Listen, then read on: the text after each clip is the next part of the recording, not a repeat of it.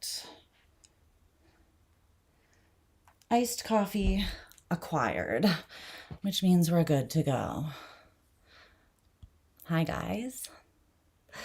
I hope you're doing good. Let me know if you can see and hear me.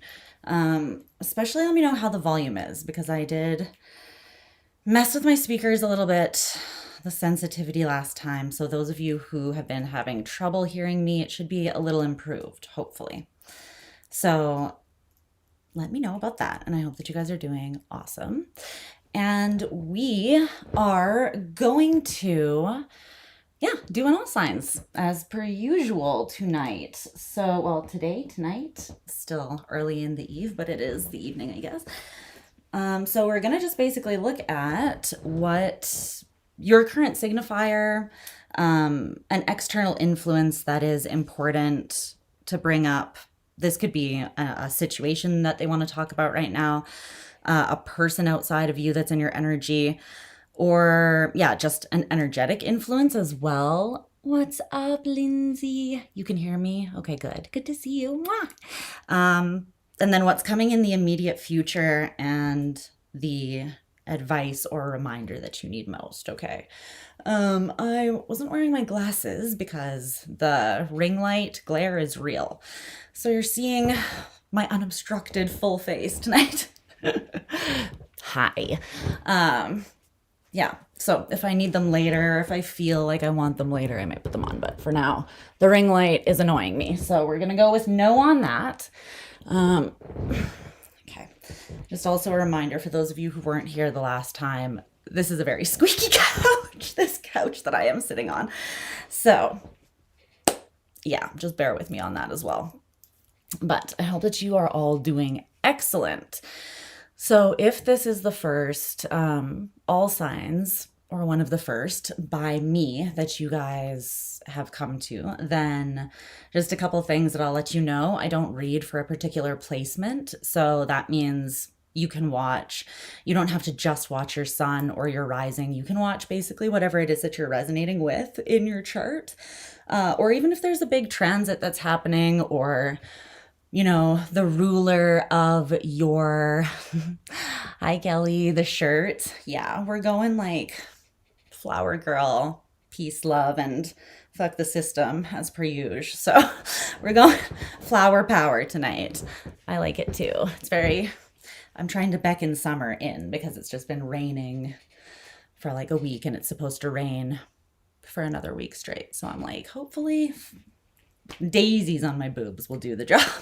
But so you can watch for any energy that is prominent in your chart, the ruler of your chart for the year, whatever you want, really, whatever you want. This channel kind of thrives on you guys just using and trusting your intuition and your own discernment. So if you feel called to something, a reading, all my readings are timeless, which means if you feel called to a past reading, then watch it. If you feel called to watch a particular sign or to cross watch for something or someone, which is just watching their sign instead of yours, then go ahead and do that. Do whatever it is that your little hearts lead you to do. And let's see, we're going to start at Aries and go all the way through the zodiac into Pisces. I'm going to do a little quick energy grounding and clearing. Hi, Josephine. I saw your cute little comment earlier. Hi, baby.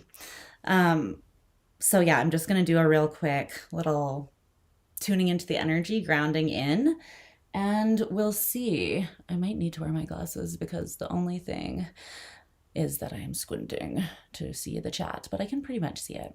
We'll see how my eyes hold up.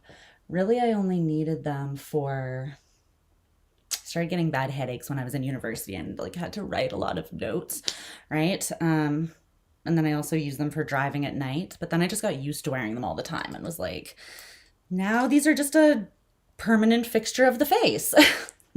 Sometimes I forget, you actually don't need to wear them all the time. It's fine if you don't, but we'll see. I'll wipe them off just in case. Or maybe I'll put them on when I'm reading the chat. Okay. So, I did pre-pull just a Lenormand card for each sign as well. Just to kind of get, Lenormand's very different from tarot, so just to kind of get an overall, like what area of your life they might be talking about. I got one for each of you and just noted which one it is on the timestamp sheet. So I will use that to also tune into the energy or the message for you. But we're going to pull the oracle cards and the tarot cards live, like on screen, as we always do. All right, babies, let me just make sure my phone is off so that no one interrupts us, because this is our time. Okay. Leave the phone there, though, in case I channel a song or something. Okay. What is up? What's up? I'm gonna have to look at this. What's up, Soph? Oh, so for real. What's up, so for real? So for real. Wow, it's astounding how much better I can see the chat with these on. Should I leave them on? Damn it. I was like, we're cute without the glasses, though, too, today. But it's just that the friggin'... the ring light glare is real, you guys. People with glasses, the struggle. Does anyone else have this fucking struggle? Because I do. Constantly. Maybe I can change the height and that will... No, not really. Okay. Well, I think we're just going with the ring light glare. I think it might be easier than me trying to like... Okay, we're going to have to deal with that. But what's up, Rochelle? Hi, baby. Hi, Angel. All my little angels in the house. Okay. I love it. All right, let's get into your little energy clearing, cleansing sesh. So, your name is Sophia. Okay, good. You are so for real. Sophia. I've always loved that name. I actually had to use, if anyone's ever been in a situation where they had to choose an alternative name, nothing illegal was happening there. My name is Sophia, the one that I chose. So there's a whole little group of people out there that know me as Sophia, and they'll never know. They'll never know. The alter ego. Yes. That was a different time in one's life, in my life. Okay, babies. If you knew the backstory to this, bish, you'd be like, what? How many lives have you lived in this life? And the answer is Scorpio rising. So, more than you can count. All right. Let's see. Let's start with a little breaking up of the energy. Okay. The Scorpio part. You're a Scorpio. You can handle it. There you go. Us Scorpios, we can handle anything. Okay, so I'm going to break up the energy a little bit with this kind of homemade rattle situation that I have. Also, I'm really bad at saying this. I need to get better at saying this. Please get used to me being like a little bit more annoying with saying this because I'm so bad at it, but it does help the channel so much. If you support this face, this energy, this channel, these messages, please, please, please like the streams, the videos, comment if you want to, subscribe if you haven't. It truly helps so much. So thank you to those who do. And, you know, like, may your kindness and generosity return to you tenfold. I will send that out to you. Although we don't do generous things just to get the return, because that would kind of defeat the purpose. But thank you for those of you who are just rad humans who do that, because you're dope. So, and in my humble opinion, like every content creator, unless they're filming something like horribly horrible, they do actually deserve your support for creating free content, putting in the effort, putting in the work, putting themselves out there, which takes guts. So let's all sprinkle some kindness and generosity to our favorite content creators, not just me, but show them some love, guys, because it's not something that everyone can do. I know that's like the common You're not doing anything that I couldn't do. Go start a channel. I'll wait. You can. So if you actually want to, then go start a fucking channel. But it's not actually that easy. So thank you so much for the support that you guys show. All right. So this rattle, I made it by basically taking a incense holder and putting little stones and like beads from broken bracelets and things in it. So we're gonna just break up the energy with that, okay? So let's take some deep breaths first to ground in here.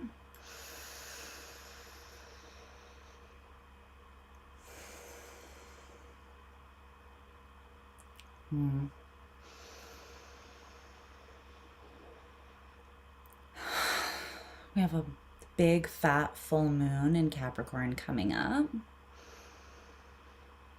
in just a couple days. Oh, but a few days, darlings.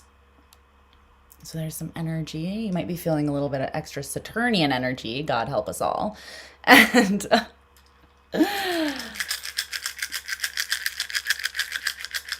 yeah, free love, free the love. I don't know. Everyone's like, you gotta earn it these days. And I'm like, or we can just like each other. It's like, or humans can just be nice to each other and pay it forward. I don't know. Call me crazy. But, you know, kind of goes along with the whole belief that like we are innately worthy and valuable, right? What's up, gun guy? Thank you for the roses. Okay. So let's break up this energy. I'm going to start at the root and then push it up to the crown. Just going to do a little bit of that.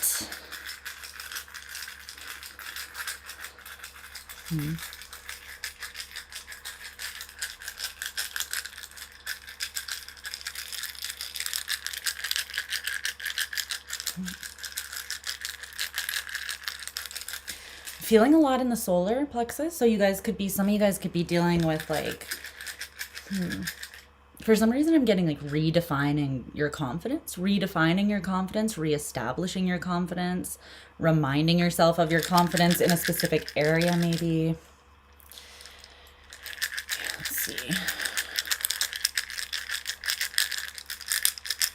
Challenging your confidence, competence, something like that. That feels a little Saturnian. Challenging your competence in an area. Okay.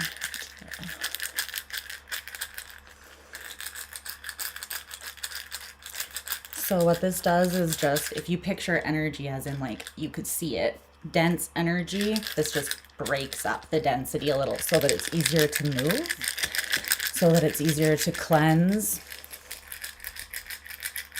Since we have a lot of Saturnian vibes with this moon. And since full moons are about release, usually, a little bit of cleansing and clearing in there is not going to kill us. Okay.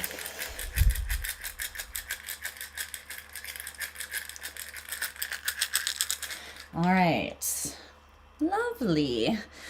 That feels nice. Okay, so now I'm going to go in with a little Palo and just cleanse with some smoke.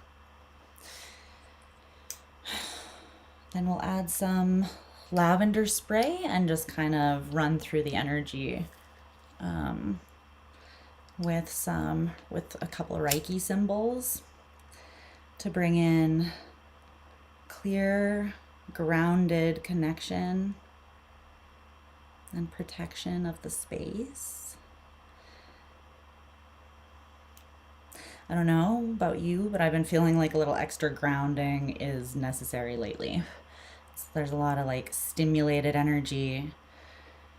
So if you've been feeling, this has been coming through differently for certain people. Some people are having a lot of trouble sleeping normally. Hi, it's me. And everybody that I talk to as well, though, has kind of been in the similar boat. So there's just a lot of energy moving and shifting and, you know.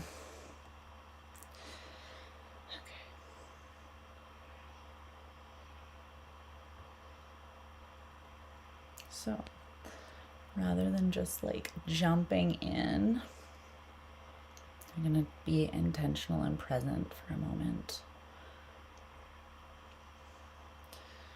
Okay.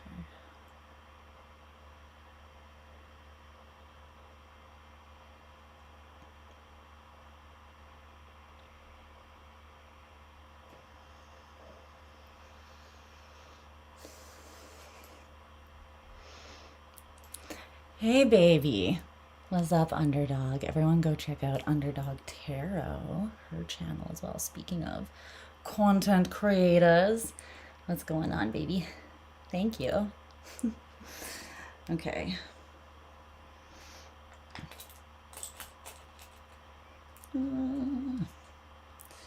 Or India. I don't want you guys to think that I don't remember your names. India. Okay. So that feels nice. Use a little lavender spray just to bring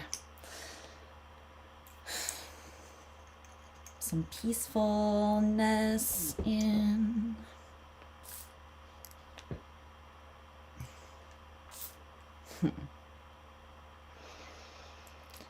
What's up, Azaz? Or Viper? What's going on?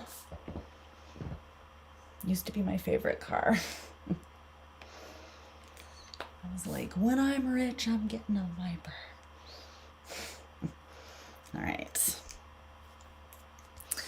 Let's see. So lastly, I'm just going to use this piece of absolutely stunning raw peridot. I'll give you guys a nice look at it because she gorgeous. So we'll catwalk her first. We'll run on the catwalk here for a moment. Like, hi, this is raw. This was just all nature doing this, you know? Like, fuck, what a flex. What a fucking flex by Gaia. Okay, no big deal. Okay, so just chilling and you would love one. Put it out into the universe, baby. All right. So I'm just going to kind of brush through the energy a tiny bit with this. Okay.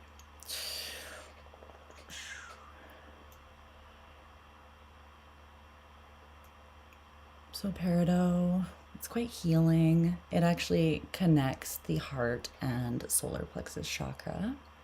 Works with both, so brings in confidence, but like from the heart. Confidence from the heart. Confidence to move. Actually, that feels very Cancerian because, you know, the Chariot talks about moving with confidence from the heart, conviction from the heart, kind of the only way that the Chariot is sustainable.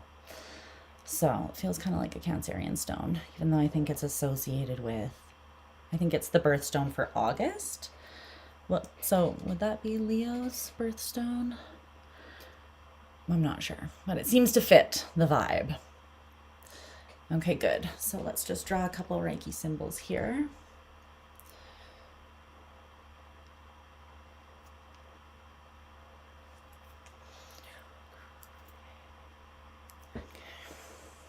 Just writing one for kind of like to bring the power of the universe here, but to bring the strength of spirit here in a grounded, tuned in, light kind of way, clear and direct kind of way. And then the second one is for like emotional alchemy and emotional healing, which is always good. And then just one more to ground the energy in. Okay. Whew. Sounds good.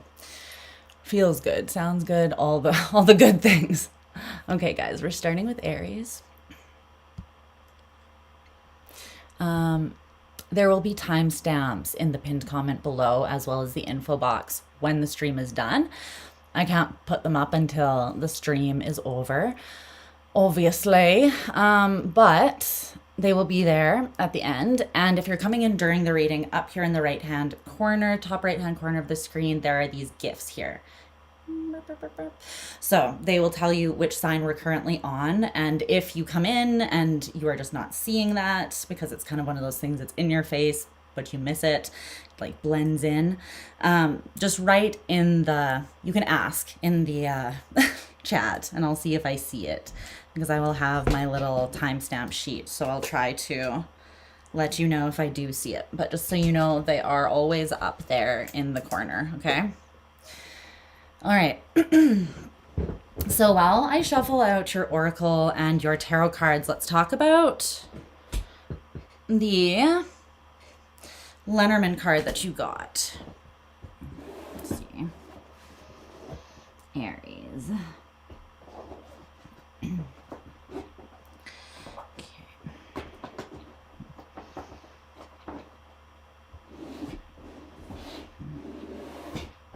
Okay.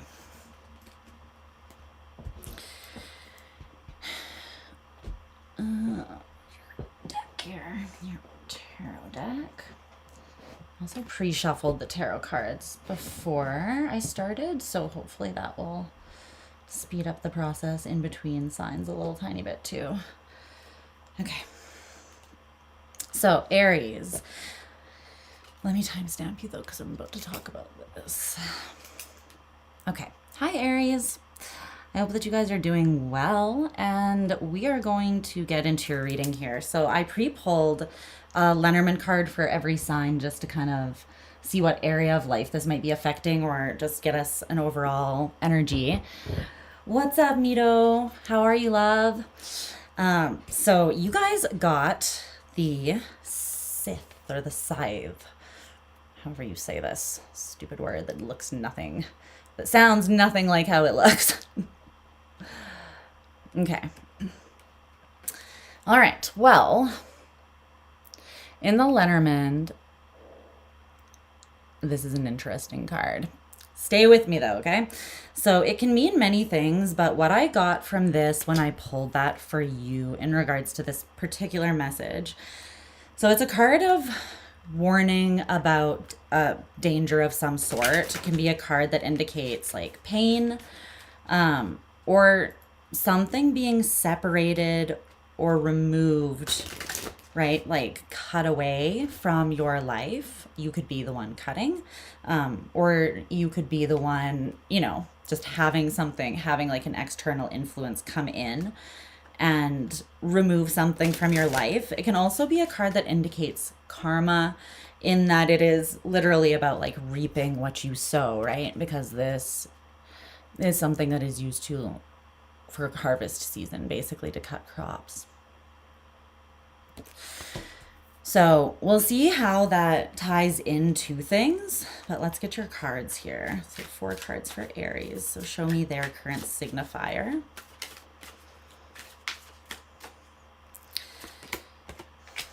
All right. I think I see what needs to be cut out.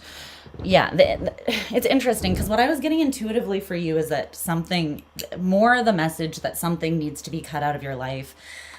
And it's a warning that like, if you don't, there may be pain, or that thing may be removed. Something else might be removed from your life, right? You might lose something else if you don't cut one thing out. So we'll see more about that. But external influence, that's important right now for Aries. Okay. The immediate future.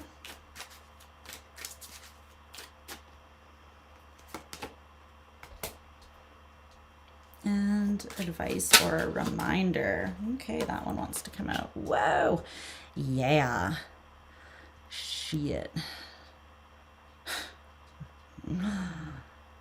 The long arm of justice.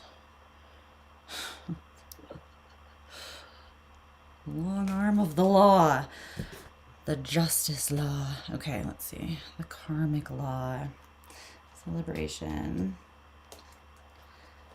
Okay. Some oracle cards. Just 2.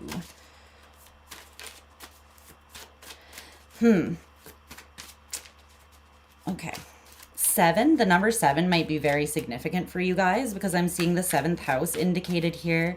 Then there's also the 7 of Cups and the 7 of Pentacles.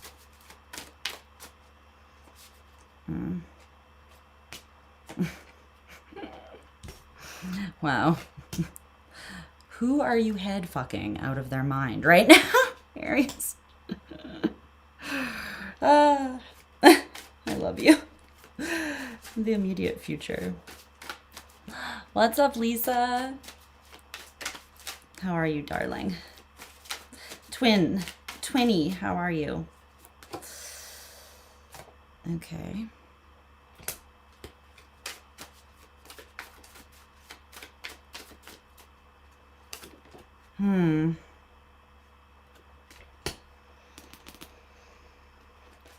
Okay.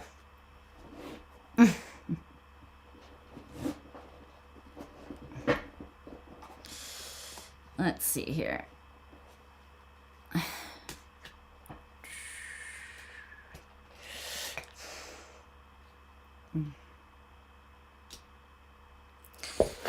That's what I thought. Okay. So, yeah. So, the energy that you are coming out in, your current signifier, is the 7 of Cups. So, it's projections in this deck. What's up, Ashley? Hello. Good. I have been well. Okay, so projections, the 7 of Cups. Some of you have Venus in Scorpio. That is the placement that is connected to the 7 of Cups, but you don't have to. So,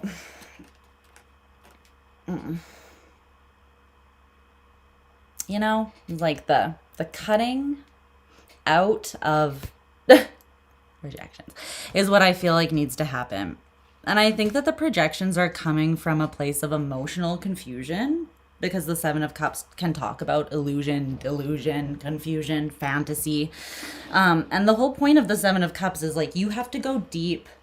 So an unhealthy person with Venus in Scorpio, or an unhealthy person in the energy of the 7 of Cups, they're going to project all of their crap onto everybody because they're going to be very confused because they're not doing the work to go deep into themselves and sort through the depth of like all that they feel. And they feel a lot, and what they feel is intense, right? So if they don't do the work, then it's kind of like, I don't know what I feel, but I feel a lot of it, and it's spilling over all my edges onto everything around me potentially. But this could just be, let's clarify and see what is, where these projections are happening, because this could also be not onto someone specific. You could be just like projecting a self-limiting narrative onto some part of your life, onto yourself. You could be projecting a self-fulfilling prophecy onto a particular situation because of emotional confusion, right? And the emotional confusion could be you just not seeing yourself clearly, your own worth clearly. So it doesn't have to be like nefarious, like, oh, I'm projecting onto a specific other person.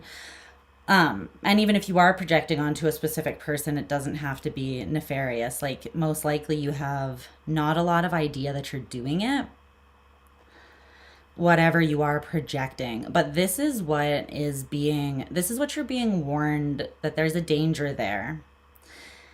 The first danger is that you're causing yourself pain in some way with this.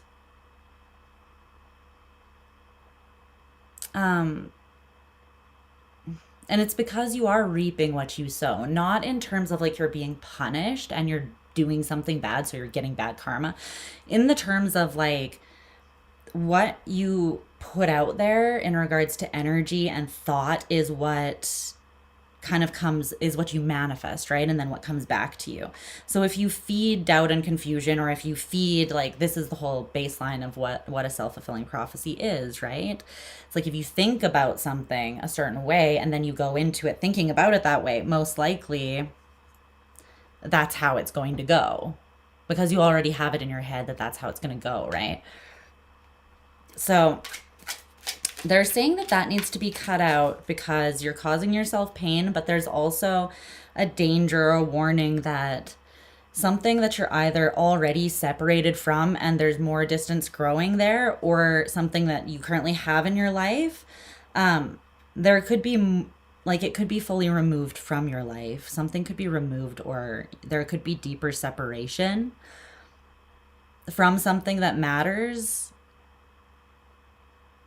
so long as this projecting is happening.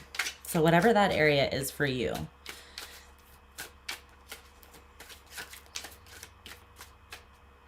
Again, it doesn't have to be super serious. Okay. Yeah, that's pretty clear.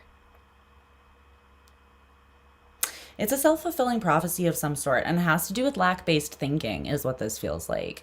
It's rooted in worry.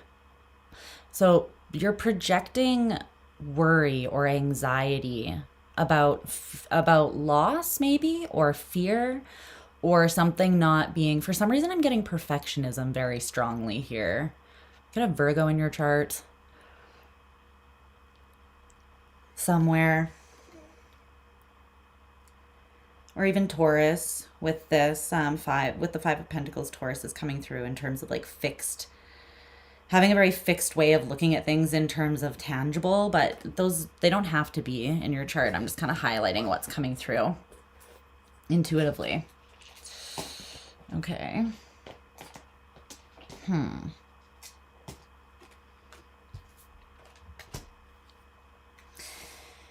It feels like when you do turn within to kind of like think through things, your mind goes, it's like I'm seeing you spiral, but you're spiraling inwards, and you're going to a darker place. Now, maybe you need to do that to work through those energies. Like maybe you need to look at the energies of where you're not trusting your own worth, or you're not trusting a situation enough to move forwards in it. It feels like you're not trusting your own capability, like capacity. So you could still be working through the last bit of energy from when Chiron was in Aries for a long time with Saturn, and just kind of like intense energy, right? You would have definitely been feeling that, and it just recently moved into Taurus, like very recently. So you could still be feeling the after effects of that, and just kind of like what I feel like a big theme of Chiron in Taurus is having to do with realizing, coming back to your innate worth and value, and realizing that's not something that you earn through doing. That's not something that you earn through performing. And that's definitely not something you earn through perfection, because perfection doesn't exist with humans. It doesn't. Meaning like you will never be the perfect in the true definition of the sense, right? Or the true definition of the word. You will be perfectly imperfect in your beautiful divine and human form, but we weren't meant to be perfect, and nothing that is evolutionary ever can be, because there's always going to be those phases of like tearing something apart to create something new so that evolution can actually happen, right? In other words, we're messy. Humans are messy. We're messy creatures. That's what I see for your signifier.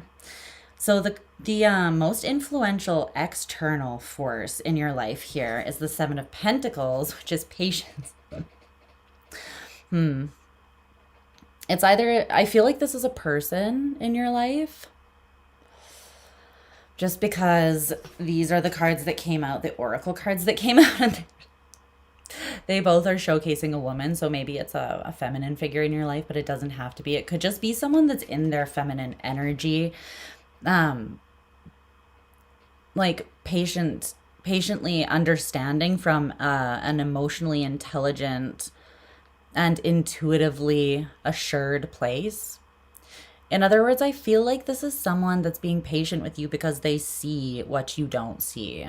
From the outside, they see clearly what you're sort of struggling to see from inside the situation, which is very normal, right? Like people usually have more perspective than we do, which can be a little bit scary, but from the outside, because they can see us, they can see what's going on, and we're in the midst of it, right? We're like down in we're in the trenches of it. So sometimes there's blind spots there because we are right in the middle, or we could be overwhelmed by the emotion of a personal situation, whereas other people can see a little bit more clearly at times. It does feel like there's someone here, though, that is, they've been patient. They are still showing up in somewhat of a patient energy. They're invested in you, and it's like the long game. Not that it's a game, but they're invested for something long term. That is what the Seven of Pentacles is. It's like understanding that there's a season for everything as well is very much about the Seven of Pentacles. It's interesting, so many like harvest season or like themes of that kind of thing are coming through. Like there's a season where you plant the seeds. There's a season where they're germinating and growing. There's harvest season, right? So that's part of the patience that is with the Seven of Pentacles, is knowing that anytime you're investing in something long term, there's going to be cycles within that. It's not just like, I expect to get what I want and it to just be streamlined for the rest of life, because that's just not reasonable to think, since that's just not life, right? Nothing is really linear. The only constant is change. People change.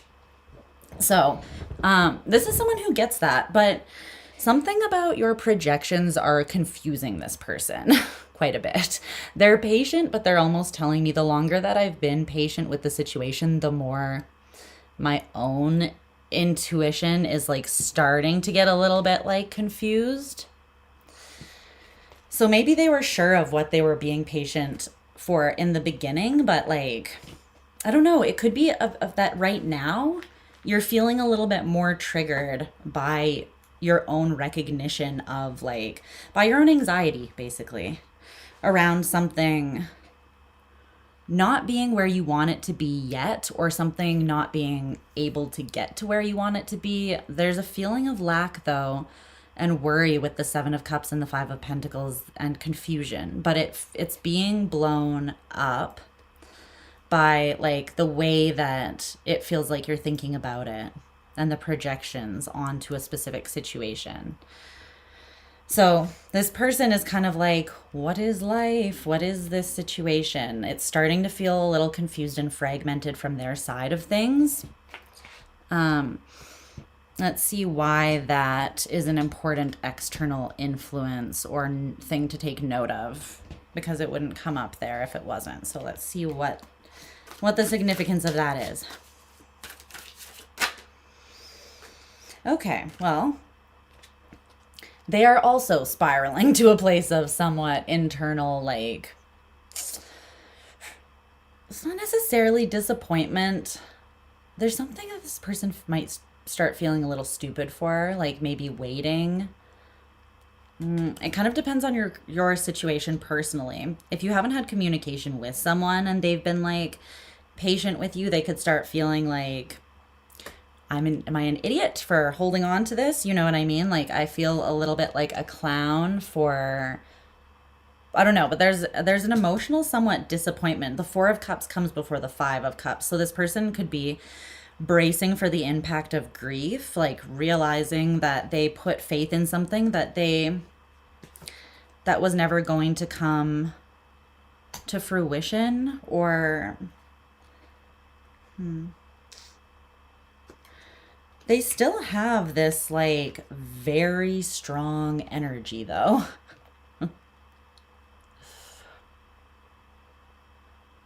I just feel like the disappointment of this person's emotions gets to their head, just like the confusion of your emotions gets to your head.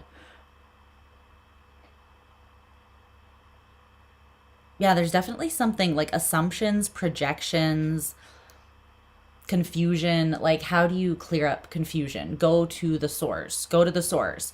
If there's something that you're wondering, go to that person and talk to them, ask them, right? Like, go directly to the thing, basically. But this person, they have a crap load of just beautiful energy. The Ace of Wands, the Sun. So I don't feel like they really are like losing this spark. They have a lot there. It just feels like they feel very disconnected from that.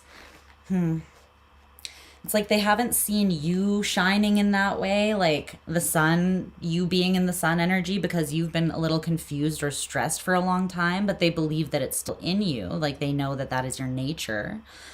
They're just having a difficult time connecting with the part of the situation or relationship with you that like gives them hope.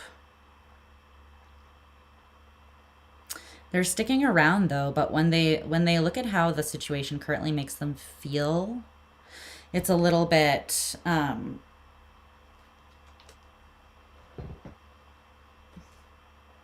there's not a lot there to like pick them up.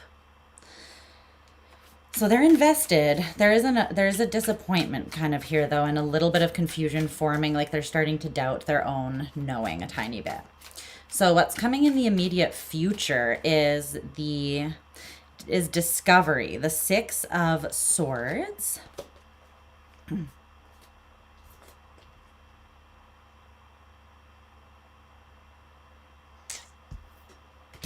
Also came out with this card, Divine Counterpart, Masculine, Manifestation, Ascension, and Yours. Okay. Well, I feel like this is your energy. You are ruled by Mars, and you are the Emperor in Tarot, which is also the divine masculine. Now, you don't have to be a man, or, you know, you don't have to have super strong masculine energy for this to resonate with you, but I'm feeling like that's a connection point here, that this is talking about you. So this other person could be a divine counterpart to you in some sort of way. Specifically, someone, doesn't have to be romantic, but a divine counterpart always like shares a part of your ascension path with you. And they help you see yourself. They help you manifest into a more whole version of yourself, or at least that's their function when used correctly. So even if there's pain in that situation, the purpose would be to see the gift in the pain, or to learn something and then use that towards your own ascension, or to alchemize that to manifest something. So if something is not what you want, then you alchemize that to manifest what you do want by learning the lesson, right? Shifting your perspective, especially with the Six of Swords, which is about changing your perspective, specifically getting out of your head and expanding your consciousness to think in a different way. So I feel like you're doing that in the immediate future, and it's bringing a lot of empowerment to you. I think it's clearing up where you're currently at. So I really like that, because it seems to me like you are cutting out that projection that's coming from a confused place. Like maybe you're realizing it's just that approach is not serving you or the situation. It's kind of just creating blocks and stress, and maybe like a cycling, self-fulfilling prophecy that's draining hope and energy from something, when it doesn't have to be that way, because I feel like there is quite a bit of positivity and care in whatever this is.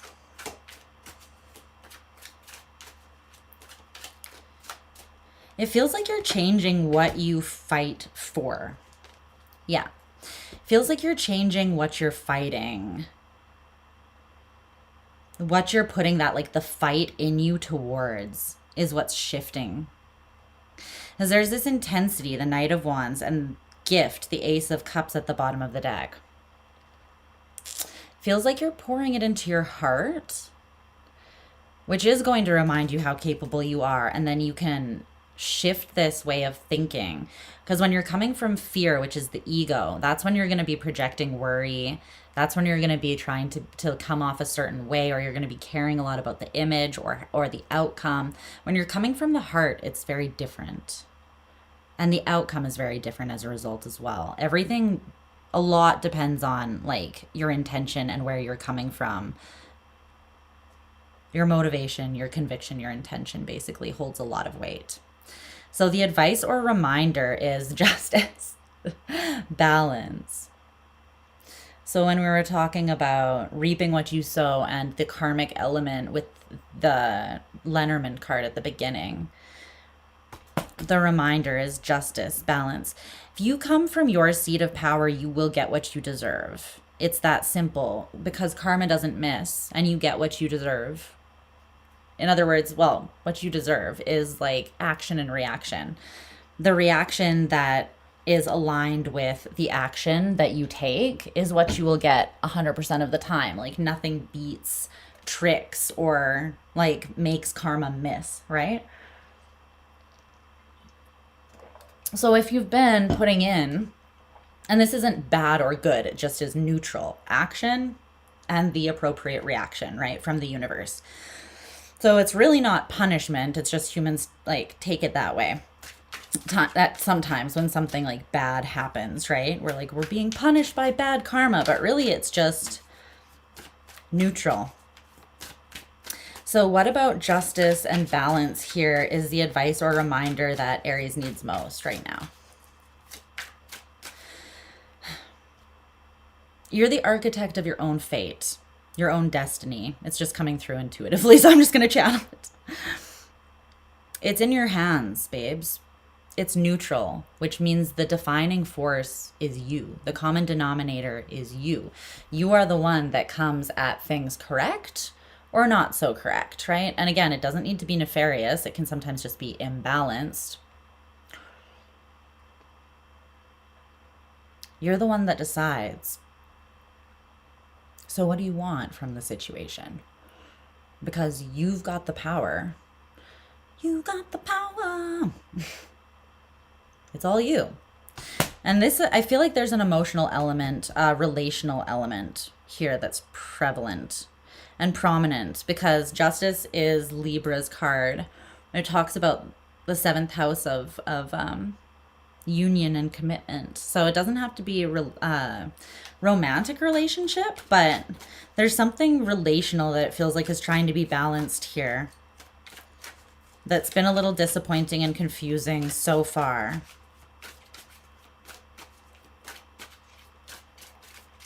Yeah, but the main thing to note is that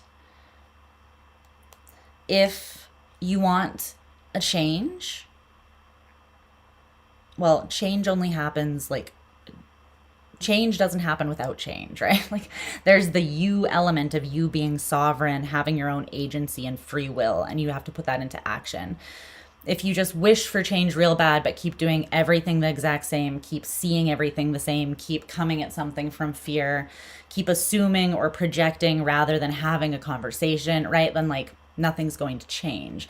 So there needs to be a new vision that requires a little bit more balance. Yeah, but under there is literally victory. So you can have what you want, but what do you want and how badly do you want it? Because it just requires a different approach. Okay? Belief in yourself, but I see this coming through in the near future. I think you're going to do that. It just sort of feels like something needs to click for you.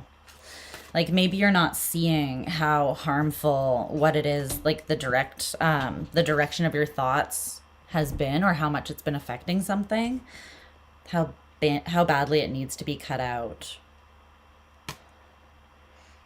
All right, babes, that's what I have for you. So we're moving on to Taurus. I love you. Love you, Aries. All right. Let's see. What's going on? My Taurians.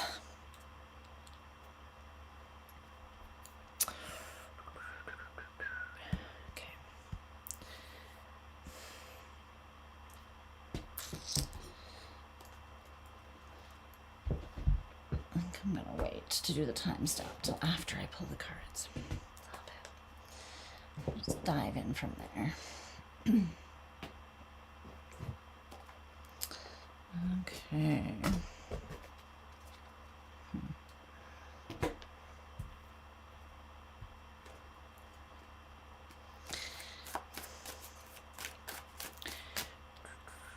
So, how are you guys doing? You doing okay? Make sure that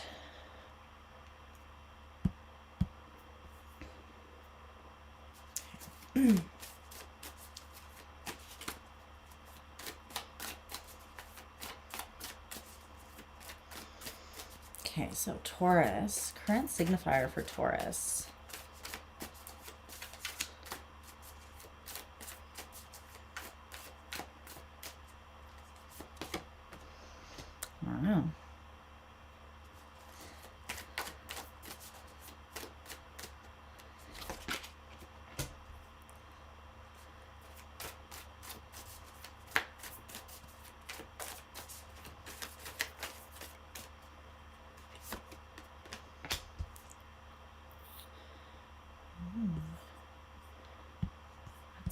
going.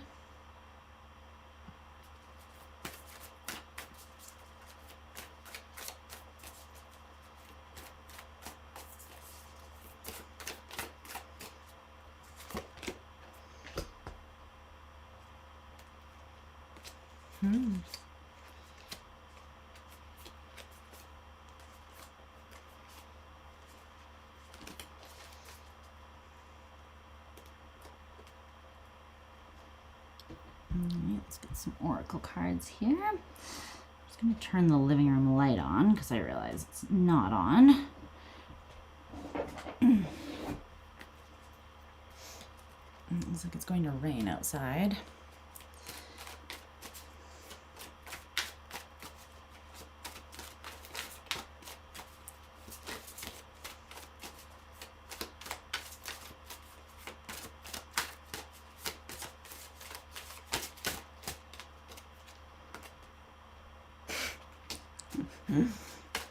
Okay.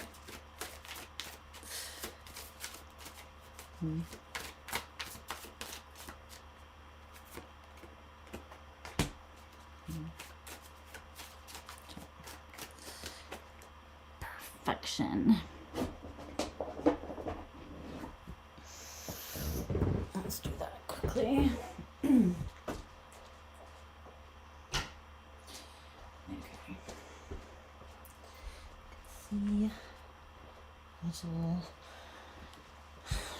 A bit better.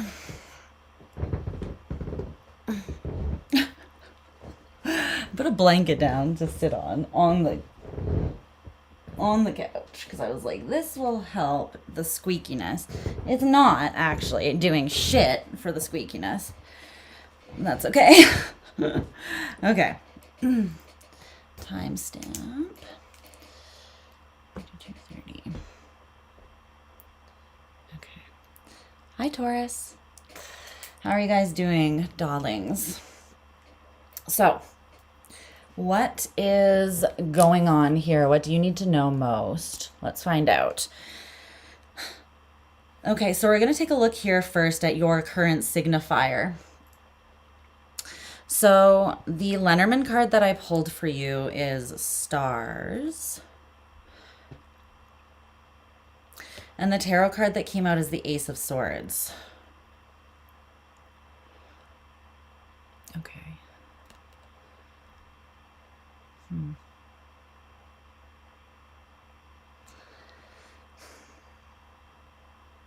You might want to look up angel number or just the numerology behind 1616 or 1166.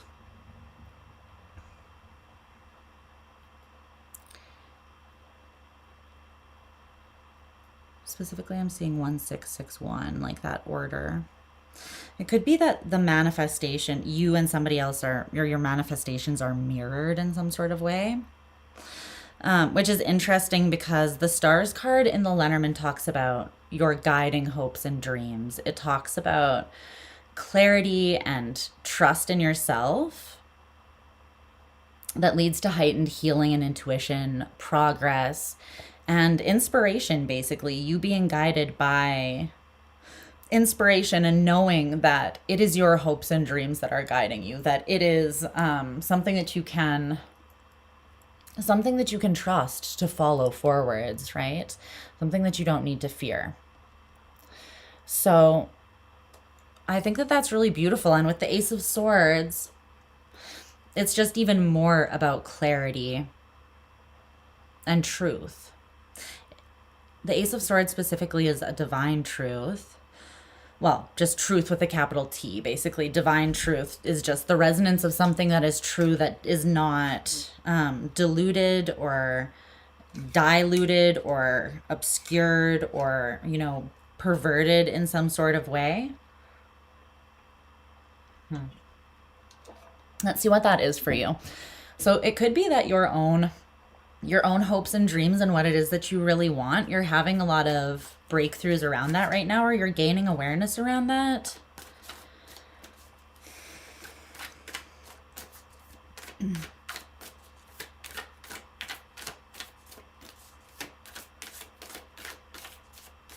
Could be coming through in intuitive and emotional kind of like downloads or aha moments or breakthroughs, basically. I'm just seeing the lightning striking specifically.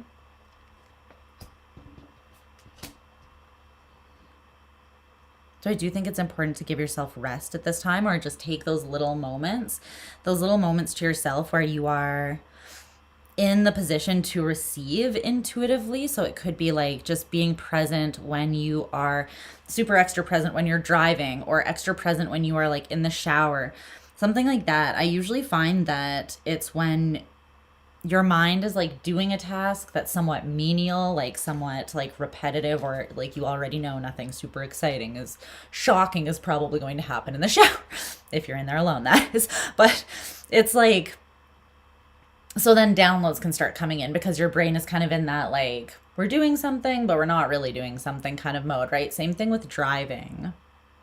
You're focused on the road, but like your brain can still unpack sort of consciously, but subconsciously, if that makes sense. So make the most of those moments, especially if you have a busy schedule and you don't have time to just like take pockets and be meditative as much. But the Six of Swords and the Knight of Cups came out to clarify that.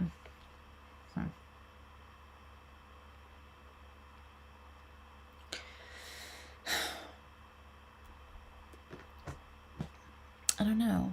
Love will set you free is what I heard.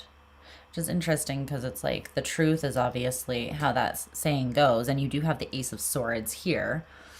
But it's like some form of truth from the heart is what is setting you free here. And it's setting you free by validating your hopes and dreams,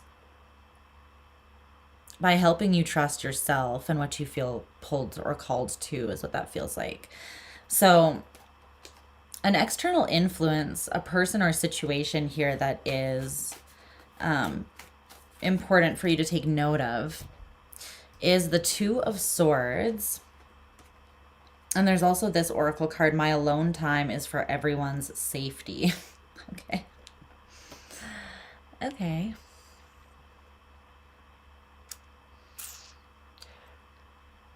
There's someone that's pulled back here.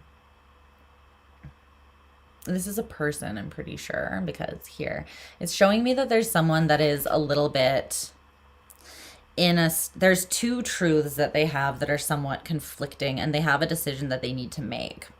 And this choice is going to require a change or a revolution on like one way or another, whatever that choice is. But for right now, this person does seem to be a little bit perturbed or a little bit like annoyed. They're saying like, I'm pulled back and that's for everyone's safety, you know, like, cause I might beat a bitch down if I are, you know, like I might smack a bitch up, you know, if I'm around people right now. It's like giving that sort of energy. I need some space. This could also be someone who is more on the introverted side of things, and so they're tired. Maybe they haven't had enough time to themselves to kind of like clear up what it is that they really believe, or how they feel. So they're just taking some time to regenerate, basically renew their energy, so that they can make an important decision. Can you tell me more about that Two of Swords? It feels like right now they're kind of on the fence, though. I don't think they completely see clearly.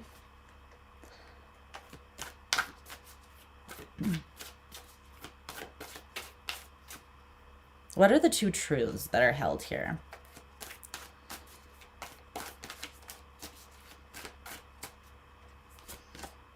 One is stronger than the other. A little bit. Or it's more defined. One's more defined. Wow. 2 9s.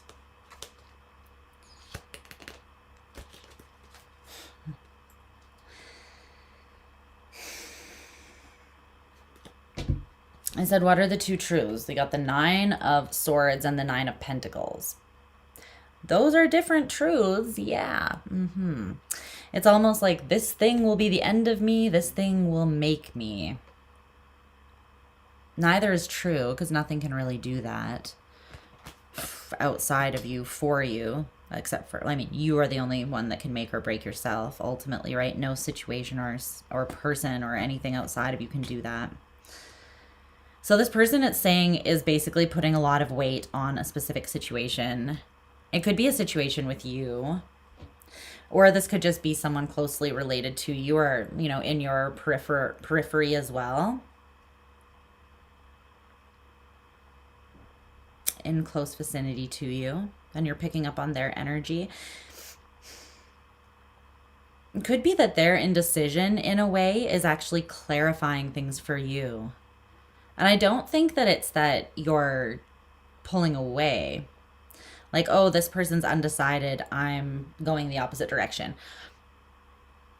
I feel it's more like you're gaining perspective, and it's not having to lose someone to know their value. That's not really how it's coming through. But this person pulling back, it is making you recognize, like, you're missing that space being occupied by them in a way.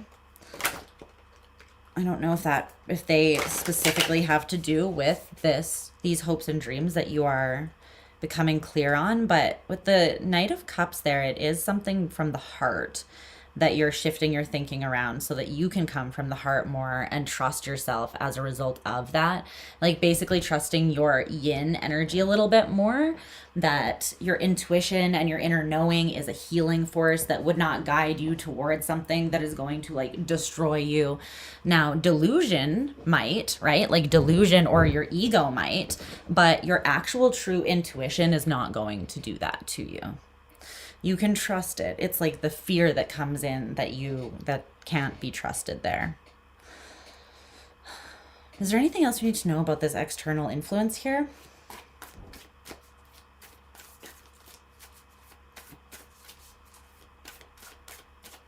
It's coming through like they feel a little bit of pressure to make this choice right now for some reason. And it's kind of aggravating. So that's why they're pulled back and isolated a slight amount. They feel like they have to make this decision on their own without too much influence or sway from those around them. And they can't tell right now if they're chasing something that's going to like make their life harder and give them a bunch of anxiety. And I'm not saying that's you. It could be like anything that they're trying to decide to go after or not, right?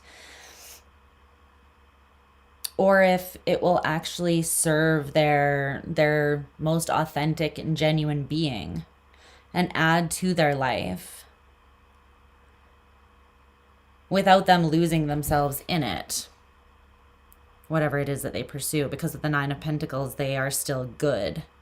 It's like this person may not be fully sure if what they're pursuing is going to consume them or consume their energy, their mental energy, if it's just going to cause a bunch of anxiety and cause them to like basically lose the plot of their own baseline, which is valuable to them. So their baseline is probably like abundance and peace, right? And so they don't want to choose something where that's going to be the cost, because they're pretty much saying the cost of like my internal state of harmony is too high. So they're sort of deciding whether something is something that they're going to choose or not, based on whether they believe that they can stay rooted in themselves, if they believe that they are confident enough and established enough in themselves to pursue something. And they're not decided on that just yet. So in the immediate future is the Ace of Pentacles. Another ace. I love it. But even clarifying even more how like what you think is what you bring into being. The two are so correlated, right? Because here's you and here's the new opportunity. And it's coming from your projection of what it is that you are like believing and putting out there. Okay. And it feels like you're believing in yourself. It feels like you're putting more hope and more like trust in yourself and your dreams out there. Your greatest hopes. You're choosing hope over fear. And it's very easy to choose either or with situations that you really care about. And why is that? Is because the things that we want the most, desire the most, or hope for the most, there's always intrinsically that fear interwoven, and it's just the other side of the coin, right? Because if you really care about something, you're going to care if you lose it. You're going to care if you feel good enough for it or feel worthy of it, right? There are fears that are always connected to deep desires or dreams. And that's not to like push us away from our dreams. It's to make us work through those fears so that we can actually hold that dream and sustain it. Because the fear, otherwise, if it wasn't worked through before getting that dream or that thing that we want so badly, it would get in the way of us being able to really show up for it in the way we need to keep it, right? So this card with the woman just kind of wildly dancing in the opposite direction of everyone who's running in like these uniform like suits. And they all kind of look the same and they're running one direction. And she's like dancing crazily in the opposite direction by herself. I think that what you want or what you dream of right now is a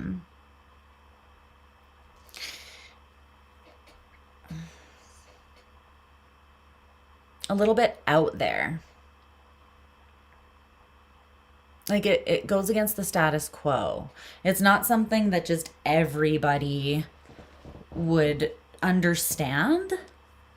And that could be like culturally or familial, like, but you're showing me that there's a group of people around you that they're all going one direction.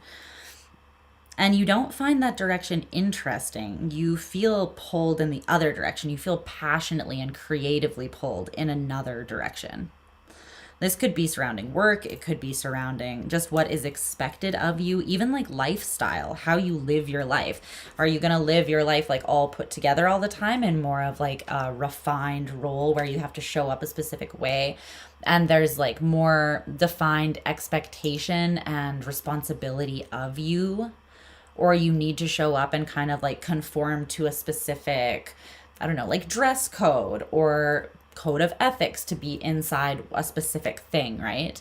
A belief, a community, a family, a religion, a job, whatever. This is a lot more individual. It doesn't mean you're going to be alone all along this journey by yourself forever. But what it means is that if you do want this dream or this situation, and it is like it's in alignment with you. The Ace of Pentacles is like a very pure new opportunity that you're either being offered or creating for yourself. And it comes from this divine spark, this divine seed within. But it does require you to step up and to be bold and to be very much yourself and to perhaps move in a direction that others won't understand to answer this call. But it doesn't matter if they understand. Like, it wasn't a conference call. It was a one-on-one call. You know, you're calling. Nobody else needs to understand or sign off or approve that but you. So I see you doing that, though, in the near future here. Like, the immediate future, I feel you are moving away from something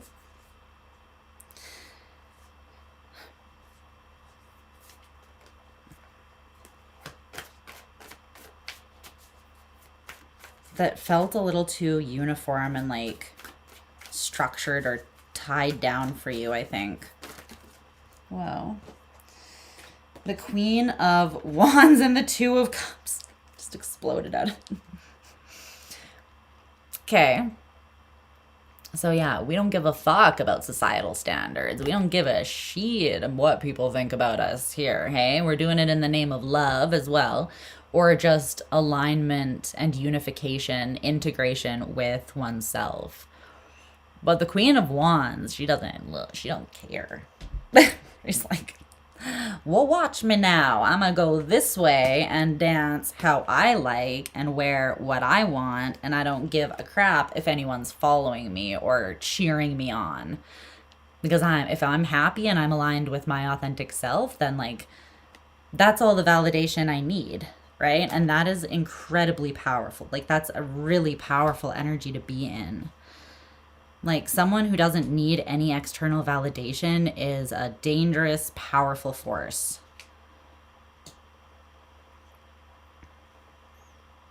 It's looking sexy, Taurus. It's looking sexy.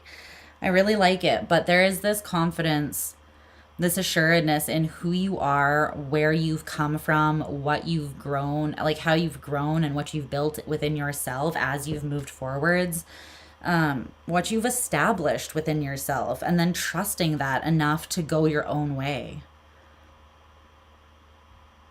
And know that like you have enough to carry you. You don't need someone else filling up your fuel tank. Like, you got this. Okay, so the advice or the reminder is the Mother of Swords, the Queen of Swords.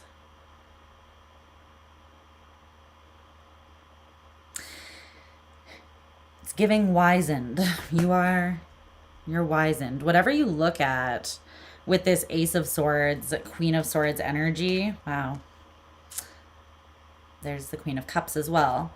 Just balance it with your heart. There's 3 queens here on the table too. There's very strong feminine energy. Balance what you want from the heart.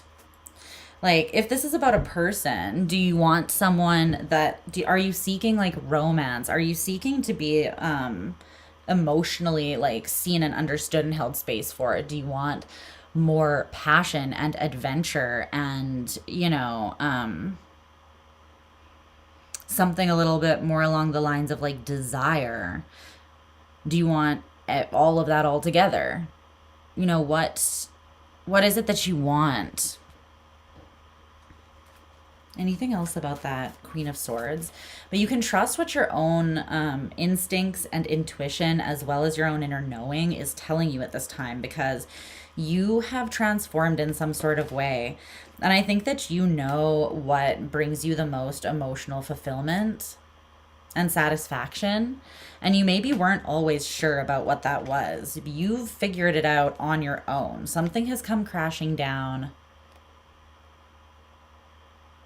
And it's like nothing influenced this. This came to you because of a shift that you have made. So now it feels like there's a new leap that you're taking, and it does require guts. It does require balls. It requires strength of spirit and knowing that you are capable and worthy, and that the universe has your freaking back.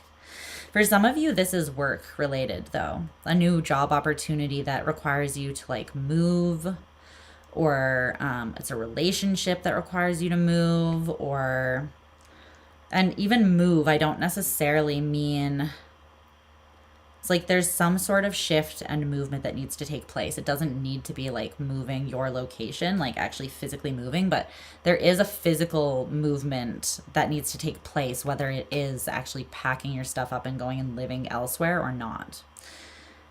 But the advice and the reminder around this is like, you just have to listen to yourself, listen to your heart, and then apply logic as well. But don't let the ego come in there and fuck with your new beginning. Make sure that it's balanced. Is there anything else about this? I'm also seeing another message here that if this other person who is slightly undecided or in a state of indecision, if that is also significant here, it's like you taking this action from a place of trusting your own self and your dreams, basically taking a leap of faith, is going to inspire them and clear a lot up for them as well. Because there's some level of uncertainty that's causing anxiety. The uncertainty from outside this person is causing internal indecision. So I feel like that can be reconciled by them witnessing you moving a specific way. Whether that's just like you are living by example and leading by example, and they are inspired and following that, or maybe it is clearing something up in the situation between the two of you specifically. But either way, that looks positive. Okay, babes, so that's what I've got for you.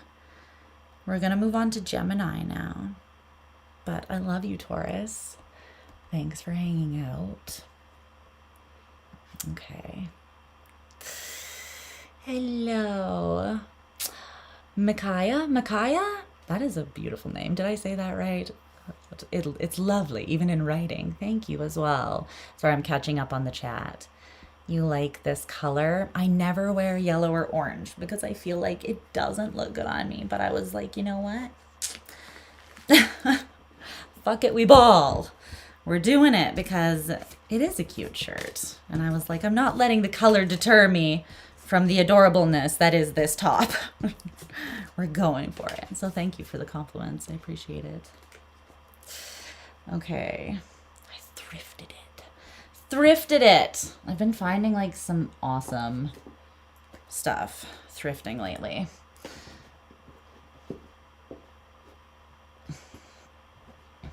It's a vibe. A whole vibe. All right, we're moving on here. Let's see. Let's put Gemini up now so that I don't forget.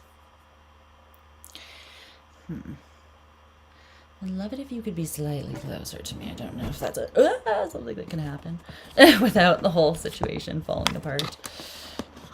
Hello. Are you able to come towards me? Maybe not. Did I just make you crooked now, though? Okay.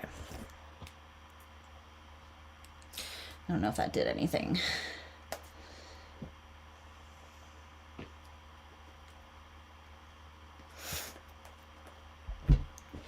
So I need to move this back. This ring light is hot as hell. It's hotter than hell. So let's make it light like that more too. It's shining right on me. Gosh. Okay, there we go. Stand on your own 2 feet, buddy. Okay. That's better.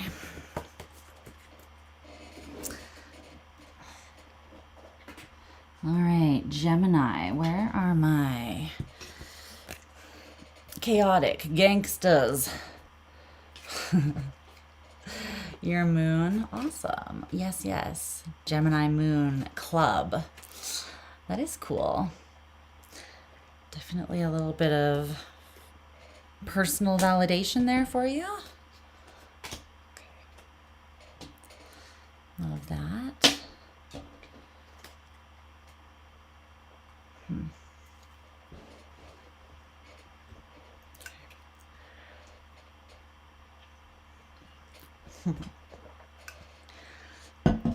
I have a really large amount of Gemini moon people that on this channel. And I'm not gonna lie, wouldn't change it for the world. Absolutely love it. Really big fan. You cannot have enough Gemini moons in your life, is my personal opinion. My humble opinion. Woo! Rochelle! Ah. Gang, show up, show out. Okay. Let's see. Okay.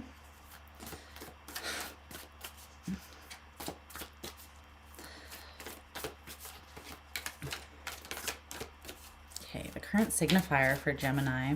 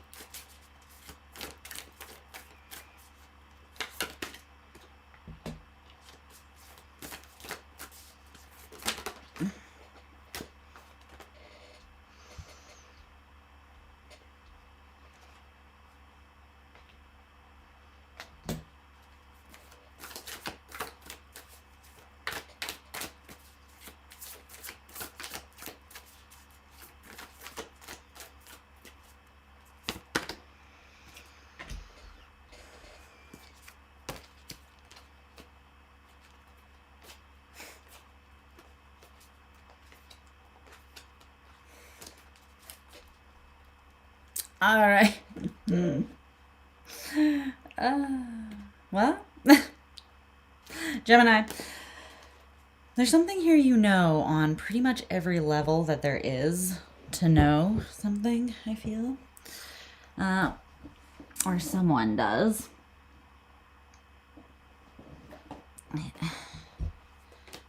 And yet they are still somewhat defensive. Oh, look, there you are, showing up at the bottom of the deck.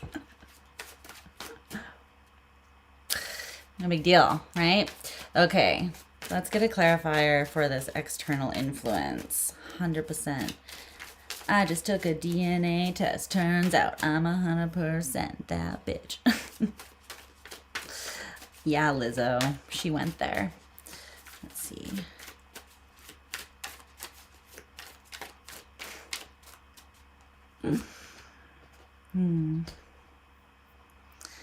Yeah, I got more problems than the human in me. I'm sorry, that's it.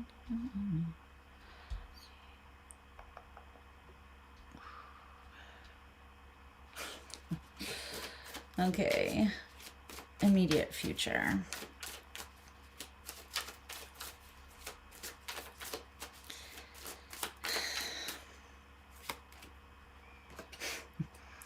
Woo! Okay. Looks like we're doing it. We're doing something. We'll get there.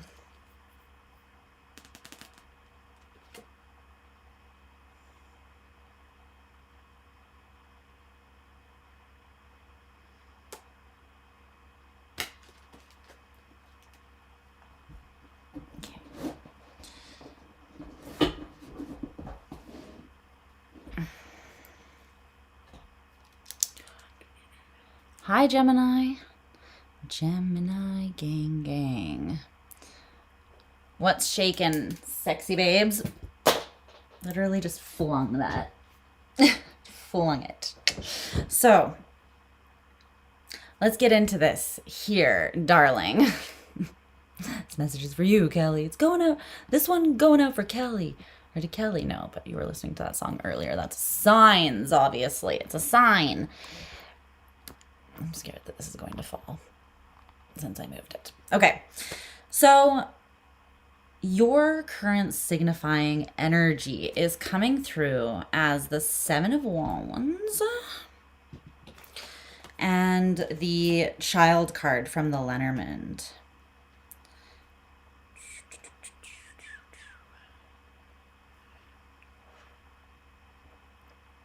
Okay.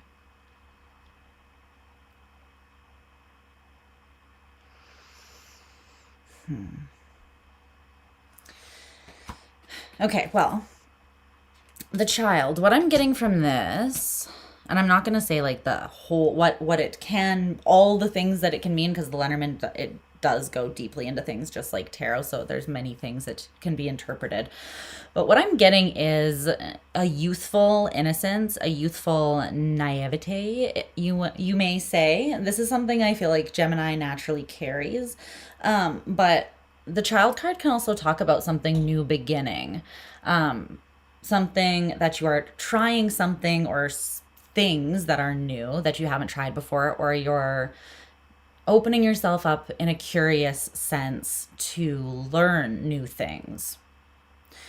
Now, there's also a specific kind of vulnerability that comes with this card, and it's basically just like the requirement to trust yourself because you're starting something new or you're doing something that you haven't done before, right? It requires that youthful, kind of playful, coming at something with the eyes of a child, with beginner brain maybe. But with the Seven of Wands, there's a defensiveness around that, you know? There's a bit of a defensiveness around that. So let's see what that is. Either a defensiveness around opening up this innocent, trusting, and curious part of you, like being vulnerable towards something specific, or some form of new beginning that it's almost like you're expecting fuckery or something like that.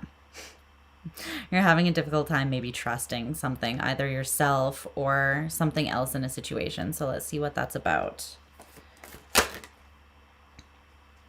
Okay. Just coming on out. So the Two of Pentacles. There's definitely a decision that needs to be made here and acted on accordingly.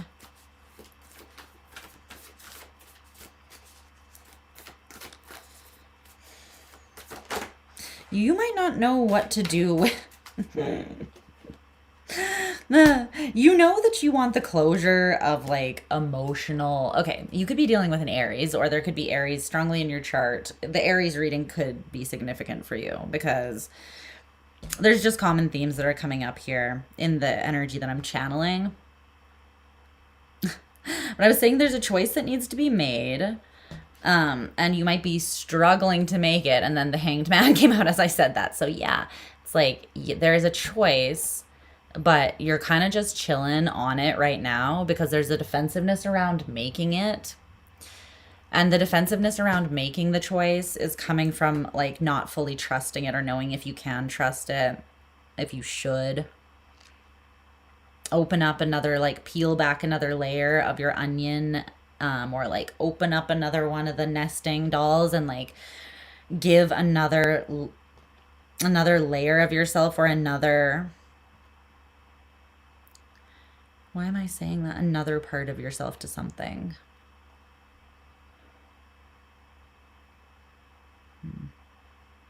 It could be infusing fresh energy into something that is already existing in your life.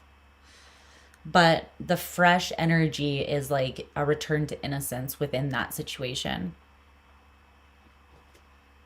on your behalf. So not just showing up to fight for something or to not showing up in a defensive way, but showing up to fight for the innocence of something, to fight for a new beginning that holds trust, curiosity, open-heartedness, new approaches, an openness to learning about somebody else maybe or yourself in a way that you haven't. But there's an element of vulnerability. And I'm almost getting that you're like not sure if it deserves that fresh chance or fresh like energy infusion basically, which is why you haven't made the decision to act on something yet.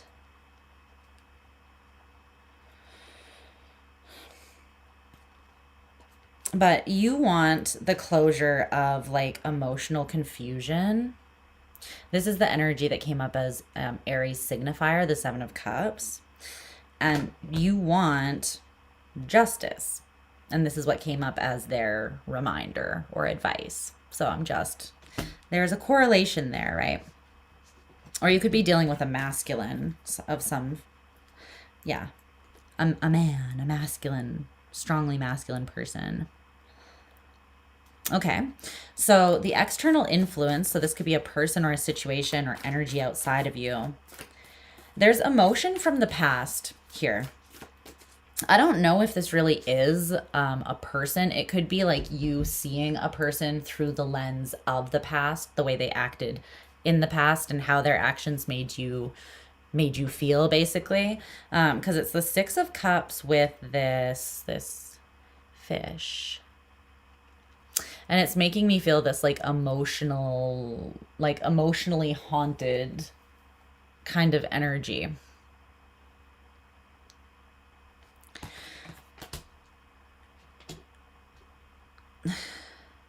I don't think that it's someone else necessarily. I think that it's you. Or it's you and someone else. But I'm feeling this, I'm feeling that this is for sure you. So it may not have anything to do with someone else at all for some of you.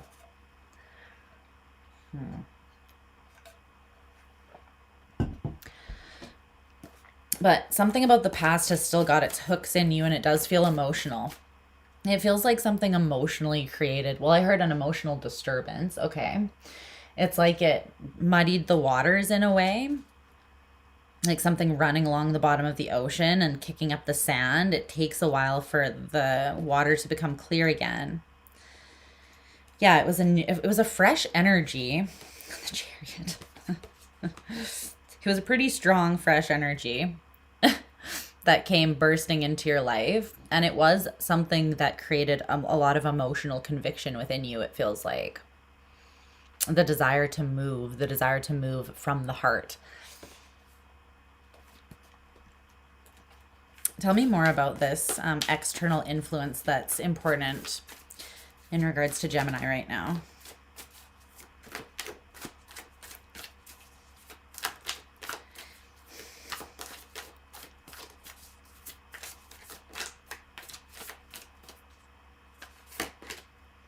The Ace of Pentacles. Okay.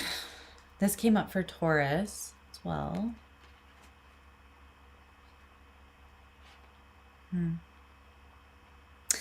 There can be a new opportunity with something, or there can be the continued release of it and the walking away from it.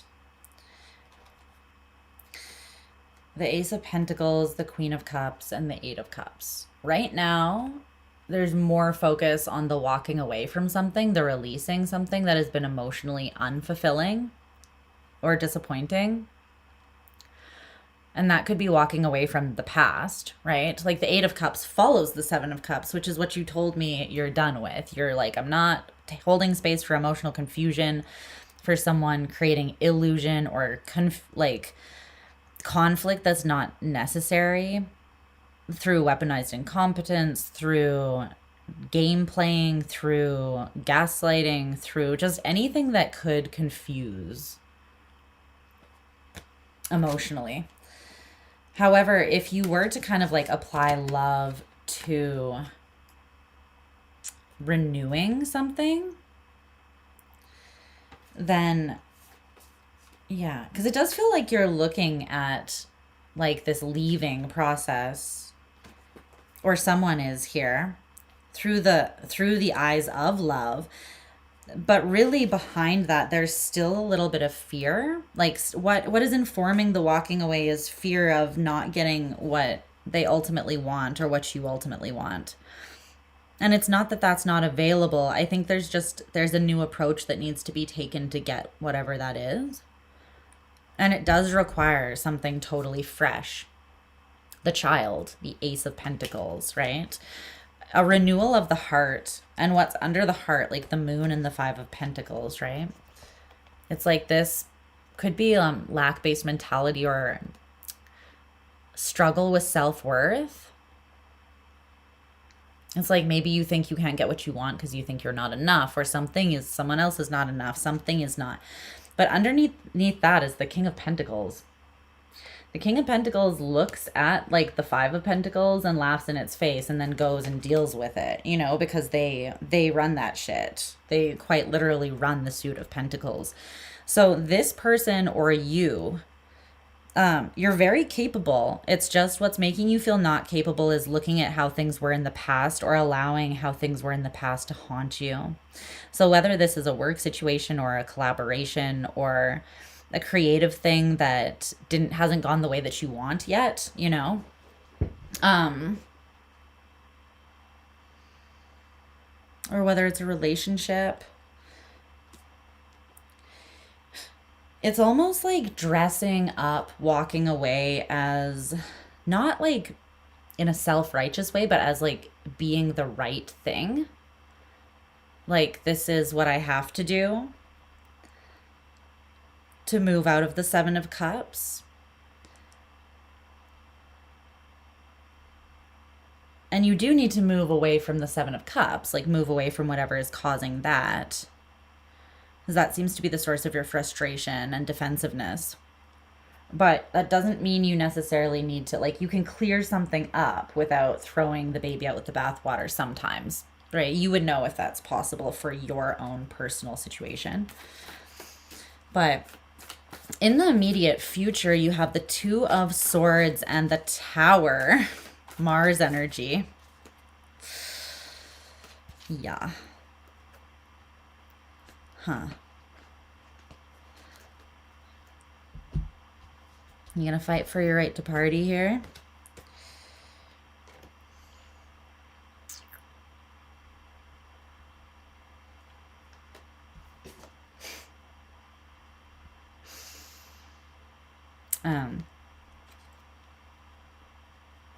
It's just like well-behaved humans don't make history. You can take women out of there if you're not a woman. But the well-behaved don't make history. The people who just comply and like conform and like, oh, you say that I have to do this, okay, let me go do that right away. Yes, sir. Yes, ma'am. It's like those are the pick-me's. And you know,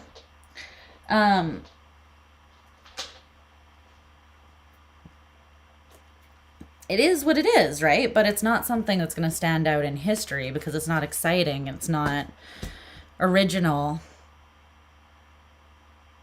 It's just trying to be whatever it needs to be,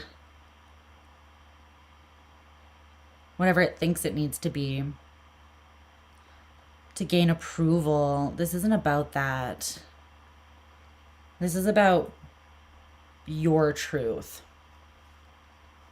and coming at something from that place and shaking shit up from that place, making decisions from that place, presenting questions or offering things from that place as well. Was this up here before?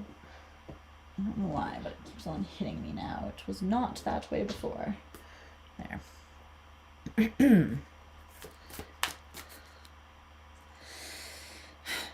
But there's still this indecision around like what action to take and how to take it. There's something where you don't want to just like,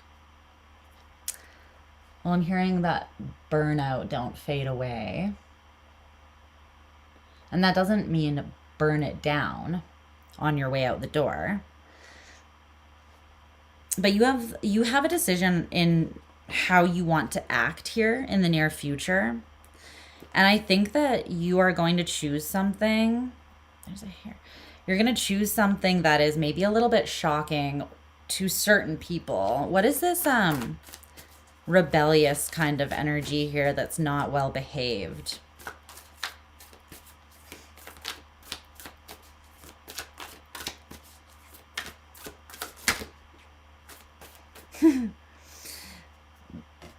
Shadow work and the Chariot. Yeah, see, I think that this is something you've been pondering. You've been looking back into the past a little bit here. It feels like shadow work, because see, the shadow work card is looking this way, which is towards the Six of Cups, and the Chariot on the table is moving like towards your immediate future. So it's like you have this under your belt. You don't have to keep looking at it. I think that this is what is kind of haunting you from the past, so to speak. You had to dig into a darker side of yourself, or yeah, your shadow, to integrate something or to see something clearly. And it did make you a little bit defensive because, well, I mean, when we go into those shadowy places, we get in tune with our ego as well. That's what is being integrated, part of the ego, right? The shadow. So when you're doing shadow work, I think sometimes people forget this. It's not all love, light, rainbow farts, and unicorns. It's like, it's really not. You are in your shadow. You're in it. You're in it. You're in your ego. You're in your shadow, and you're doing that so that you can like meet it, hold space for it, integrate it, and like basically make friends with it, right? But you're in it when you're there. So things like defensiveness can come up. Things like indecision can come up. And that's all part of like the progress and the process of shadow work. But there's a time and place for that. And then there's a time to understand you've integrated something and now you're going to use it to propel yourself forwards or to create momentum from the heart because you've stabilized something, you've clarified something, and now you can use it as fuel to launch yourself in the direction of, well, where your heart wants to go. Your heart might want to go to something that it's already, like somewhere it's already been, or back to something, returning to something. But then it's important that you do that from a different, like understanding that this is done for now. There will be times again when you need to do more shadow work, but for now, this is more where you're going.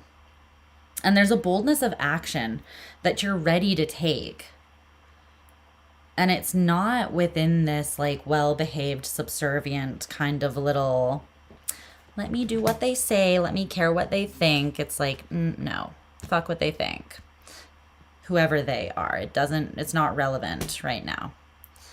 This is about your destiny, the history that you want to make, the legacy that you want to leave behind, what you want to build in your life for you. And that doesn't mean be a selfish dick. That just means understand that it doesn't have to do with what anybody else wants for your life. It has to do with you. And I think that the shadow work that you've done might have been like to create more of a sense of individuation, or like a distance between influences that were driving you in a direction that was not so much true to you, maybe. That's for some of you. Not all of you, though. There's a hair, and it's coming from the side of my head, and it's in my eyeball, and I don't know where the hell it is, but I know that it's there. I can feel it. Okay, there we go. So the King of Cups is your advice or reminder.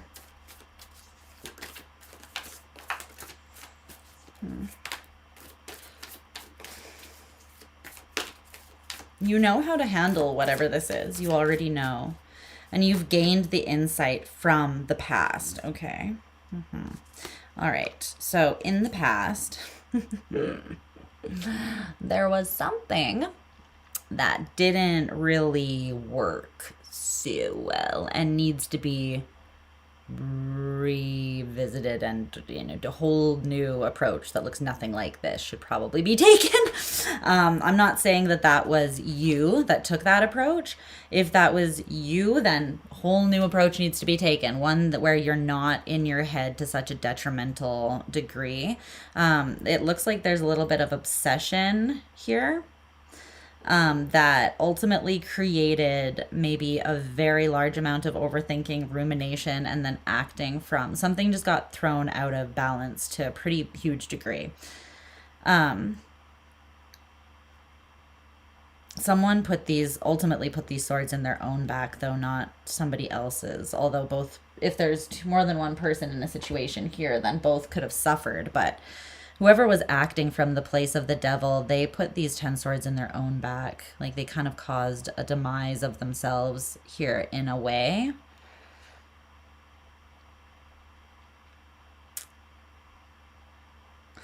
Whatever actually going through the situation in the past taught you, though, Gemini, you don't have to look at it like this. This is what you've worked through in your shadow work, and you've dissolved it into a level of higher understanding. So you don't need to look like through that, because that will now then like muddy your waters all over again. But you've already integrated the lesson. So the way that it came up on the table is more like this, right? You have this integrated, it's behind you, but you don't need to focus on it and look at it.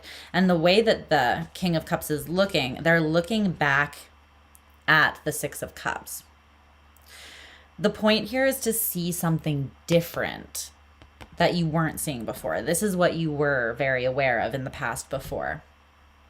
You've already worked through that and considered that. You don't need to let that like be the filter that you see things through anymore, because it will muddy things. It won't actually give you clarity. Before, when you were doing the shadow work, that needed to be considered, and it wasn't creating a problem. It was helping you gain more emotional intelligence and understanding surrounding something. But now you've done that work already, right? And you don't need to do it again. So I think the point is, look at the past, not to let it haunt you, but to integrate whatever that is that's still creating a bit of a defensiveness or a fight or just like a conflict within you. But look at it from a place of emotional maturity, emotional intelligence, integration, and a strong sense of personal identity and a strong sense of self. Because the King of Cups is not just about like emotional regulation. It's about knowing who the fuck you are.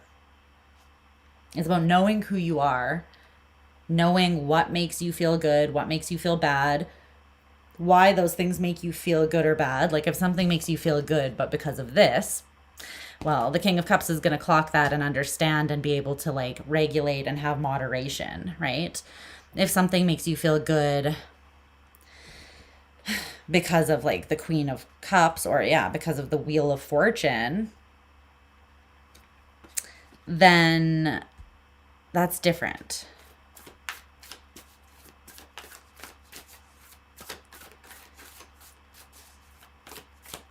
Yeah. That's all that I'm seeing. You've healed something though. And now you're meant to apply hope and curiosity and trust from your own internal reserves to a new beginning. Don't approach it the way that you were before. Approach it how you are now, having done the work. You're ready to approach something new in a new way because you have changed. You've changed. So let the way you look at something and approach something change as well. Okay, that's what I'm seeing, Gemini. So we're going to move on to Cancer. Moving on to Cancer. Okay. Cancer.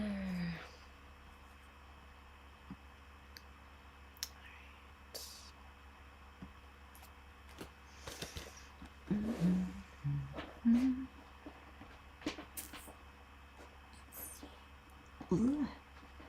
There you go.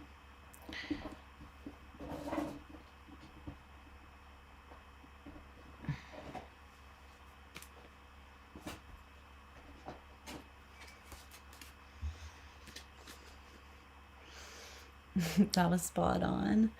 Good. Cancer.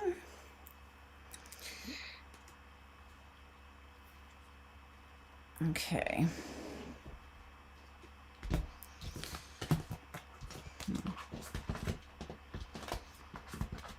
Just like there's a common theme of like trusting yourself and what you've been through, and letting that inform the way that you move, but not from like a trauma informed place.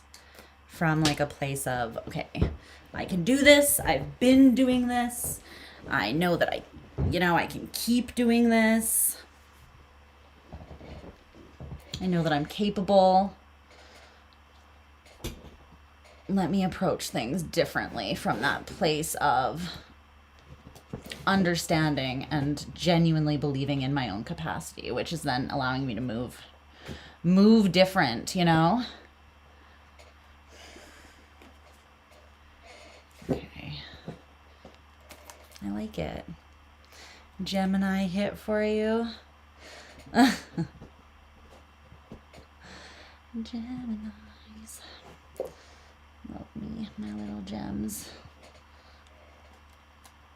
Okay.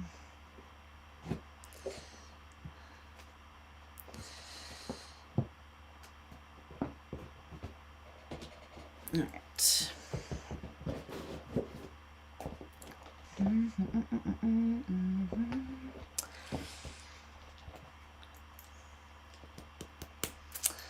Is that, where did I put that? Okay. All right, Cancers.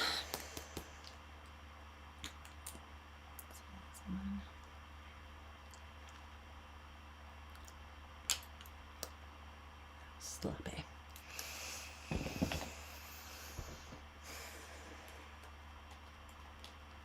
Show me Cancerian's energy.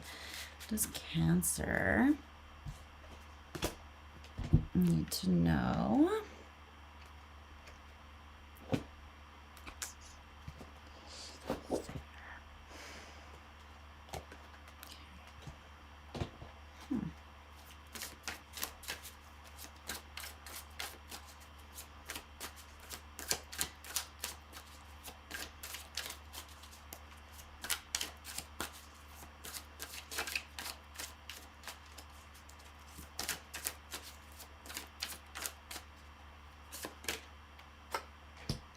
Aw.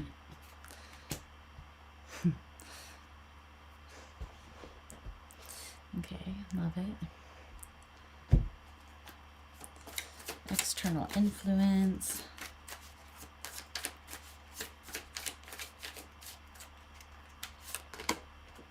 Ooh, okay.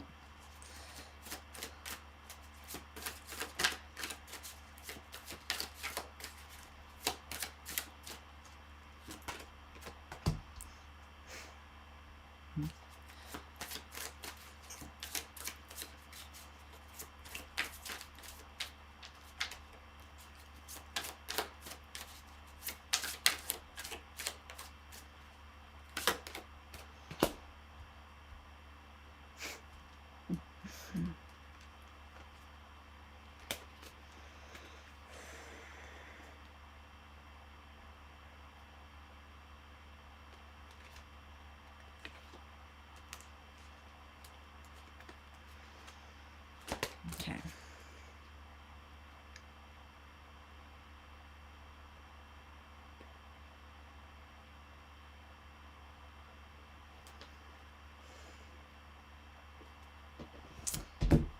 Oracle cards.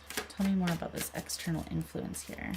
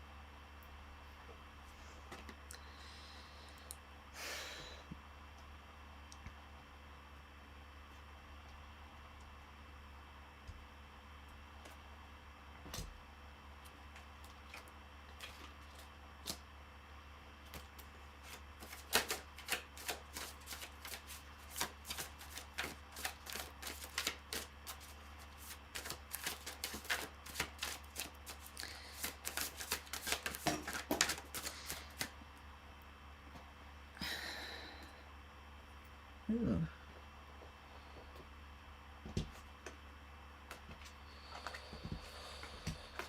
Okay. Well.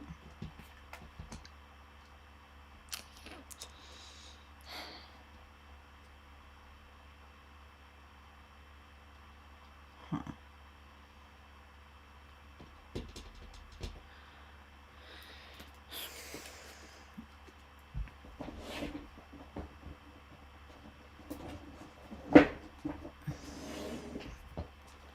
Okay, let's see. Let's get to this here.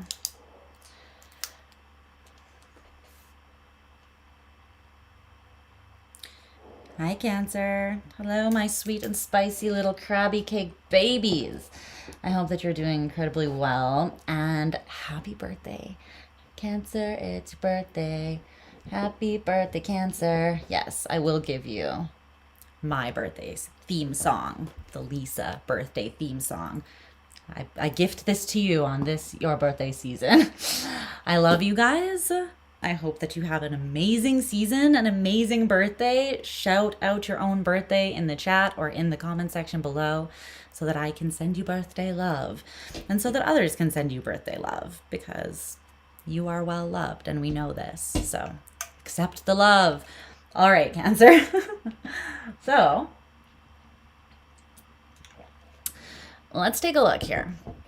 So your current signifier, this is coming through as the Page of Cups. You're looking you. You're looking cute. You're looking like you. It's looking like there's someone with a weed whacker outside my window. So I'll let him do his thing. Thanks for whacking my weeds, I guess. But hopefully he's not there for too long also. But thanks, random dude, doing that for me. Okay, so Page of Cups and the bouquet. This is a Lenormand card. This one. Okay. So the bouquet talks about a gift or gifts. It talks about gratitude and appreciation. It also talks about pleasure, beauty, kindness, and connection. It doesn't always have to talk about romance, but it can talk about like connection in that sense. But what it really is like someone or a connection. No, let me restart. Can also talk about a surprise as well. I'm not sure if I said that already, but basically with the bouquet, with the Page of Cups here, there could be that element, although I'm not totally getting that right away. For some of you, this situation has to do with like your inner child, and I'm specifically seeing like something related to the mother or the feminine, a strong feminine presence, or just feminine energy in your life. That doesn't have to be for all of you, but for some of you, this is like familial, and for some of you, it may have romantic elements, or it could be both. Because we all know that our mommy and daddy issues, they find us in our romantic lives. Yes, they do. So let's get some more information on this and see exactly what's coming through with that. But yeah, it talks about a gift that is coming from a place of gratitude or appreciation. So that could be you just feeling gratitude and appreciation for life and coming from that place, seeing how like life is a gift, basically romanticizing your own life to pull more beauty and pleasure out of it. Connecting with the things in your life that you're already grateful for, that are already abundant, that already bring you pleasure. And then being surprised by how amplifying that in your life just brings so much more of it in. But I really love this energy.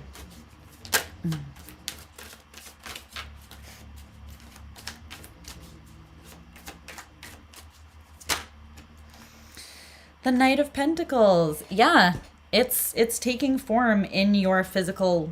It's taking physical form. Like this beautiful energy that you are embodying and radiating is like the playbook for manifesting on steroids and manifesting things that you know are aligned with your most authentic, beautiful being.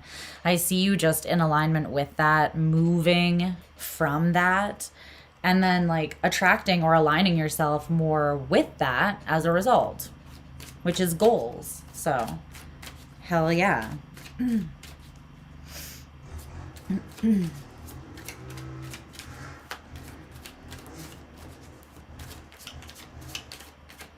That's bigger than a weed whacker. Sounds like we're busting out the full-blown grass lawnmower. I'm assuming this person's supposed to be here doing this, and no one told me. The Ten of Pentacles. As within, so without. Like a Care Bear, you know? So, I mean, you're radiating it from inside. You're also using your own agency and free will to act on or from that place of love and gratitude, and to see life in that light, because it is a choice. It is a decision to see life that way. And in fact, it's a survival instinct to see life that way. They've literally done studies on like cancer patients, and like so many of them that went into regression said that they had like chosen to, and I'm not saying that this works for everybody, but they had chosen to like focus on positivity, focus on like healing is possible rather than just losing hope, right? They also have done they've done interviews with like Holocaust survivors and been like, how can you carry on after going through something like that? Like surviving it, but like how can you still face life every day with that horror, you know? And they said that choosing to see the beauty, choosing to see any beauty or optimism or like light is what probably kept them alive through it and what is carrying them forwards now. Now, these are like very extreme examples, but how you choose to frame your circumstances and your reality goes a very long way. And you're then acting from that place, or what you're choosing to hold in your heart, choosing to hold safe in your heart despite whatever your past looks like, right? And that is now, it's manifesting in physical form in abundance. The Ten of Pentacles is extremely abundant energy. So you're carrying that with you, but the heart and this choice to be in a state of gratitude and appreciation, and to see the things that around you that already cause you joy, that already bring you pleasure and amplify beauty in the way that you perceive your life. Focusing on those things is like a very fundamental element to this happening the way that it is for you. Okay. So you're an external influence that is... Django, it's okay. My Rottweiler's like, I will kill for Lisa. I will kill for Lisa. Shed blood in her name. It's like, it's just someone mowing the lawn. It's okay. It's okay. Not a life threat, but I'll let you know when it is, and you can go to town.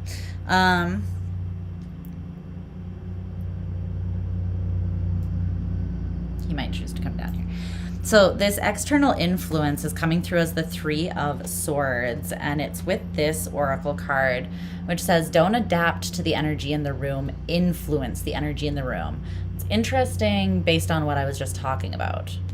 Not just adapting to whatever is around you, or what would maybe in some cases be easier to focus on, but choosing to influence the energy instead. So it feels like, well, this person, they are looking at something that has hurt them. Like they're looking at their pain. Django, come here. Come here. Come down. Come here. Jangs. He's just at the front door just growling. Come here. Come here. I want him to come down and lay on his bed so he can chill the fuck out a little bit, but he's not going to. He's going to protect me with his entire being, because there's a threat. Okay. I think that this person, they're choosing to not just be influenced by this energy that does seem a little bit pervasive and painful. They're trying to influence that, not adapt to it. And I think that they're trying to influence it by thinking about it in a different way. Yeah, they're trying to influence it by thinking about it in terms of what it is that they've learned. And then just the natural lightness of their being, and the confidence that they carry in who they are. So there's someone who is trying here to not get, it feels like, sucked into pain. Now, I don't know if you had anything to do with that pain, or if this is something that they manifested themselves, or something that like just comes from a situation that has nothing to do with you. But is there anything else about that external influence? It is, though, something that you're picking up on, or it's a person or a situation that is, it's coming up because it's prominent and it's prevalent, like it's relevant, right? So it's impacting you in some sort of way. Anything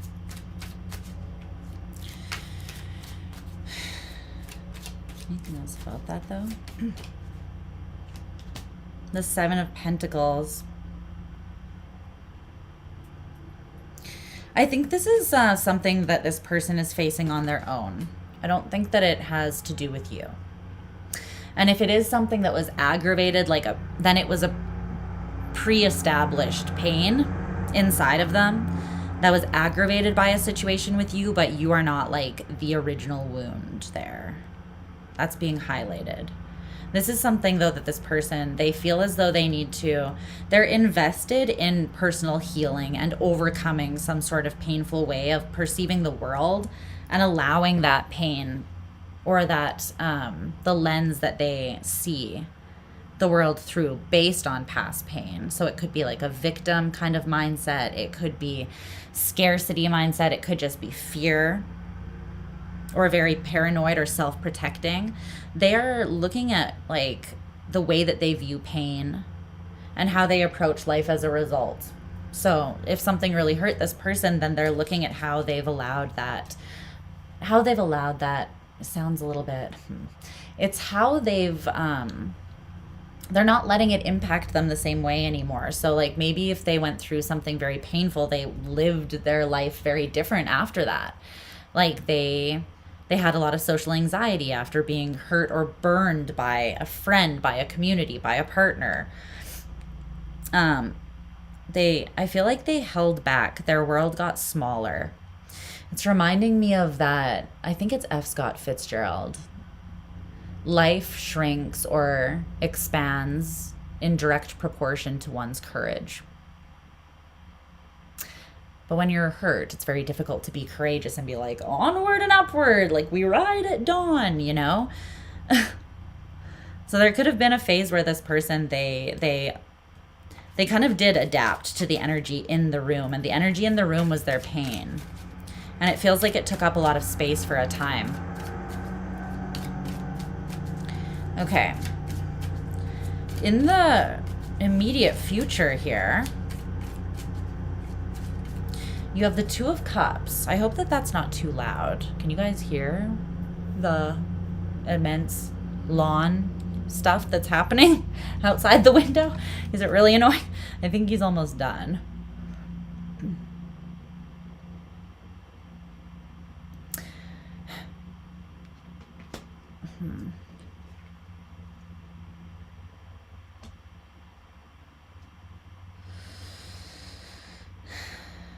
Two of Cups. There's something about this situation.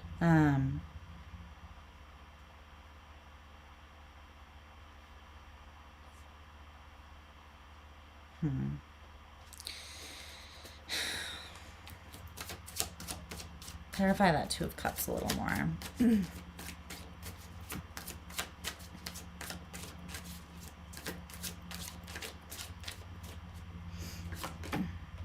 The Nine of Cups. Wow.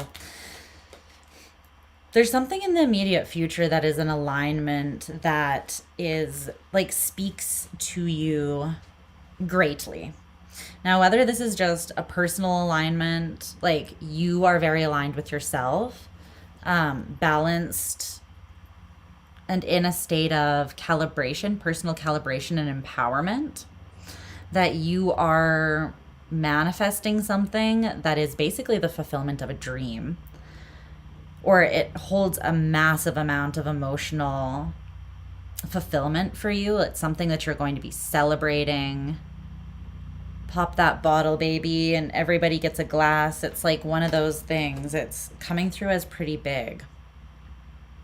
Could also be shared with somebody else that is cut from the same stuff as you, basically, like a kindred spirit or a soulmate of some form that you're coming into celebration with over something here in the near future. But then there's also these other cards that don't really seem to fit that are like piggybacking on that. So I'm not sure if this is, I'm going to clarify this a little bit. But there's this card. Somebody's kind of like looking, it's someone who gets a lot of attention, but they're not getting like the attention that they want, it feels like. I have one. Django, get your loud hairy ass down here. Come here. Come. Django. Calm down.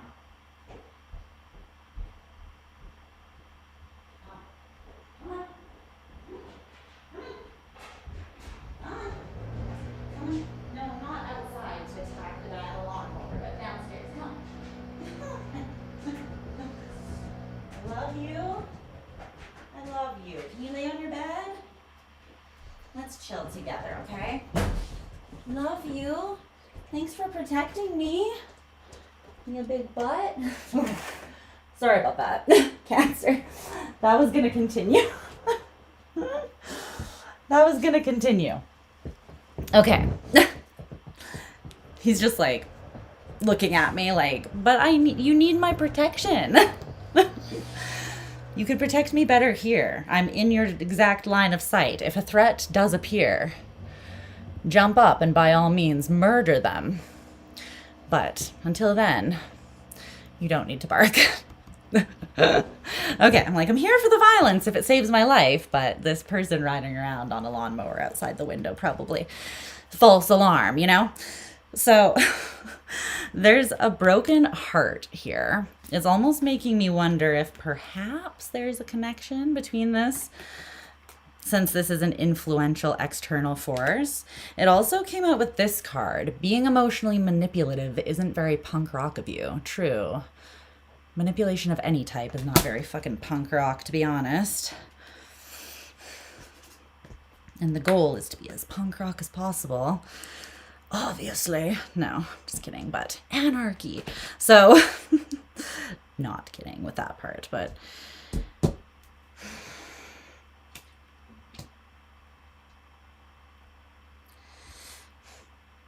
there's someone who could have been, I feel like there's someone who's been hurting and they're just kind of learning a lesson about their pain. They're like, oh, wow. It turns out that this pain and the focus that I have on it actually causes me to act like a little bit questionable at best sometimes, or to like mistreat other people and think that I'm entitled to doing that. Or it's like hurt people, and this person wasn't realizing that they had become the person that hurt them. You know, it's like, you might think you're acting from a place of like self-preservation, but you've become the monster in a way, or like you are now the person that manipulates, and you're doing it because you were manipulated and you don't want that to happen again. But it's like, you can avoid that with discernment, not through becoming the problem or becoming the person that hurt you. That's like the worst way that you can, the worst way of dealing with it, right? And it feels like now they're looking at like, oh, maybe I like adapted to the pain and became questionable, right? And when instead I could choose empowerment and I could influence the energy and not be like, not just become part of the problem, but become part of the solution instead, basically. So it looks like they're deciding to take, or they're trying to take, a more empowered stance here. However, like I don't think you're giving this person any attention. And this doesn't have to be, again, romantic. This could be anyone that's been working from that place of ego and fear and feeling entitled to that. But they haven't been regulated in their own experience, and they haven't been clear in their own experience or their own empowerment. So that's why they've been acting like that. It could be a parent. It could be a friend. It could be anyone. But it feels like you are like, whether I love you or not, or make space for you or not, it doesn't mean that I'm going to accept emotional manipulation just because you're projecting an unhealed experience or a lack of awareness, or like an entitlement because of your woundedness onto the world around you. Like, your triggers and your wounds are yours to heal, not the world's. For anybody. No one can do that for you. Only you can do that for yourself. No one can like step inside your skin and like face your shadows and your demons and like, you know, stitch up your wounds. And that's an internal job, babes, right? So it looks like you are open-hearted. You're choosing to see the love and the light in your life, and you're moving in a direction that isn't necessarily like away from this, but you're moving in that energy of abundance and self-awareness and self-assuredness, and you're calling in a foundation, and like, you're calling in gifts, you're calling in good karma, you're calling in people who are grateful and appreciative of the energy that you are focusing on, and therefore radiating and bringing to the world around you, because it's healing. So instead of like being a hurt person who's hurting other people or whatever. You're doing this instead, and you're creating a healing energy, which is beautiful.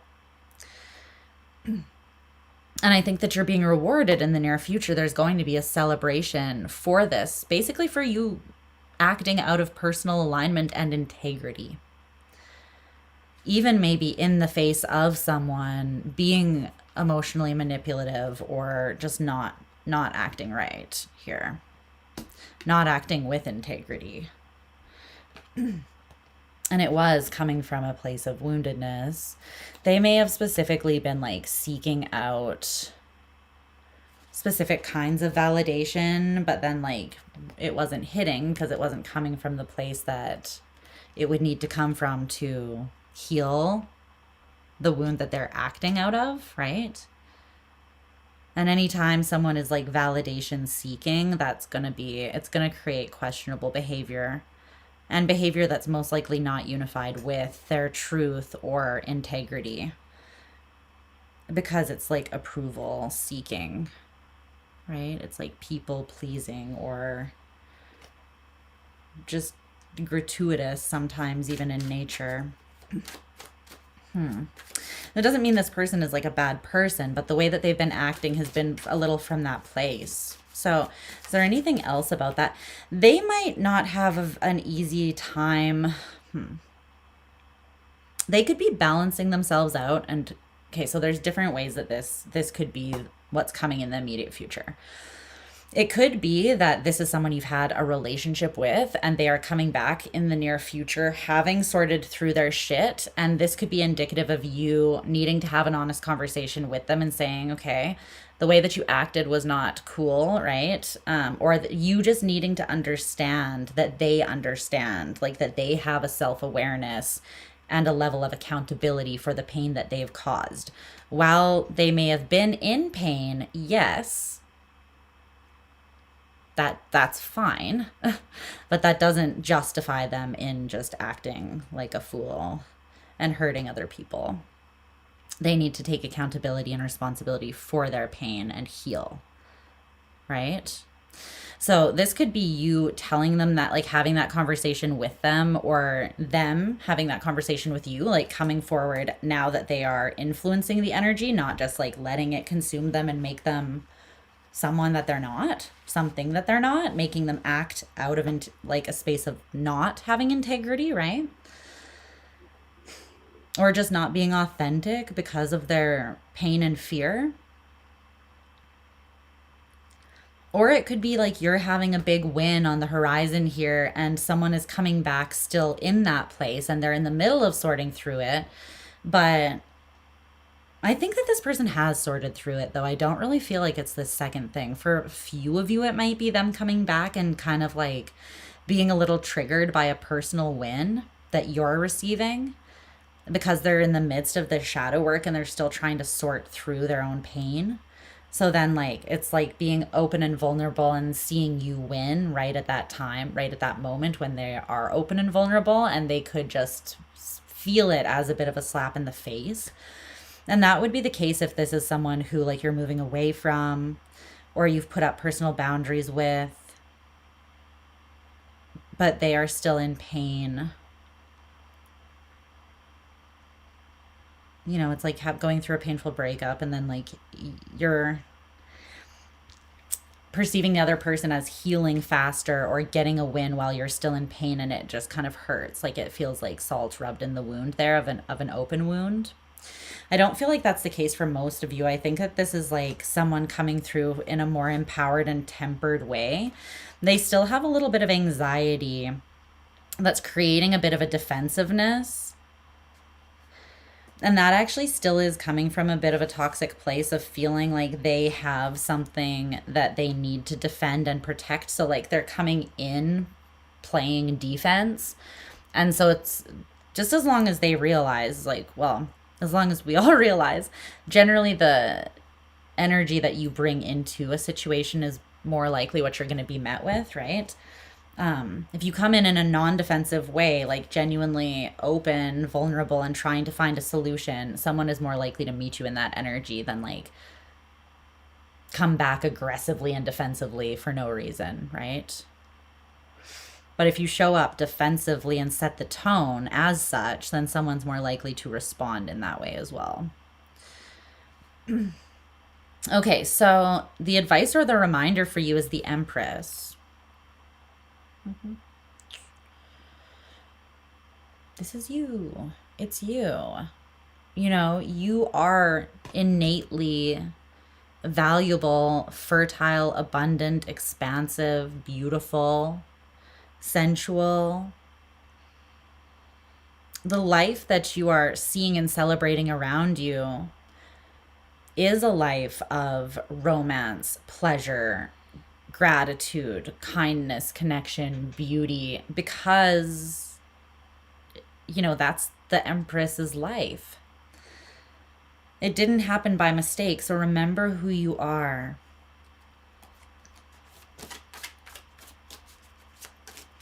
The Empress also knows that nothing but her can actually take that from her. So she can still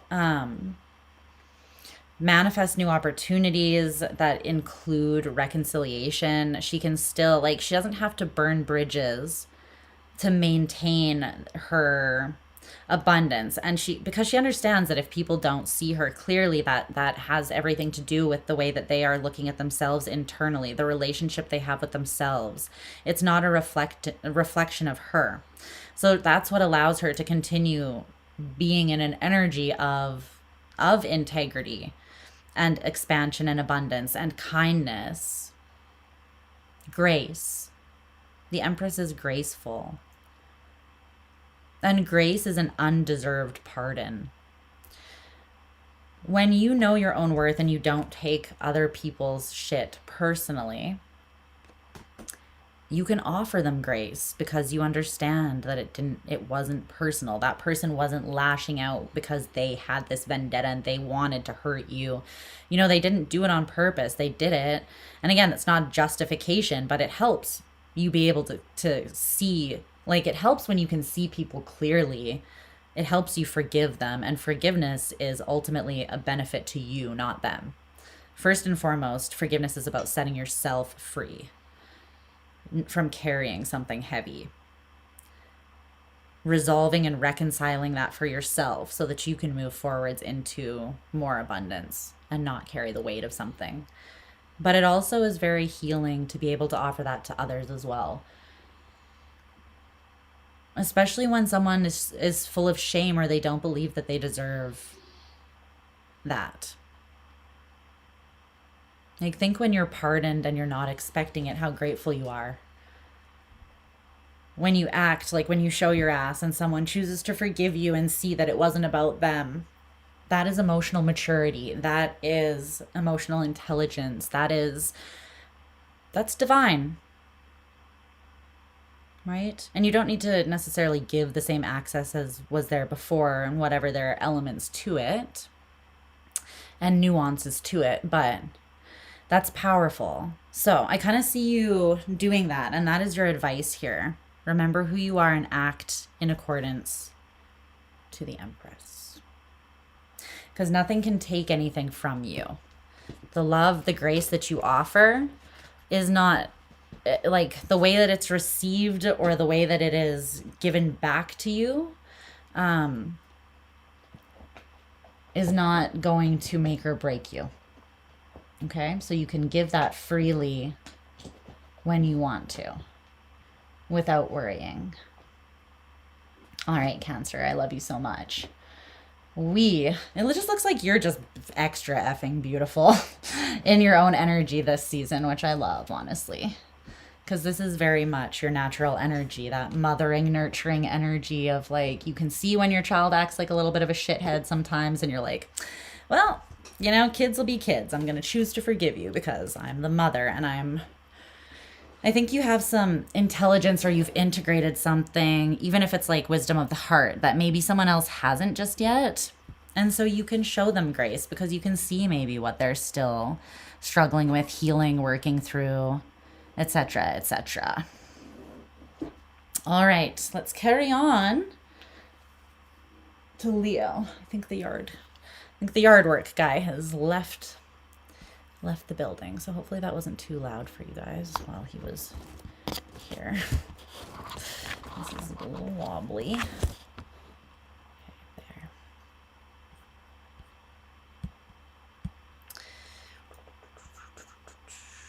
Channeling a song. I wonder if it's for Leo though.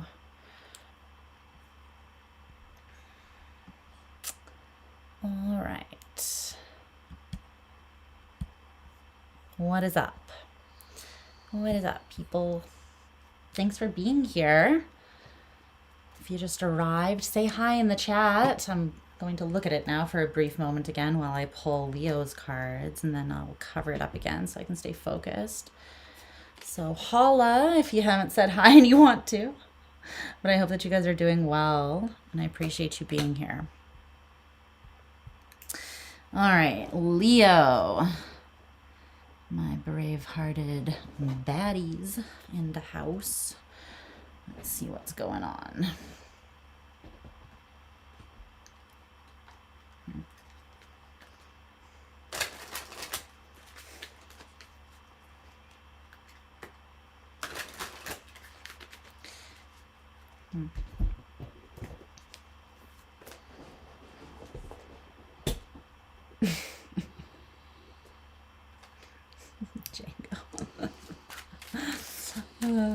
I love him so much.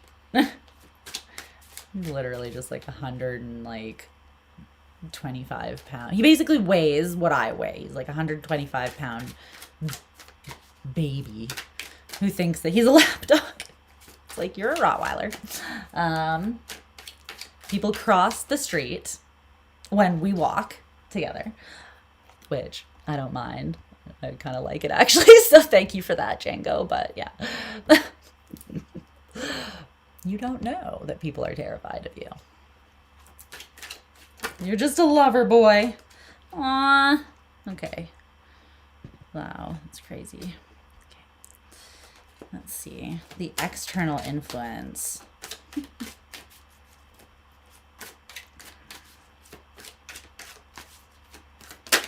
Whoa. Whoa. That's a whole lot of love. Wow. Immediate future.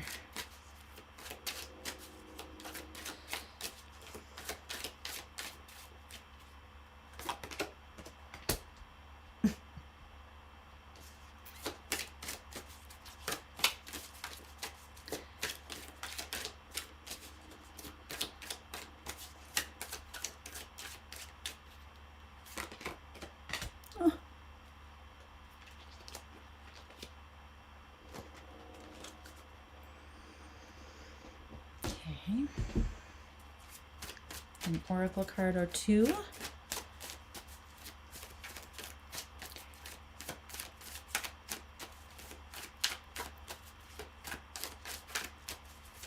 External influence.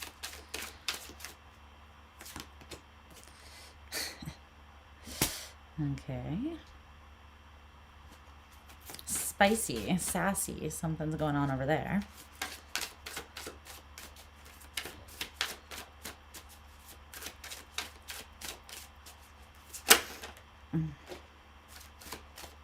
Okay.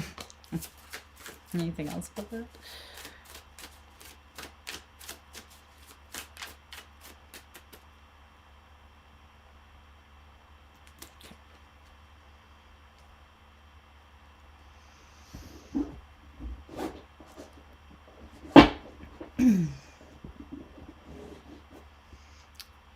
Okay, I'm gonna run and blow my nose real fast because it's getting a little runny here, and then I'm gonna timestamp you as soon as I get back and dive into this. Give me one moment. Yo, ouch. Okay, you can stay, buddy. Come here.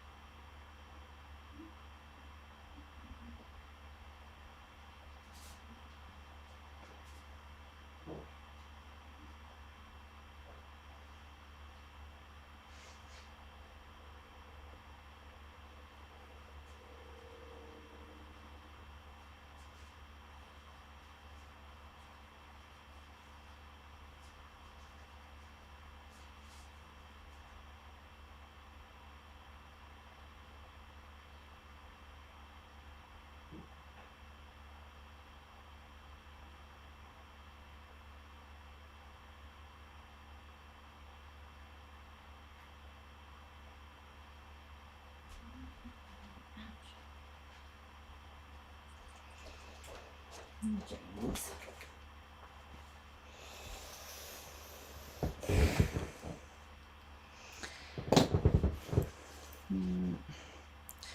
Okay.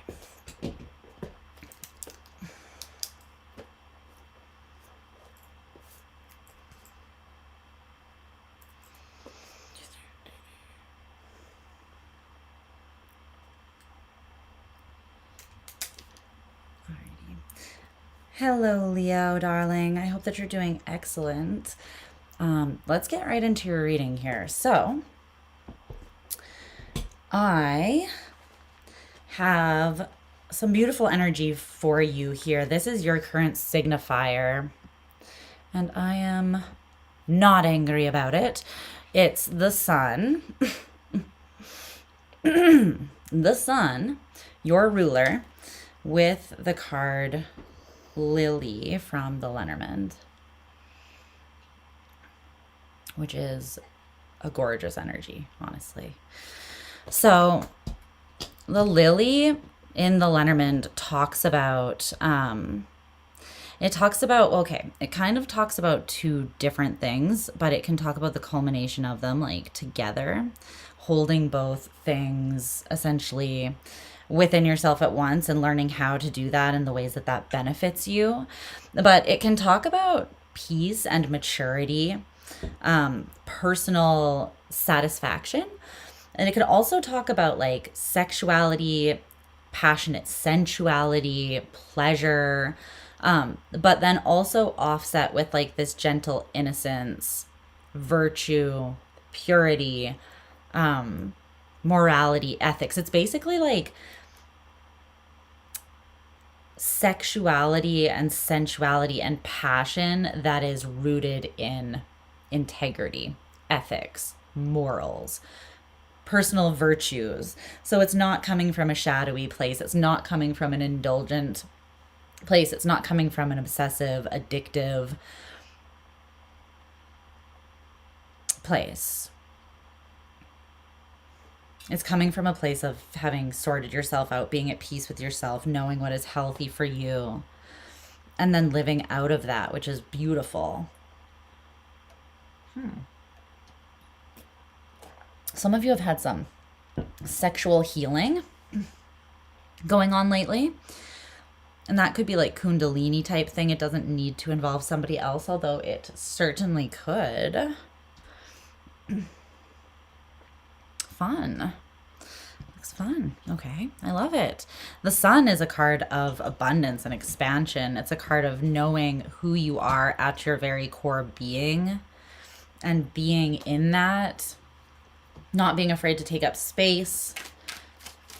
So if this is a sexual relationship with someone outside of you, I see you just like being very comfortable in your own skin, knowing who you are, and honestly experiencing way more satisfaction during like in your sexual engagements than you have before, because you're able to like let down your guard, get out of your head, and tap into pleasure in a way that you haven't.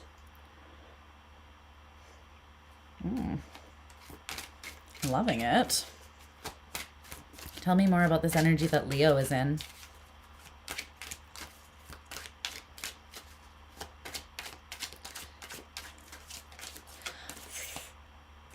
It's making me think of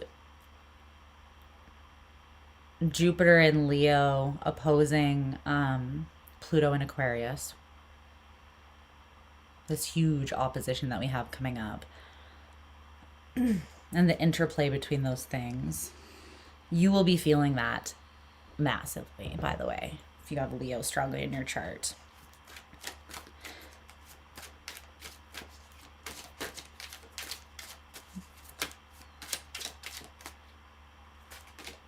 The King of Wands.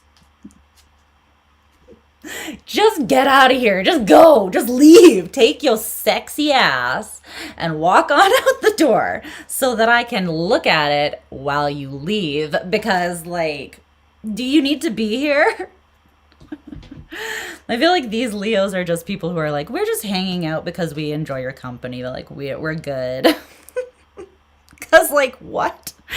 This is so beautiful. Look at this. This is literally the King of Wands for me is Leo energy. It's fixed fire. With the sun, your ruler.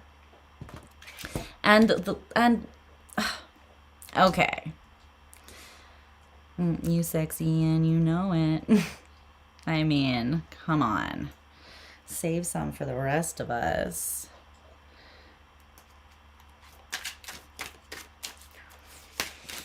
Leo.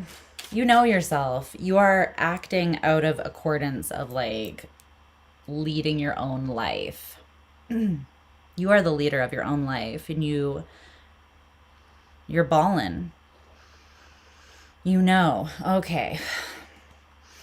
Let me just let my Rottweiler back up now that he's not going to bark at that guy anymore because he has been having some gas issues. And I'm like, I could do without that. Hi, buddy. I love you.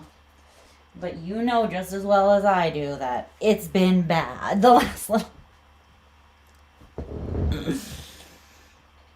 It's been so bad. He's like looking at me. He's just like... Yeah, we both know because we share this. This is a shared space. Okay, is there anything else that wants to come out about Leo before I look into this external influence?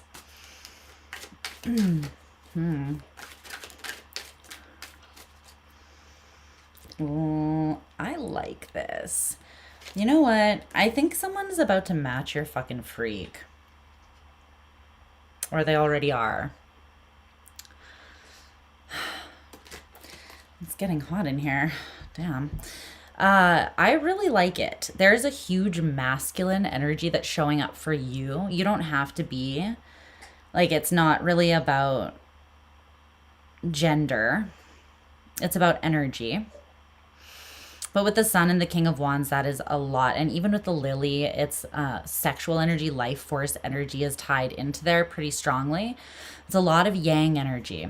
And in the external influence, the reason I'm highlighting that is because the external influence is the Empress and the Queen of Cups, which is extremely strong yin energy, like very strong feminine energy. It also came out with this card. Luck ain't got a damn thing to do with it. This is someone who is empowered and accountable in their own life from the heart, which I feel like would be very attractive to you because you are generally the same. You rule the heart and you are very, well, you know, you're in the Sun and the King of Wands. So you're empowered. You're in an empowered energy. And that is your baseline. Knowing that you're the sun, right? The sun knows that it shines. It knows that when it brings a specific energy, it gives life. It's inspiring. It's things orbit it, right? Like it holds weight. This outside of you though,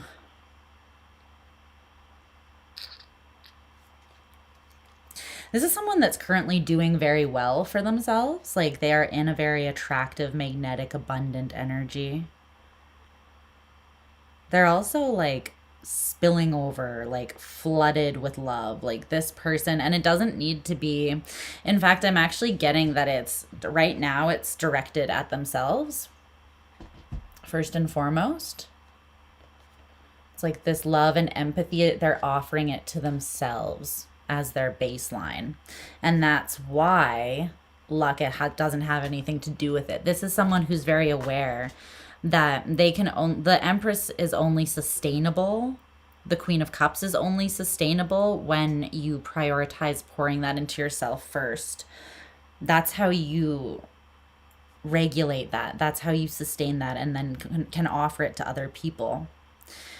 So whoever this person is, they're aware of like the energy that they radiate and how abundant it is, how powerful it is, and what it can draw towards them.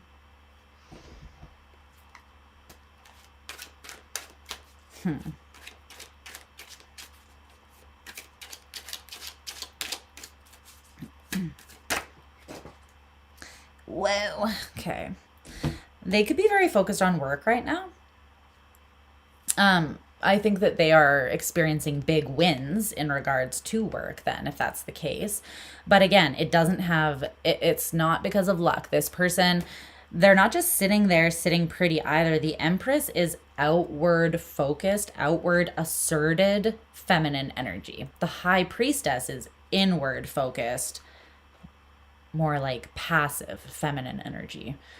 Just feminine energy as a whole is not passive. No. It would never get anything done if that was the case, right? So the Empress doesn't just sit there on her pretty butt and do nothing and expect the world to fall at her feet. She built that empire just as much as the Emperor did, right? You know, she's just as involved, just in a different way. She just has a different role. She amplifies the natural energies around her, which is why, like, a woman will always amplify what is already in a man. What is, like, the man's baseline, she'll bring that out of him, and he can either choose to deal with that if it's not something that he likes, right? Or, like, this is the masculine feminine. That's the role of the divine feminine energy, is to make fertile, like, basically provide the fertile soil for the seed to be planted. But, like, she doesn't choose what seed is planted in that fertile soil, right? It's like when you love someone, they become a god, but you don't decide what kind of god they choose to be with that love under their belt. And some people choose to become monsters, right? Some people choose to become tyrants. And others choose to go the opposite direction. Thank God. But yeah. This is someone who's getting what they deserve, and they know why they're getting it. They've put in the blood, sweat, and tears. They've put in the work to work on themselves, to prioritize themselves, which isn't always easy. So they're sitting kind of pretty, and I think that they're kind of focused on themselves right now. So you could be focused on this person, or else they could also be holding...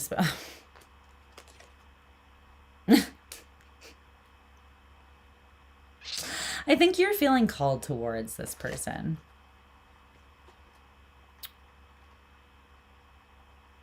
That's just what I'm getting.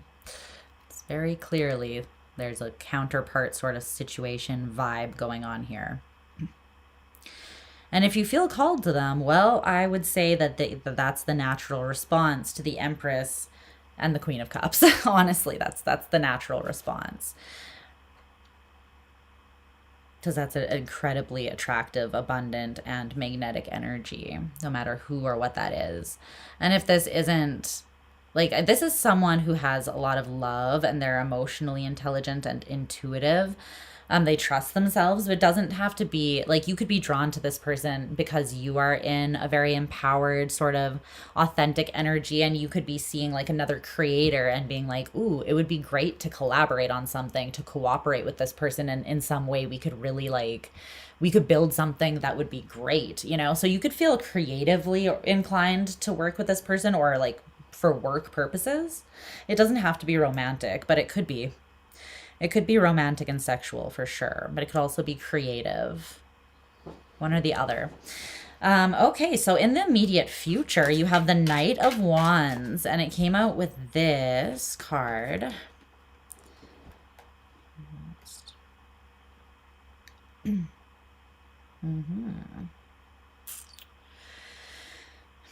The Knight on the table is moving towards... like, looking and moving towards the Empress, into the spread, not outwards from it. This is just, sometimes this card gives me, like, just violence or, like, chaos magic, but it's giving me more creativity, just, like, messy inspiration, basically. Unfiltered inspiration, coloring outside the lines.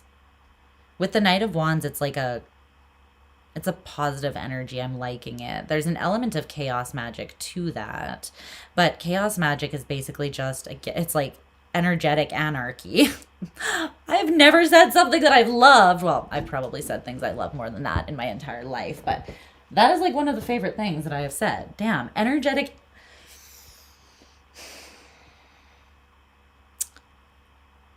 I like that. I really fucking love that.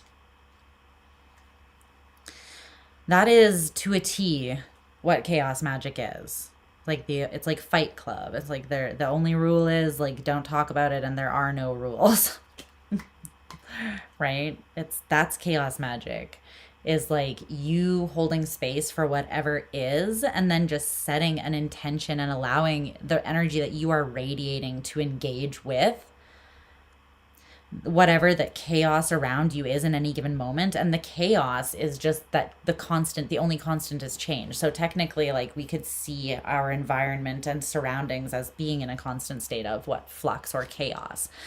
Chaos magic is really just being flexible to work with that, to like assert your own will, presence, agency, and sovereign power, and to engage with that to create magic rather than trying to like create a structure or like apply a very strict structure to an energy and have it like conform and work to you, like work with you in that sense. It's more about basically accepting the true nature of the universe and working with that and just adding your own intention to it, which is super powerful. I love chaos magic. Love me some chaos magic. Okay, tell me more about this Knight of Wands in the immediate future for Leo. I really love this. The Two of Wands and the Three of Pentacles. Look at that cute little butt.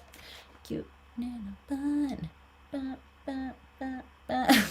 He's twerking. Okay, so there's two cute butts, actually. The Two of Wands also features a cute butt. Do they have the same butt model on all their cards? Because nice bum. Where are you from? Hit me up. All right, so the Two of Wands is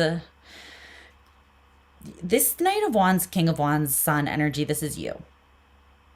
You are making conscious decisions to create and build what it is that you want, like within your being and as within, so without, in your reality, on the horizon. Wow.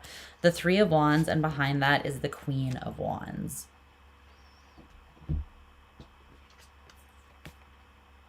You know, like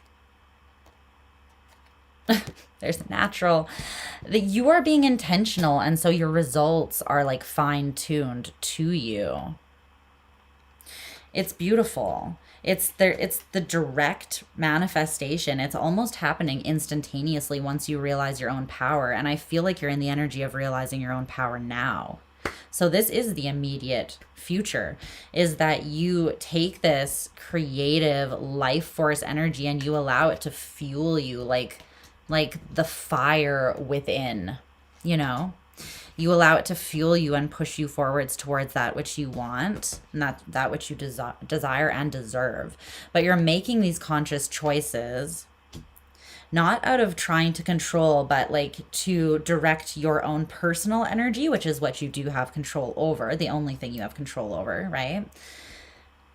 And you're using that, directing that to create and collaborate and cooperate in a way that's bringing you exactly what you want.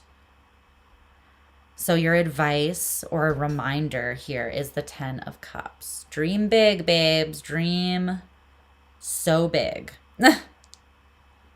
Because if there's a time where you can make it happen, well, it's now, but also like any time that you're in this energy. Honestly, this is just gorgeous. Let's see.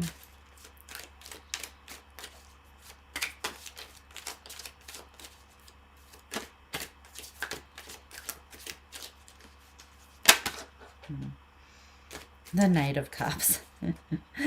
Yeah, there's a shitload of fire. Dear Lord. There's so much fire. Take your heart with you, okay? Remember to take some water with you.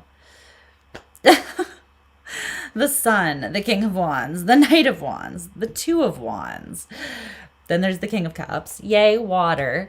Then there's the Eight of Wands, the Six of Wands, the Lovers, and the Tower, which is Mars, which is more Martian, yang, sort of fiery energy. So yes, even this Knight's Cup is like on fire. So don't hurt him, but also go get him, Tyga. You know? There's also something, though, about expectation. Like, these two are moving together on the towards one another on the table. Know that if you go in guns blazing, someone is going to match your freak. Someone is going to meet you in that boldness of energy. Like, this is very possible for you right now. Whether that's just like an extremely emotionally fulfilling collaborative project with someone or relationship, but one way or another, it's hitting. It's like it's hitting exactly how it needs to hit. But yeah, if you come correct towards this, it is going to like move rapidly towards you as well, and there will be success, that Six of Wands. And if there is a sexual element, it's O after O after O after O, you know, and the O's are big. They're big orgasms. It's like, this is great sex. Like, just gonna say it. You're about to have mind-blowing, like, you may never recover. The sex is gonna be so fantastic. You might wake up in another timeline, like, seriously. But that's what I'm seeing. we're leaving on that note, which I love for us, honestly. But for some of you, there is that element to it. The King and Queen of Wands, the Emperor and the Empress, Flaming Heart, like, and then the Tower with the Lovers. Girl, I mean, like, boy, whatever, whoever you are, like, please enjoy, and can I live vicariously through you? Loving that so much. Okay, so we're leaving it at that, Leo. It looks like you're just doing incredible. But yeah, there's something about that, like, expect that to be returned to you, because it could throw you off a little bit that someone is actually like they're already in that energy and they can just like meet you in it. That's how you know someone is truly like able to match you, because they don't really need time to like catch up to you or get on your page, you know what I mean? It's like they're there. They're already there because they're pouring that energy into themselves already. And they know that they're the Empress. So the Empress is a natural match for the Emperor. So yeah, it's gonna do what it's gonna do, and it's looking very beautiful. So we're moving on to Virgo. Love you, Leo. It's almost your birthday season too. Maybe you'll get excellent love / relations, sexual relations. I don't know, but something for your birthday. It looks like it's going to be great. What's up, Christina? Sorry, the chat was covered a little bit there while I was doing the reading. Good to see you. Okay. Let's get it, Virgo. Let's get into it.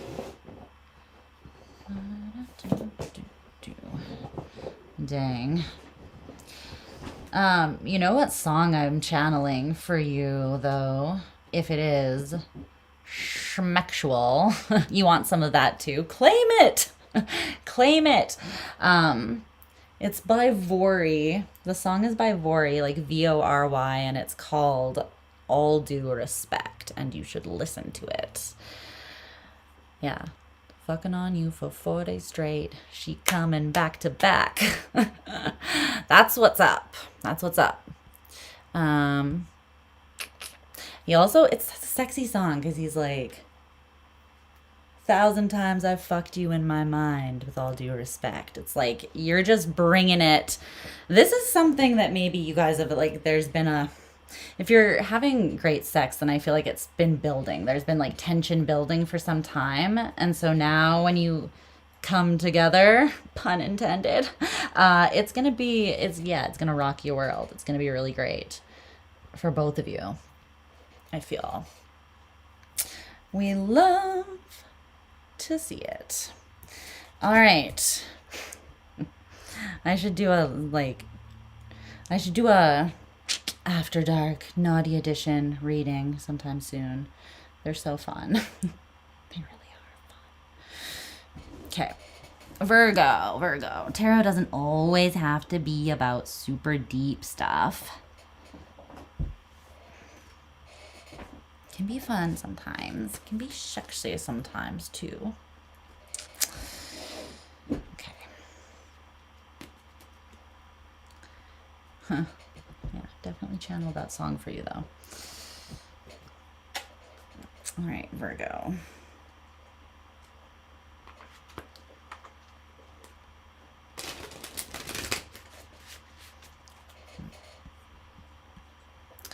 Let me see over here. Marvelous and exciting reading. It did feel exciting and very positive. Very positive. I love that. If you guys can enter if you can take the energy from this opposition and alchemize it into that, like that transformative energy of Pluto and Aquarius opposing Jupiter in your sign, in Leo, like the powerhouse of expansion and just incredible things that you could bring forth from that. Like can you see that the hairs on my arm are literally all standing up right now? I just got goosebumps. Dude, that feels so powerful. Please do that. Do that. The only thing I have in my chart in Leo is Lilith, so I mean, I could revolutionize my sex life, that's for sure. Hey, give me any ideas. Dang. I'll put that in my back pocket for later. Yeah. But that could be a great time for you, so please make the most of that. Because that's a powerhouse of energy, Pluto and Jupiter on your axis. It's very huge. That's what she said. Okay. Virgo. Moving into Virgo. Moving into the Virgo energy. Okay, just making sure the lighting's still good. I'm going to turn my screen down because my laptop is overheating as per usual. All right, so Virgo's current signifier.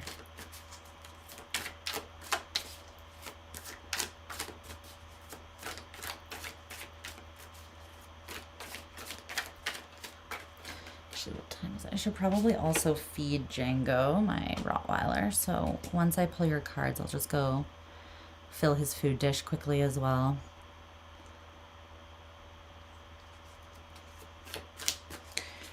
External influence. All right, that was aggressive. Whoa. Whoa. Okay. Immediate future.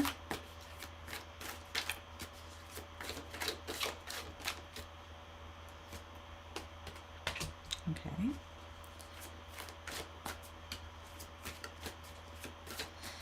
Advice or reminder.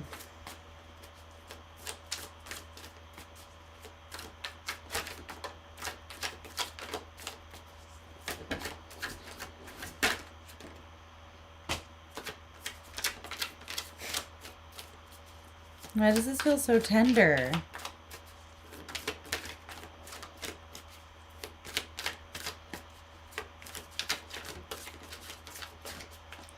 You big, tender, mushy-hearted babies. Why does it feel so soft? That's not what she said. I need to just stop. Lisa. Scorpio rising. I mean, it is what it is. And Aries, Venus. I mean, I have the libido of a man, guys. It's just... It is what it is.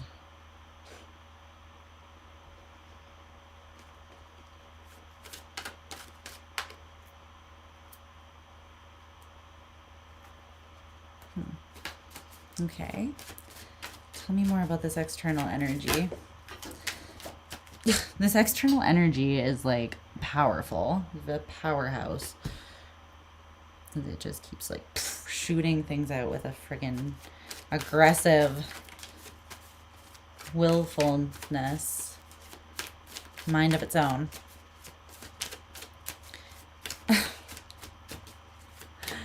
I'd be so grateful that I say like 0.5% of the things that go through my head. I know it seems like I say a lot. No. No. All right, clarify the immediate future for Virgo. Oh no.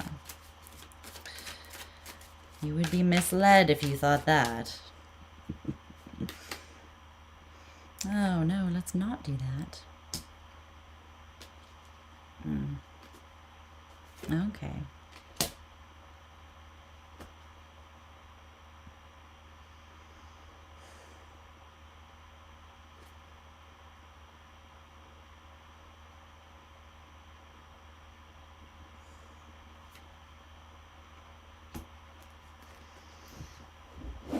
Okay, I'm gonna run and just feed my dog. Here, I'll be back in 1 second. We'll timestamp. And we're gonna get into this. This looks very intriguing. There's a lot coming through about this time being like magic in terms of being able to manifest great things from the heart. Leo in Jupiter, Leo, it must be from the heart. And you can't fake it. Pluto and Aquarius, so don't try. Can't fake it. Why would you want to? You want the real thing. We don't fake around here. All right. Give me just a moment. Are you hungry, James? You want some food? Ugh. Okay. My leg is cramped. Ready for some supper, buddy? You hungry? Hi, cutie. How'd you get so cute?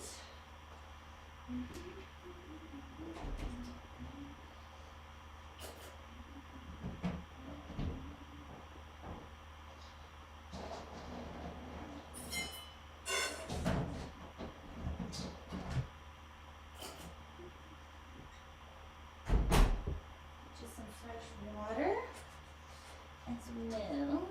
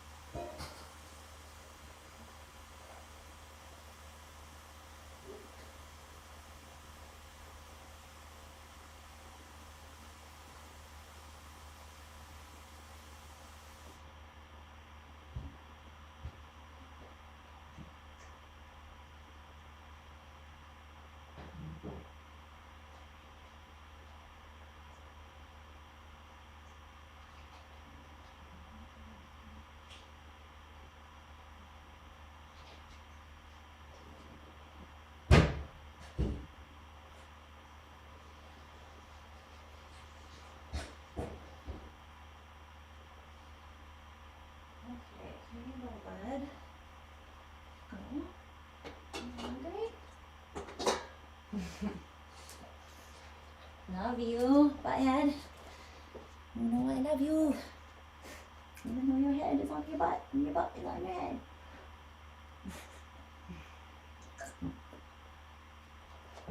Okay. Good.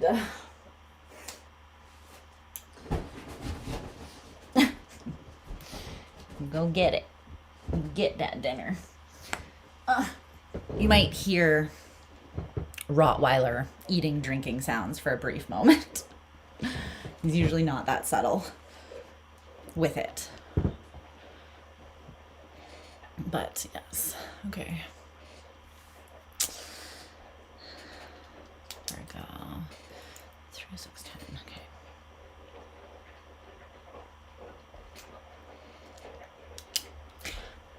Hello, Virgo. How are you doing? I hope you're doing great and that life is just treating you well. And we're going to take a look at your reading here. So let's start with your current signifier here. Your current signifier, you have the Fool, Uranian energy. And it's with the tree from the Lenormand.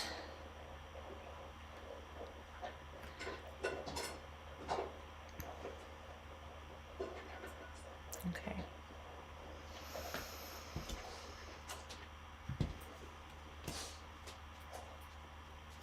That actually was quite quiet. Look at you go. Surprisingly gentle. The Rottweiler eating. So the tree in the Lenormand, this card talks about health, growth, life force energy.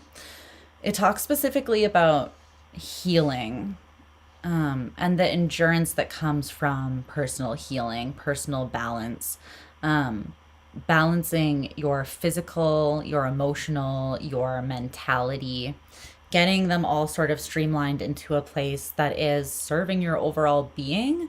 And then the growth that takes place from that, the healing that takes place from that, and how you're able to recognize your own strength when you pour into that as well, which is really powerful and beautiful. Okay. So let's clarify that a little bit. The Fool, though, the Fool talks about, wow, yeah, the Ace of Wands at the bottom of the deck. The Fool talks about a leap out into something new.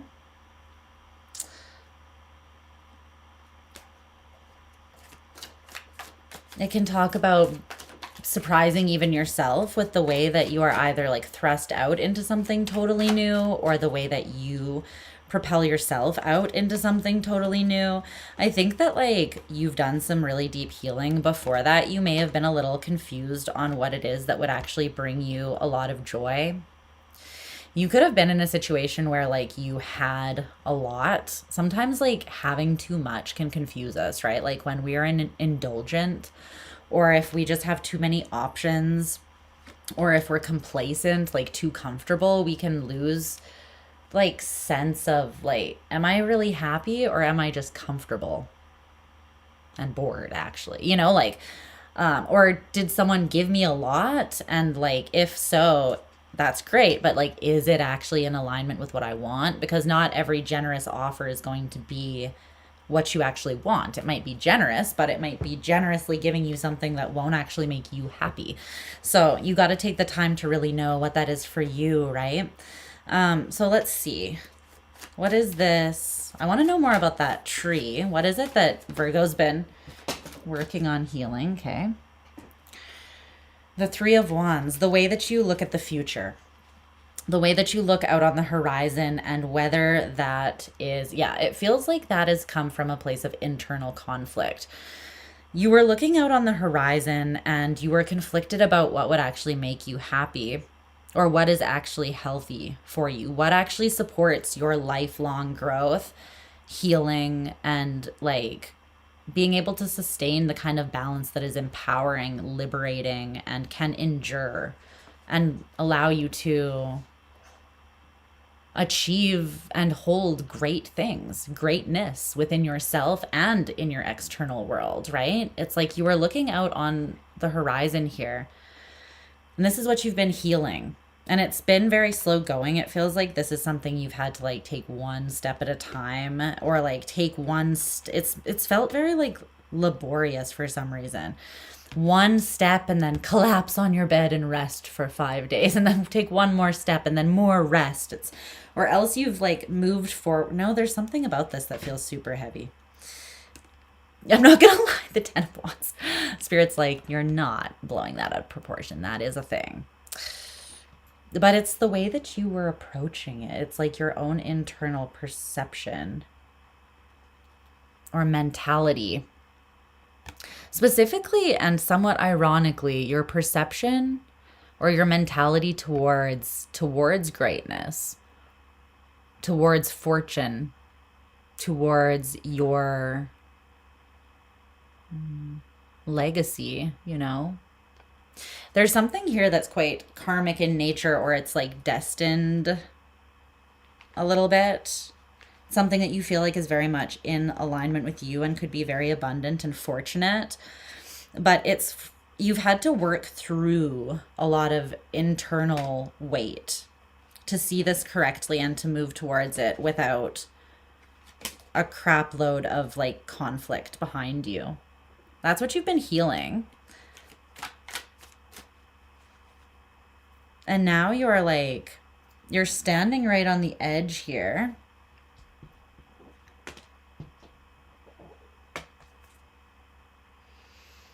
You're still not rushing yourself. There's a level of like deep intentionality with this. Usually the fool is like unaware that they're standing on the edge of a cliff, or they're already half falling off, but still like, woo, woo, whatever, you know, like a little bit chaotic. No, this is something that you've given a lot of deep thought to. And you're still giving it deep thought as you gaze upon it from this cliff top. So the most influential external person or situation, and the reason why I was highlighting the Two of Cups at the bottom of the deck,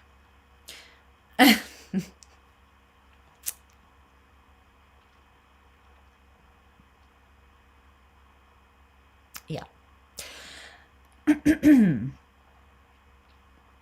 Okay. So it's the Ten of Cups. I feel like you have this prophetic type knowing. It does feel prophetic. It feels, what's the word? It feels like a premonition almost, but not a negative premonition. Just having this very strong sense of what something could be, because you're looking at it like this. This is how it's laid out on the table. Yeah. As you look towards whatever this influence is in your life, you're seeing it as this now, which I don't think it's there yet. But it's like you see, as you're about to take the first step into something, what it, well, will culminate as. And I don't want to say could culminate as, I want to say will culminate as long as you step into it correctly and in a self-sustaining way. Then what would throw that off course? This is the energy of the external thing. So it's already holding and radiating this. So as long as you see it for what it is and move towards it accordingly and appropriately, then yeah, what you're seeing, what you are forecasting should be correct. And it looks like this person is also in a very self-sustained and like deeply empowered energy. Like really you're both showing up as being in this somewhat infinitely, like the world is at your fingertips. You are recognizing your own infinite nature. You look at yourself and you see the connection to all things, the infinite and abundant capacity to create and to be within you. And this is reflected back at you in this person, which is why it's in alignment. You're on the same page, essentially. And this person is moving to, they want the Ten of Cups as well. Now, whether they are pursuing that with you or not, that is what they are manifesting actively right now. It's showing me this person is in a more of an isolated energy. They're focusing on themselves as the universe and manifesting this 10 of Cups. And it looks like they want something traditional in terms of family, because there's like a family unit here. So it seems like that's part of it. Can you tell me more about this external influence here outside of Virgo?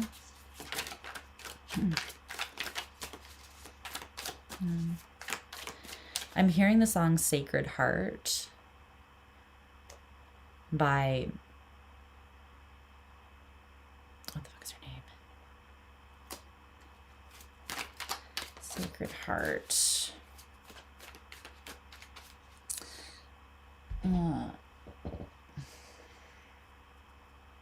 One second.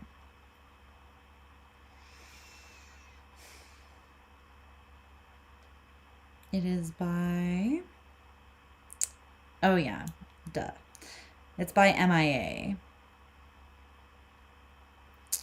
Sacred Heart. No, I don't want to play it. Huh. Okay, Sacred Heart, hearts on flames. What we feel, it makes us all the same. Keeping my heart open. These words need to be spoken.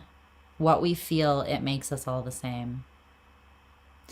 That's why you see the heart in flames. That's why you see my heart burnt, the bitterness and the pain. That's why you see my heart. I'm not saying I'm saying I'm without blame. That's why this new me ain't playing. I burnt the bitterness and the pain. That's why you see my heart. That's my Sacred Heart. This feels so relevant. Put down the armor, the battle is done. Put my frozen heart back in the sun. Can't let shadows get me in the fight. Return to the light when it's won. It's a great song. Sacred Heart by MIA. Check that out. I feel like that's both you and this person, though. That feels like an overlap. It's interesting, though. You might have had to spend some time apart. And this could be someone from your family as well that you've been, like, estranged from a little bit. Or it could be a lover, but... I feel like this is love. I do. The other cards and things, I do feel like this is love for most of you. So if that's not your thing or your story right now, come back to it later because it's a timeless reading when you feel called to it, if that is, or just watch your other placements. I love it. But I feel like you both maybe had to work through some bitterness and pain. I'm seeing that you needed to work through some things and alchemize some things. And that's what's created this resilience, excuse me, and this strength in you, this endurance that you now very clearly recognize. And it feels like that's also something, yeah, like moving through the heart and towards the heart with truth. It hasn't felt easy. With the 9 of Wands, it's felt like, you know, because you had to build what you wanted externally in yourself first. Like you had to carry that in yourself first. And now you can come together like in that very sovereign state of temperance, and you can bring two very powerful forces together as long as they're both stabilized in that. And it looks like both of you are, which is amazing. So in the immediate future, you have the 3 of Swords here. I feel like this is actually addressing this to take off the to take the barbed wire, to remove the barbed wire. Because there was pain that played a role here in a specific situation. So if you're returning to a specific situation, that you can't just return to something and pretend that nothing ever happened. That's not how energy resolves, right? It's never created or destroyed. So if you don't address it, it's going to sit there. You have to move through it. The way that you moved through it internally, you must also move through an energy with another person or externally. You need to talk about, you know, take accountability for the way that you have been in the past. You need to speak your needs. You need to, like, you know, healthy communication. You need to talk about the pain that was caused so it can be alchemized into something else. Otherwise, it will stay there as that. And you'll keep carrying the weight of that, whether it's super apparent on the surface or not. So that will throw you out of alignment with what you're in alignment with. So just be aware of that. You do need to have that ability. But it looks like you and somebody else, in the past, you haven't necessarily been the best for each other, even though there's been a really strong pull to one another.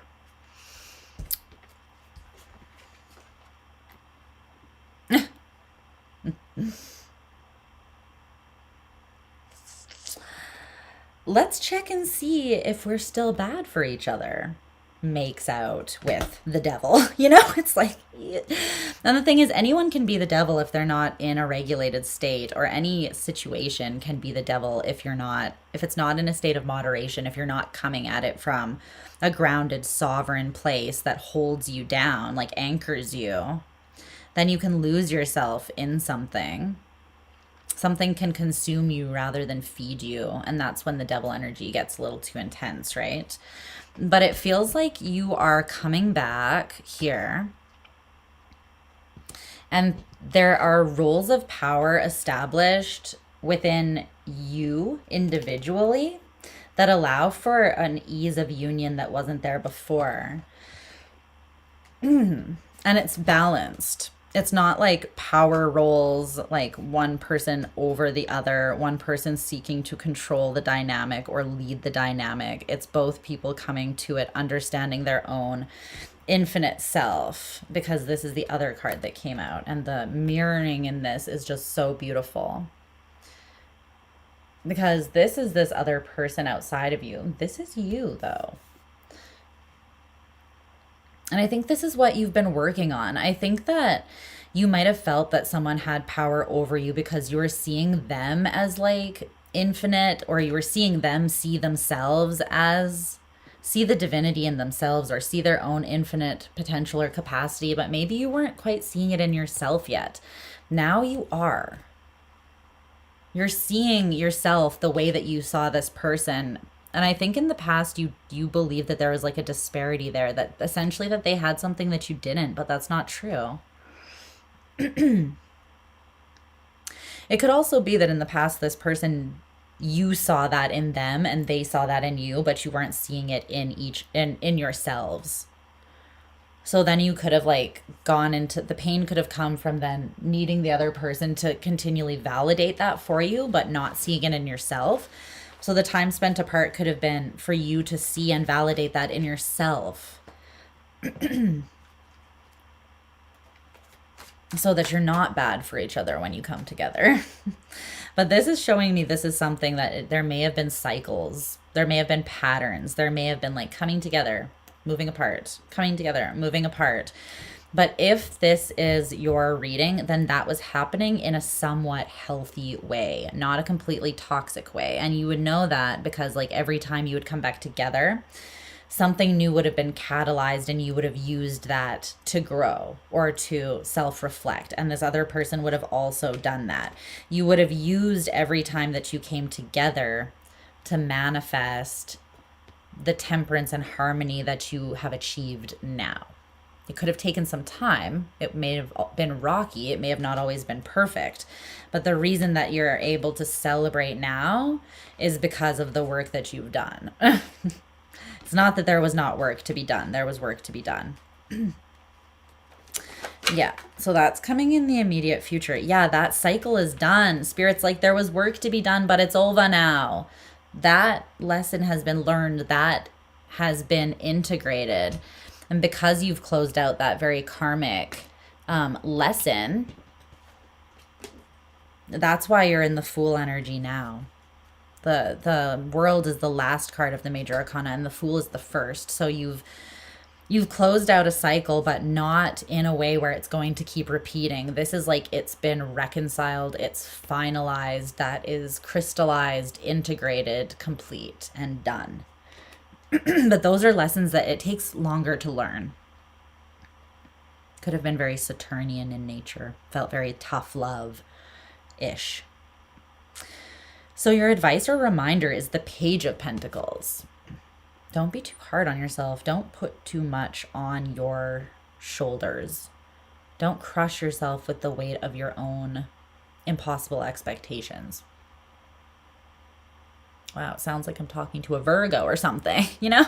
Just, I have a Virgo South node, so like, just take it from someone who mastered this in a past life and remembers that that doesn't do you any fucking good.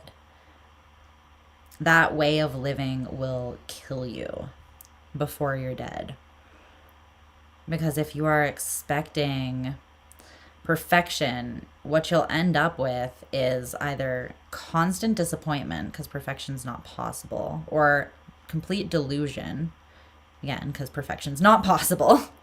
So like self-righteous delusion, convincing yourself that you are perfect, or like just constant disappointment and feeling beat down because you're trying to achieve something that is not, you were never meant to achieve perfection. You were meant to embrace with radical acceptance the perfection that you already are, which is imperfect perfection, messy human perfection.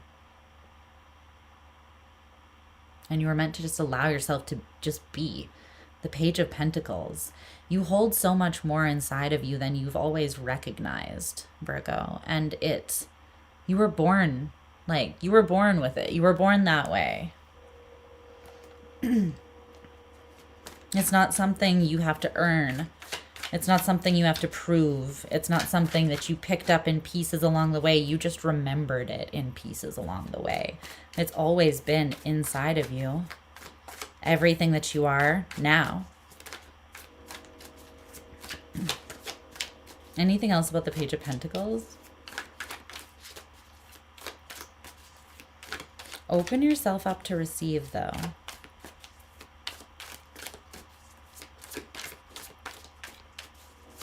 Open up your sacred heart to receive. Because that's where someone wants to pour love. And that is the part that wants to give and receive it. And you've done the work for the purpose, like, not for the purpose, but you've done the work so that that can happen. So let it, because it looks absolutely gorgeous, honestly. There's a tenderness, though. There's a tenderness. You don't have to rush. Let it be easy.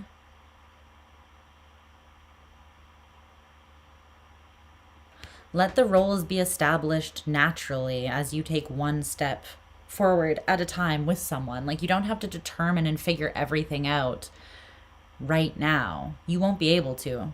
Anyways, you have to see how things play out.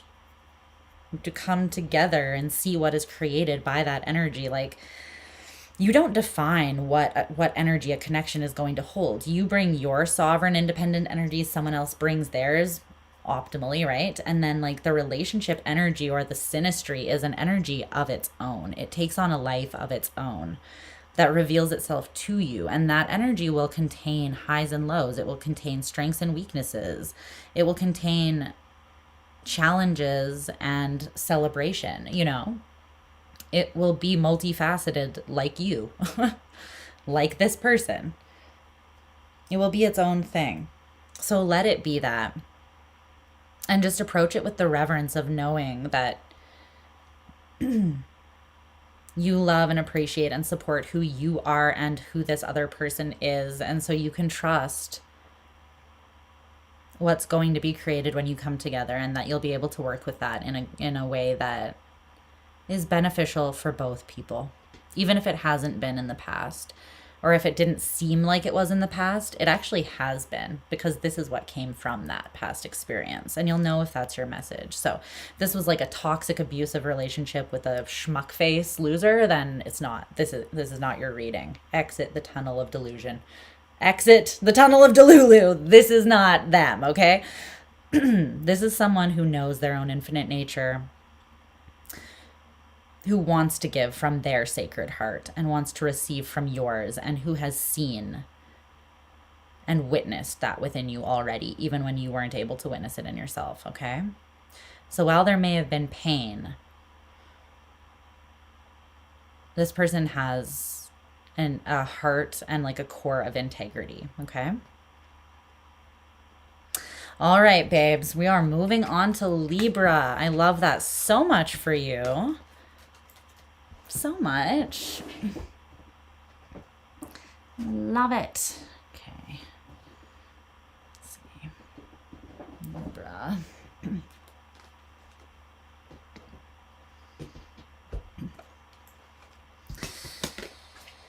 Beautiful.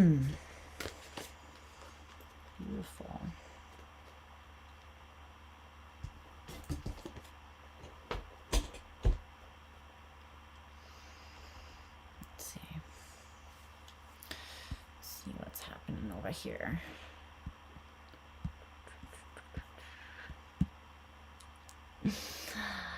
Moon Princess. Oh, what's up? What's up, Nim? What is up, Tunmei? Hi. I had the chat covered, so I'm just saying hi to you guys now. What's up, T-Baby? Just in time for Virgo. I hope that it hit for you. That was a beautiful reading. I love it, and I love you. My Virg hoes, my Virgy hoes. I say that with so much love and affection, by the way. You'll never catch me calling someone a hoe from a place of anger. I say, embrace the hoe inside. Embrace all of the inside. You know? Just embrace all of you. Because only from that place can you actually let all of you like shine and exist in a way that is actually, what's up, Robert? In a way that is actually like not toxic, but like all of what you are, none of that is actually meant to be repressed or like cut out. It's just meant to work with you in a beneficial way. And a lot of people don't know how to make that happen. So they get scared or they misinterpret, misunderstand elements in themselves. And then those elements that are repressed are like,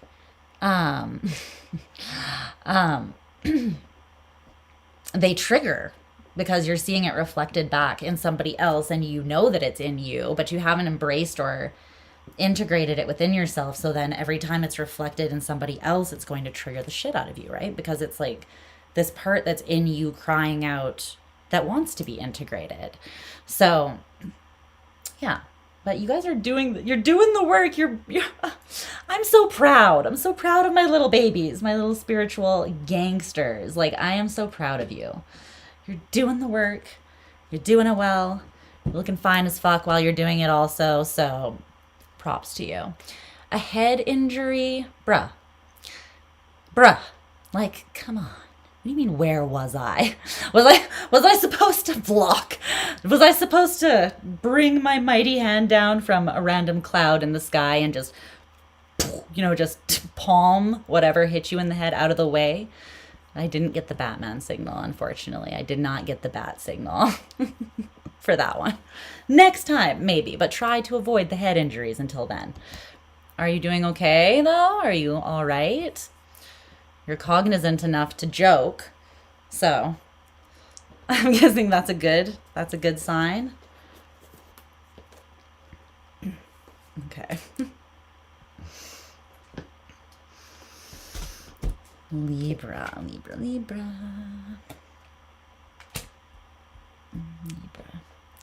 8 staples. Well, that's quite a few. Staples in the head. My goodness. I'm glad that you're okay.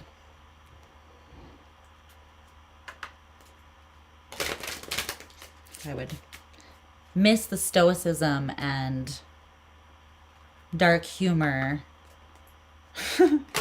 and wit, sarcastic wit in my comment section. I would miss that, just so you know. Not ready for you to go yet. All right. Nothing like a near-death experience, though, to the good thing about those is that they give you perspective, right? Or they give you like a Yeah, they usually give perspective.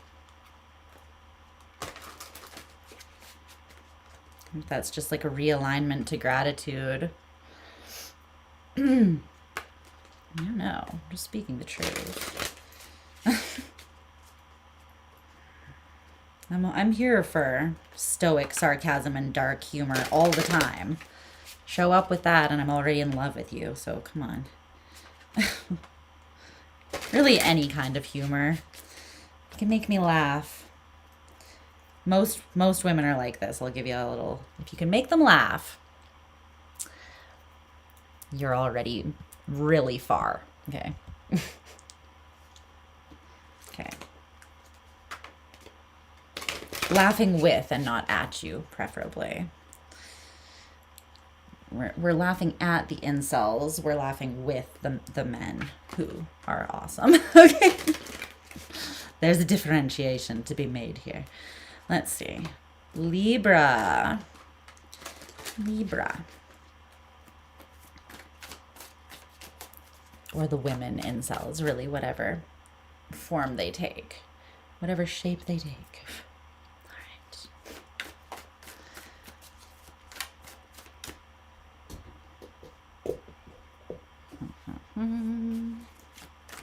Okay, show me Libra's current signifier.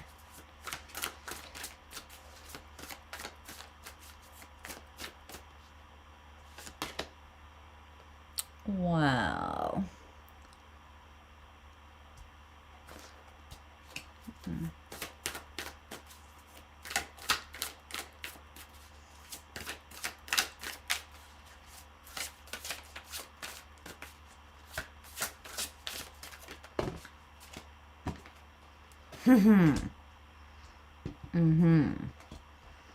As I suspected. I love it. Oh, these are so positive, these messages. Excellent. My little babes. I love to see it. You know that I just wish only the best for you. Well, I understand life is like a box of chocolates and that sometimes you eat shit, you know? Just gotta be real. Scorpio rising. Trust me, I know that life is not perfect. I'm still seeing some beautiful things here. All right, so external influence.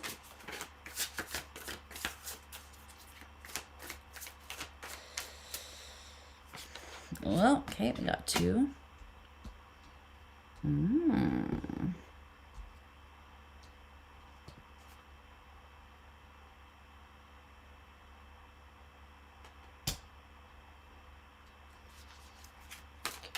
Immediate future.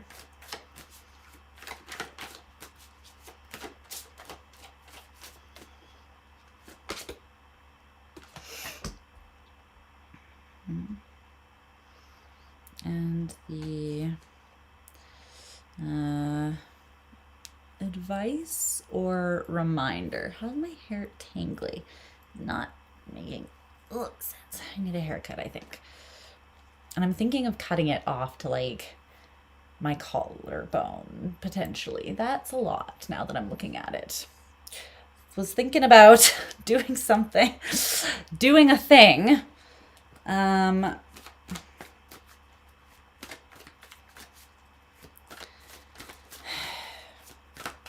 Should I though? It's just hair, it grows back. Okay. Django, who are you barking at now, buddy? There's no one outside. The other day it was literally an elderly man that looked like Mr. Rogers, like slowly pedaling along on his bike, and Django was like, "Arr." I was like, read the room. Read the room. This man is not going to like hurt you, me, or anybody on the planet. So just, you know, his discernment's not always there, but protection, instincts, absolutely on point 100% of the time. It's a lot like DMT, leaves you in ponder mode. Yeah. Yeah. I've had, yeah, it definitely feels like a drug, like when you have a near death experience and it's like all the shit that didn't matter to begin with just like immediately leaves your mind because there's just no room left for it. And what you're left with is what actually matters. So, from my own personal experience, anyways, I've had a lot of near death experiences in my life, actually. Luckily, you know, someone loves me, or someone's like, it's not your time to go yet. All right. It's not for lack of death trying to take me, though. So if you love me, let me know. I might be here today, gone tomorrow, guys. You never know. Although it is that way with everyone. So if you love someone, let them know. Let's see. External influence.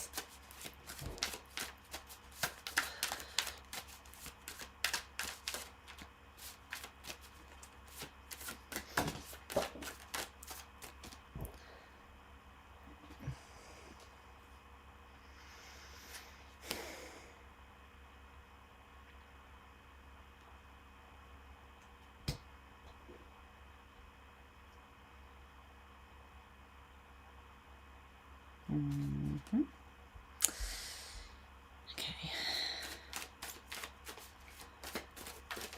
In this immediate future. Okay. Oh, yes. Yes, yes, yes. Okay, this is, I'm here for this. 10,000 times over with the fire of 1,000 suns. I am here for this.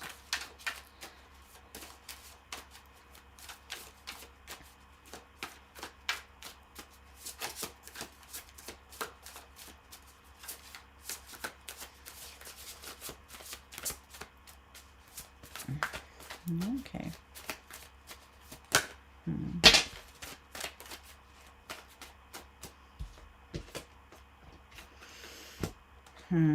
Yeah.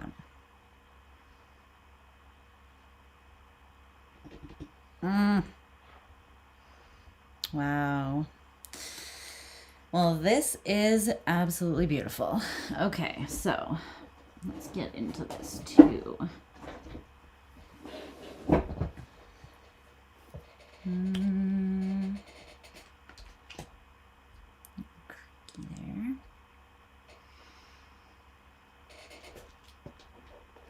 Okay.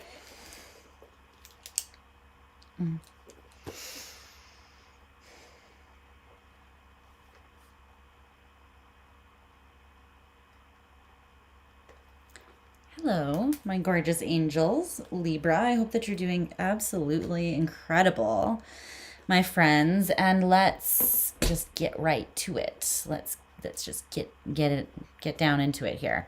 So, your current signifier. Let's look at that and start there. Your current signifier. So we got the ship from the Lenormand here.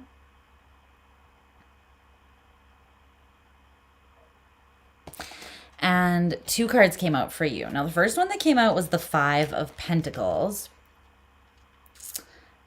And I was like, I don't know. And then I felt like there was something more to that. And then the Ten of Pentacles came out. So this is how it is on the table here. You may already understand what is happening here without me breaking it down too much. I'm going to break it down anyways. But the ship in the Lenormand is about a journey, an adventure, a transition. It's about movement, something being transferred or transitioned. It can also talk about distance, specifically like long distance travel can be indicated here. But just like spanning a great distance. And from the Five of Pentacles to the Ten of Pentacles, that's a great distance that's being spanned there. It can also talk about discovery and freedom.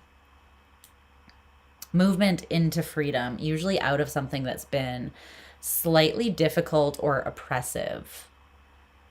And when you're in this energy of the Five of Pentacles, which is an energy of scarcity and lack in some way, I would say that because the 5 and 10 of Pentacles are both here, this had a physical element to it. So you could have been going through like some financial struggles, like maybe job loss, or just like you're looking for a job and you are having a difficult time finding one.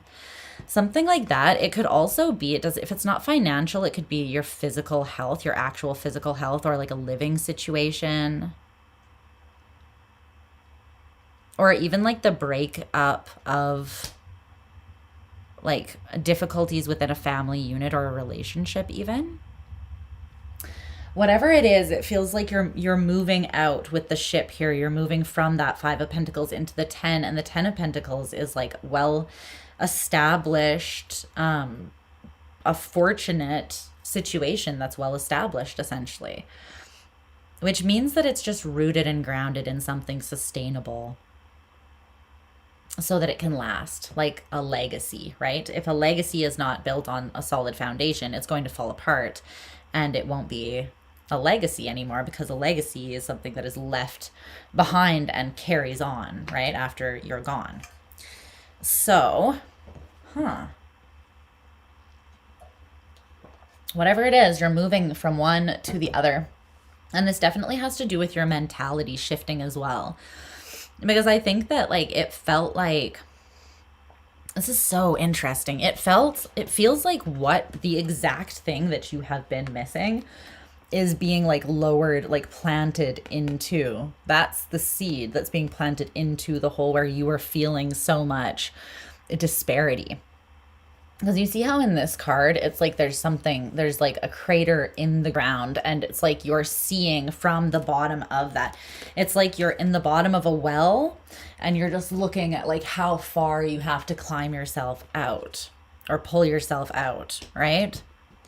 And then it's so interesting, the symbolism on the cards, how they match together, because in this 10 of Pentacles, it's out of there's like a circular piece of ground that has been like pulled or uprooted, but it's uprooted so that you can see all of the gems in the dirt, the foundation that has formed this. It's almost like this was pulled out, but not for you to feel scarcity and lack, more so for you to gain perspective of like the worth and value that has always been there, that maybe you were struggling to see. Because now as you move from the 5 of Pentacles into this, it's like this is dropping back into that space. It's filling the lack in that particular space. So it feels really powerful, Libra. I think it's coming in pretty quickly, and this is something that you've manifested, and it's going to be quite emotionally fulfilling for you. Yeah, of course. When you're coming out of something that's felt very heavy or strenuous, right? Whether it's strenuous because of the lack of something, or strenuous because of like there being too much of something, it's like there's been a weight here that you've been contending with, and you're overcoming it, and it feels beautiful. It feels very much like a relief. So tell me more here about the current signifier for Libra. Whoa. The Fool. The Ace of Pentacles. Okay. And Justice is behind that. That's you. The Four of Wands. Get out of here. Go wherever Leo went, because they had a beautiful reading as well. Actually, Virgo did too. Everybody, I feel like no one's really had a horrible reading. You know, this is a returning to yourself, though, because this is the order that they came out in, right? So I'm putting them in that order here. If I was to hold them up in the order that they fell out in, it would be like this. You starting something new, and it's like the internal alignment with fresh energy, with something that has shifted or changed fundamentally, your Uranian energy. And the energy of Uranus is revolutionary. It can be shocking, but it brings change. It's shaking things up, right? Aquarius is ruled by Uranus. So think about Aquarian revolutionary energy. You are in that. So this new opportunity is aligning with you. You're either making it happen, you're seeing something, potential where you didn't see it before, and you're creating an opportunity for yourself, or you're seeing an opportunity that's opening up and you're taking it. But whatever it is, it's leading to justice. It's leading to a well-deserved reward. But you have to just be brave enough to leap into this movement, to allow this movement to take place. Because it's the Four of Wands, which is beautiful. The Four of Wands is the card of celebration, unbridled joy. Absolutely gorgeous. So the external influence here, something external to you that is influencing you in a significant kind of way here. You have the Death card and the Queen of Pentacles.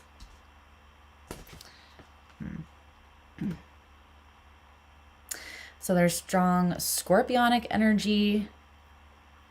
There's also Capricorn, Taurus, and Virgo as well indicated here. For me, more Capricorn and Virgo there.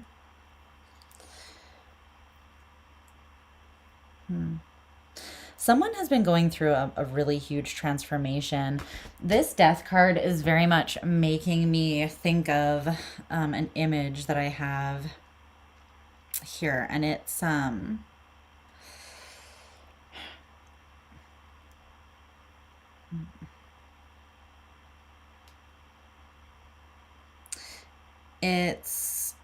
want to see if I can find it. It's basically like someone like, so you see here how like death is kind of like opening its ribs, and then it's showing the person, and she is opening her chest up to kind of like, it's like Inception.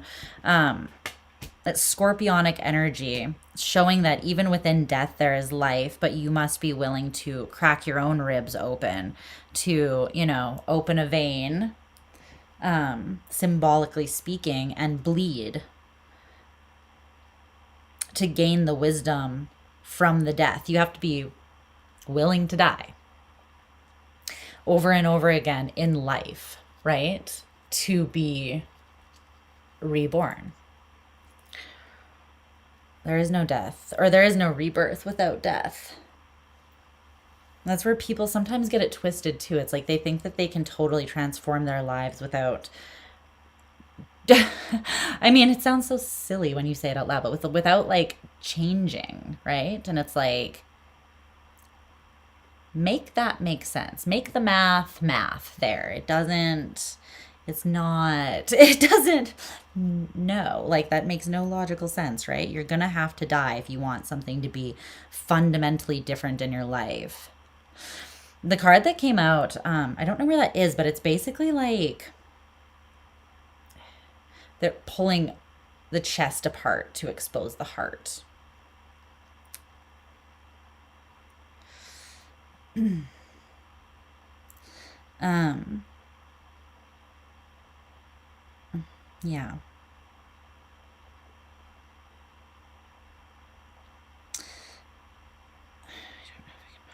It's really cute though. It's like art and it's beautiful, but I don't think I can find it. It's not that important. I'm just definitely seeing that. There's something that's not casual here. Okay, I found it. There's something that isn't casual though about what this person's gone through. It very much has to do with their heart. That's what I'm seeing. So see how it's like, I love this because it's literally sewn. So as they're pulling apart, there's like these strings that are there. I just think it's so gorgeous. Say you're an artist without saying you're an artist. But I love it. Okay, so this card also came out with it though. This is from 10 Things I Hate About You. Ugh, Still one of my favorite movies of all time. In fact, I have it on DVD literally right next to me. But Julia Stiles, she says, well, she reads this whole poem that she wrote, and she is like basically saying, I hate all these things about you. I hate your big dumb combat boots. I hate the fact you never call when you say you're going to. I hate this. I hate that, blah, blah, blah. But then at the end, she says, but mostly I hate the way I don't hate you. Not even close. Not even a little bit. Not even at all. And she looks at him, and the poem is about him. So she's saying it, and she's, I hate you. I hate mostly how I can't stop loving you, basically. I hate that I love you so. You know, there have been songs written about this shit. It's real. So there's someone here that it feels like they've actually gone through an empowerment, like a death and rebirth that is allowing them to actually own their feelings for you in a way that they couldn't before. Maybe. This could be someone who, and that doesn't need to be romantic, although it could be, right? But this could just be someone where they were, if it's not romantic, I mean, if it's romantic, it's the obvious, right? It's like that they were intimidated or overwhelmed by their feelings, or they felt like they needed to control that, but it was coming from a place of insecurity. And if this is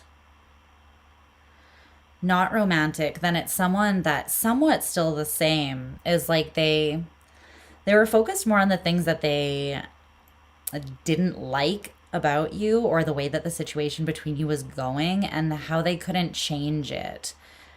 And how it wasn't necessarily you that they didn't like. It was just that which they felt that they couldn't control, that wasn't going the way that they wanted it to.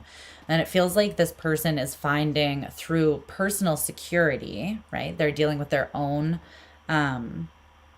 insecurity. They're coming to terms with this. They're realizing that they don't have to label parts of you good or bad, because all of us are both a good person capable of bad things, a bad person capable of good things, just depending on the day. The overlap of that Venn diagram is just people. We are all people. None of us are above the other in that we're not capable of good and bad, right? And when you try to judge that, label it, or control it in another, it's a slippery slope, you know, it's not good. You can only control yourself, and you can only really know for certain what is like, and determine what is truly supportive and helpful for you. You can't see into another person and understand why they are going through what they are going through. Everything does happen for a reason. You might not understand the reason why something is happening for someone else and causing them to show up a specific way. But there is some value or worth in that. And this person, I feel like something about it had to do with them bringing themselves home to themselves here. So anything else about that? It's helping them engage with you from a stable place, though. They needed to spend some time on their own to look at their own heart in a bit of a suspended space. So in the immediate future, you have the Chariot, Cancerian energy. So you have Uranus, Taurus, Libra, and Cancerian energy here showing up, as well as Virgo and Neptune there with the Hanged Man and the Hermit. So this person could have strong Virgo, Capricorn, or Pisces in their chart. They don't have to. But this is what came out for the near future, the Chariot, and this quote by Alan Watts. My boy, well, one of my boys, one of my philosophical boys. Stop measuring days by degree of productivity and start experiencing them by degree of presence. Yes, please. Yes, please. Let's all do that. Can we all do that? Because the world would be such a fucking different place. The thing is that productivity does not always mean work or doing more. Productivity is doing something intentional that moves you towards a goal. So, whatever the goal is, the action that is productive is going to be contingent on that. If the goal is to rebalance or recover, then productivity might be rest. You know what I mean? So, I think sometimes we think that productivity has to look a specific way because of the way that the world is, and that is a fucking lie. And it's fed to you that way for a reason. So don't be afraid to take critical thought and challenge the fuck out of that, please. Challenge the ever-living F out of that idea. You will liberate yourself in ways you did not know possible when you let go of that trap. The productivity trap. Redefine that. Redefine what productivity really is for you. And the thing is, you know what true productivity is when you are present in the now. You know what you truly need when you are present in the now. Because then you can be intentional with yourself about it too and give it to yourself. So I think that that's what's happening here in the immediate future is you're driving yourself forwards towards something that it lights you up, it pulls you towards it, but it's pulling from the center of you. It's creating this conviction, this emotional, spiritual conviction inside of you, and you feel drawn to it in a very powerful way. Not because it's something that you have strategized and like calculated and measured out perfectly, but because it's an experience that you know you want to have. And you are having it here in the near future. You're moving towards it with power, powerful conviction. Okay, tell me more about this.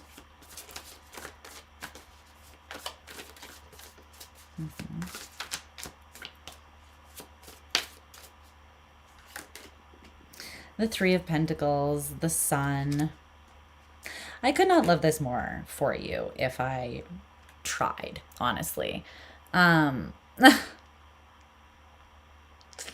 could be happening for you in Cancer season because you literally have Cancerian energy with the Sun. Cancer Sun. So the Sun is obviously in Cancer through all of Cancer season, right? Yeah, you could experience a great degree of forward momentum in Cancer season towards something that is just, it's so radiant. There's so much warmth. This does include at least one other person. Again, whether it's a community, a friend group, or just a friend, someone from your family, or another person, there's a collaboration. There's a collaborative and cooperative element here of bringing something together with another. And that just feeling incredibly good. And you, because you're not experiencing, because you're not like judging or like calculating whether this makes sense every second, whether what you're doing is productive or in alignment with like the goal. It's like you're just able to be present and experience what this is in the moment. And that's what makes it feel so good, because you're not just thinking about the thing, and you're not thinking about it while you're in it moving, right? It's like kind of giving that energy of the journey versus the destination and how both are equally important. I mean, you could argue that the journey is more important than the destination because you're never going to get to the destination without it, right? And every step, every leg of the journey is a vital part of getting you there. And I'm saying that symbolically as well. Every step internally towards a goal is vital. It's like prerequisite work, right? Internally. So that you can experience, be present and experience the destination when you get there as well. Because you've kind of processed everything along the way too. This is gorgeous. This feels like something that's kind of a long time coming, Libra. whether it's something that you've wanted for a really long time or just whether you've been on this journey from the Five of Pentacles into the Ten of Pentacles and you've had a lot of decisions that you had to make. I'm getting there's been sacrifices. There's been things that you needed to surrender. And you should be proud of yourself. Yeah. Okay, so your advice or reminder is the Hierophant.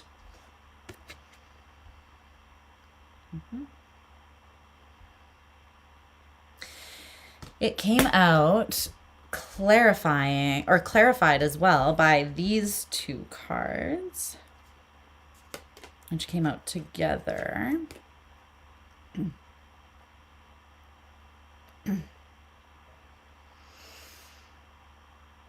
So this is a quote. Now it says, "You are redefining yourself billions of times per second. Your consciousness is slipping through billions of parallel reality frames per second.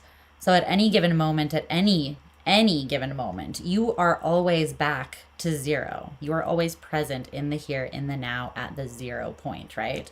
You always have a clean slate. You always have the ability to redefine yourself in whatever way is truly relevant for the theme you choose to explore. And there's a lot of leeway in that. None of you are stuck in any way, shape, or form."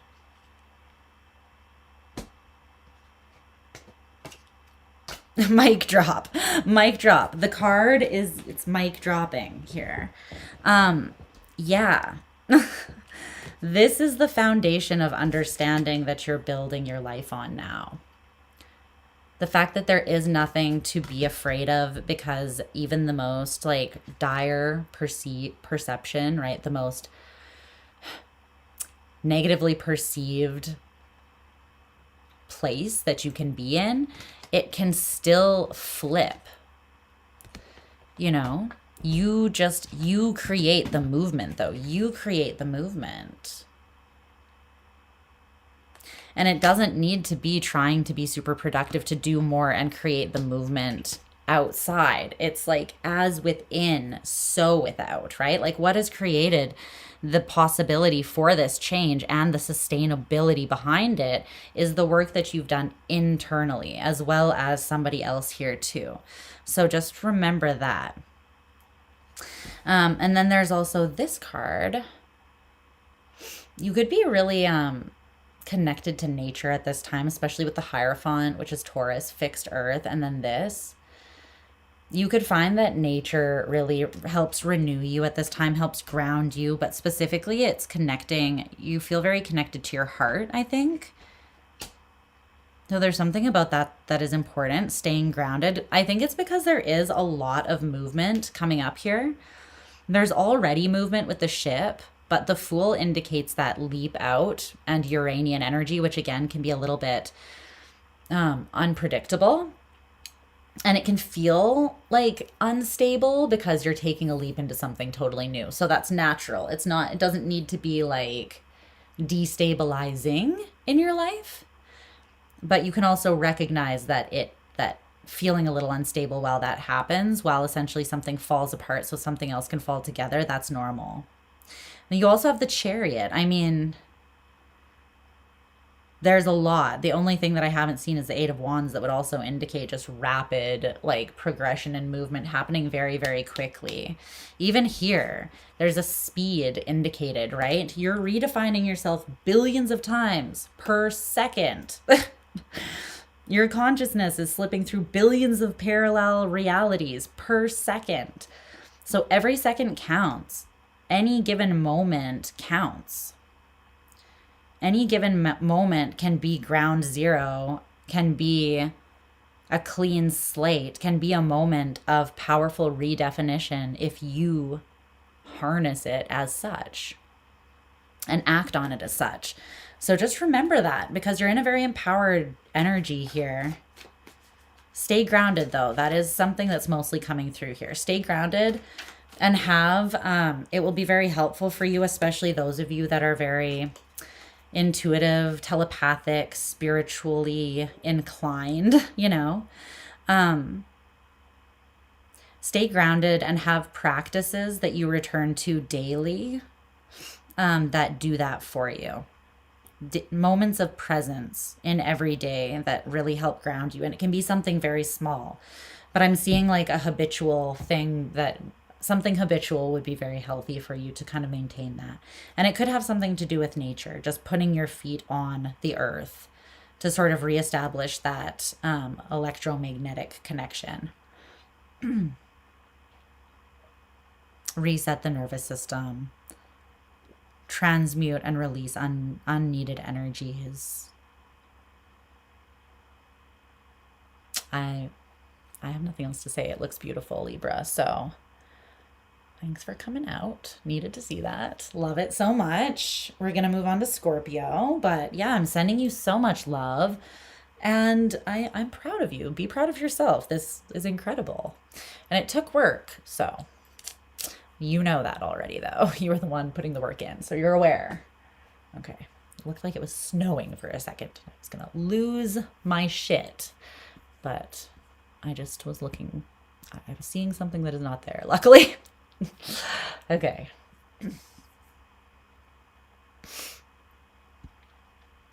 Now moving on. Okay, let's see.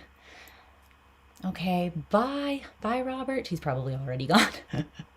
Cut your hair halfway between what you think you want and what you have now, then curl it to where you want it, and then wear it. Then you achieve all of the above. I like the strategic approach. Okay. That scene always makes you cry. Me too, Kelly. What's up, Star Lava? All right. Yeah, me too. For sure. Do I still have that? I feel like my screen is a little dirty here. I'm gonna wipe it. Okay. Let's put that there. All right, we're moving on though. Use this little. Be right back, guys. I'm just gonna give that a little wipe there. That looks slightly clearer. Okay, good. It'll also be my glasses that need a slight. No, they look like they're pretty good. Scratched. Completely scratched. Need new glasses. Next time you see me, I could just have new hair, new glasses, new me, who dis, you know? It could just be not even gonna recognize me. I'm already wearing color. I normally always wear black. Who am I?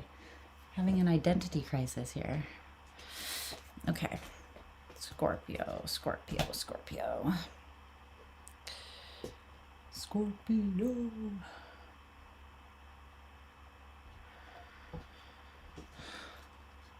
Let's see.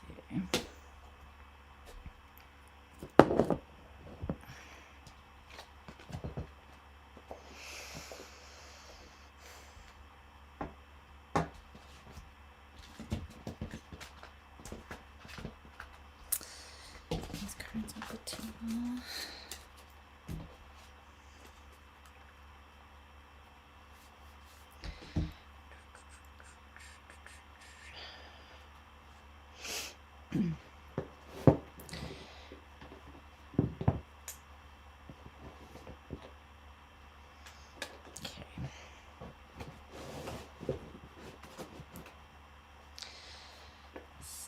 Comes up tremendous.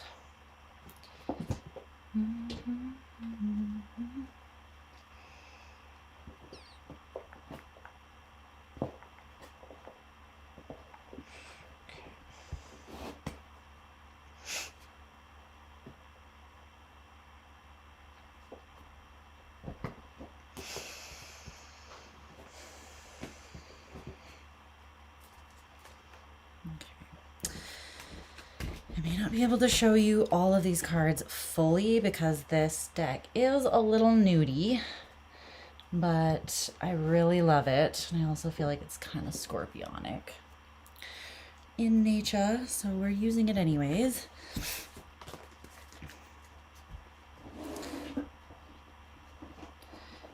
show you what I can.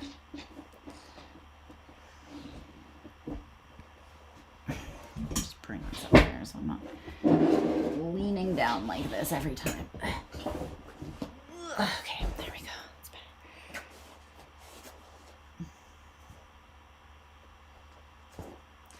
So much better.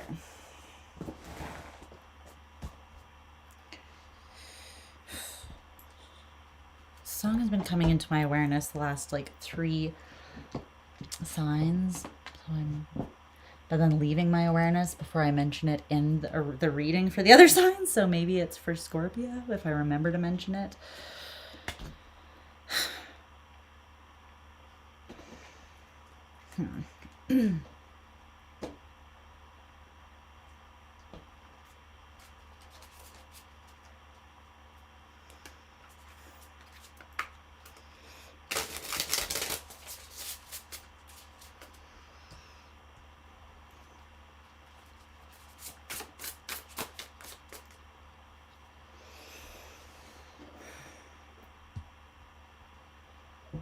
Okay.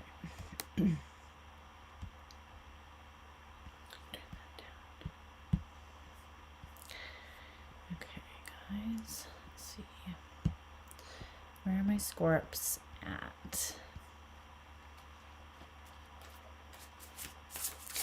Let's take a look at the current signifier for Scorpio first.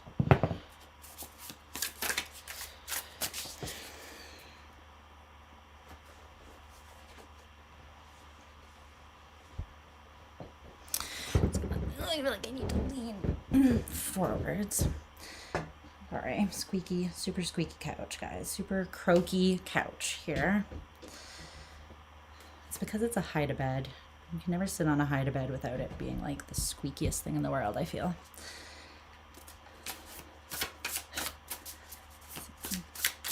Current signifier for Scorpio.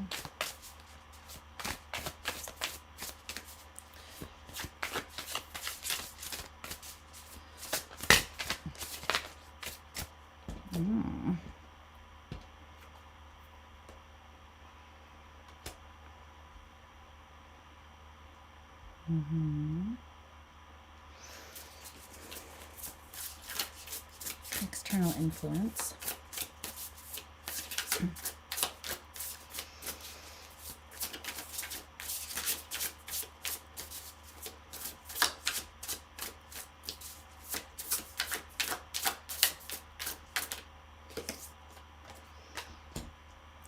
else got that?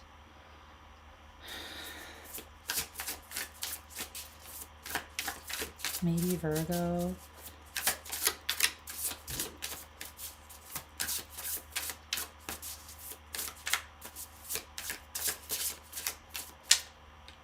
Okay.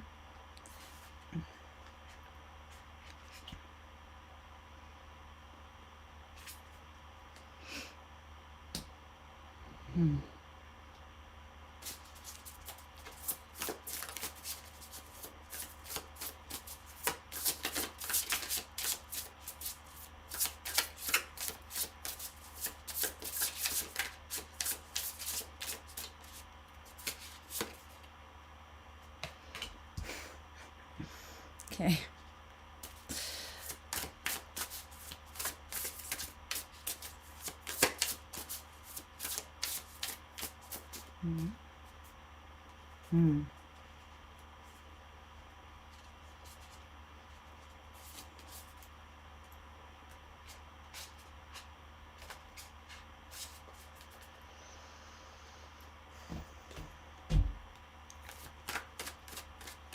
Oracle cards, and then we'll get right into it.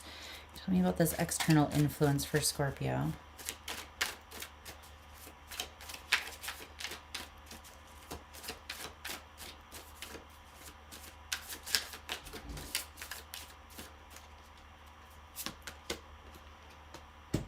Okay, love that.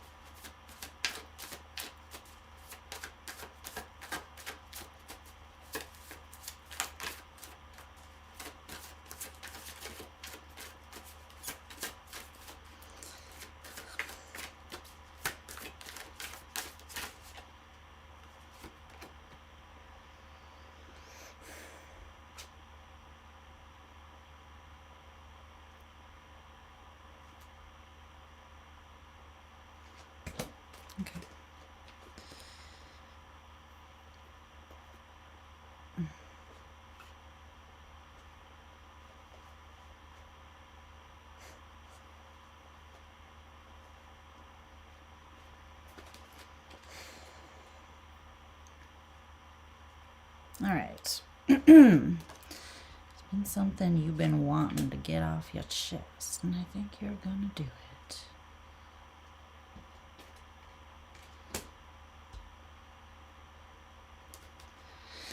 Let's see.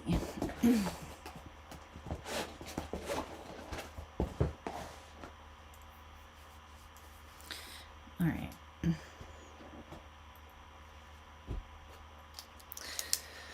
Where are we at? 4.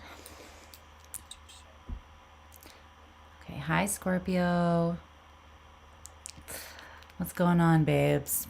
I hope you're doing amazing, as I always do. And let's get into your reading. So let's start by looking at your current signifier. We will go from there. Okay, so your current signifier, you are coming out as the King of Wands. I'm liking it. I'm liking it. Like that's pretty sexy. Pretty sexy King of Wands. It's giving in tune with my primal nature, but not controlled by it. Not indulgent with it. I allow it to inform how I live, how I move, how I lead in my life. I am passionate, but I am not indulgent and I'm not consumed by like my desire. It's with the Querent card from the Lenormand, which just represents you, literally you.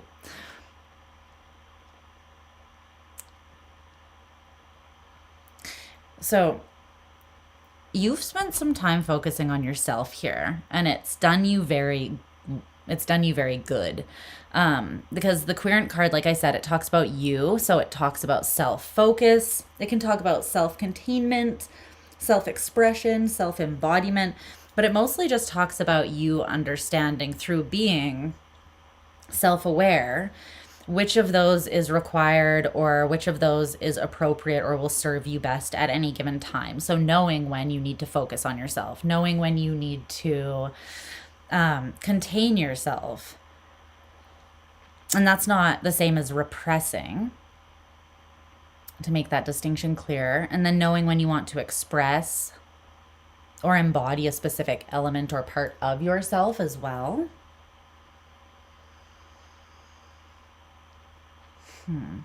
Okay, let's clarify a little bit more. But it feels like you're in that energy of the King of Wands. So that's what you're feeling is required, or it's right to embody and express from right now.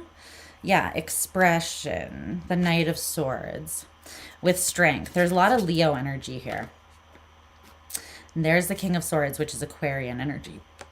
Aquarian energy. So again, this came out in Leo's reading, but it's coming out really strongly for you as well. And it makes sense because Pluto is at play in this particular astrological powerhouse of a transit that we'll all be experiencing. But it is the Jupiter in Leo opposition, and it's opposing Pluto in Aquarius. That could be incredibly significant for you.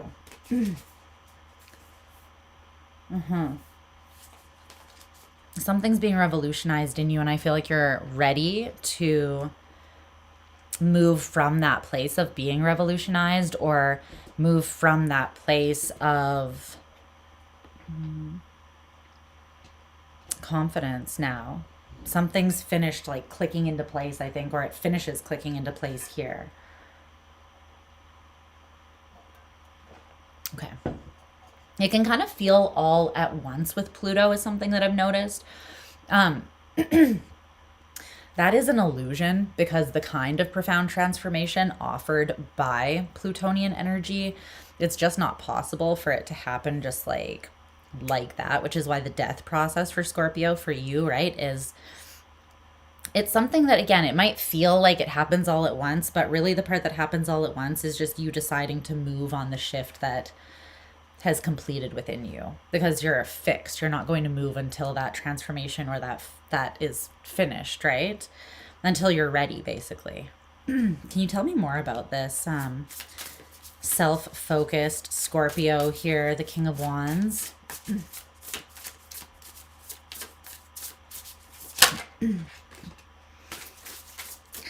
The Ten of Pentacles and the Seven of Pentacles. Hell's yeah. Justice on the bottom of the deck. And the Towers on the top. Good Lord. You're moving towards something to build, and it is, you already know that it's extremely abundant. I think this might be something you've already been investing in. You're just investing in it from more of an assured place. It's like you've been putting energy towards something, is what I feel like. You're just putting a different kind of energy into something now, and you're realizing where that needs to come from in order to really get you what you want out of a situation. Like where that internal energy, or like what is powering or motivating or fueling you towards this goal. You're realizing what kind of energy is necessary and where it comes from inside of you, is what I'm seeing. And that's what's allowing you to feel so empowered and express from that place. You've done some, like, I hesitate to call it shadow work, because Scorpios, I don't think, really feel it that way. I mean, essentially it is shadow work. It's looking at yourself and integrating. But as a sign that's doing that pretty much 24/7, 24, like all 264 days, 65 days of the year, right? It's like, it doesn't really feel super heavy and dense all the time to you. Pockets of it do. But this is kind of the culmination of some work that you've been doing. The Ten of Pentacles and the Seven of Pentacles. I think that different elements of you have been doing work on different parts of this. The ultimate dream or goal is the Ten of Pentacles. Covering their butts, but it's the Ten of Pentacles, just so you know.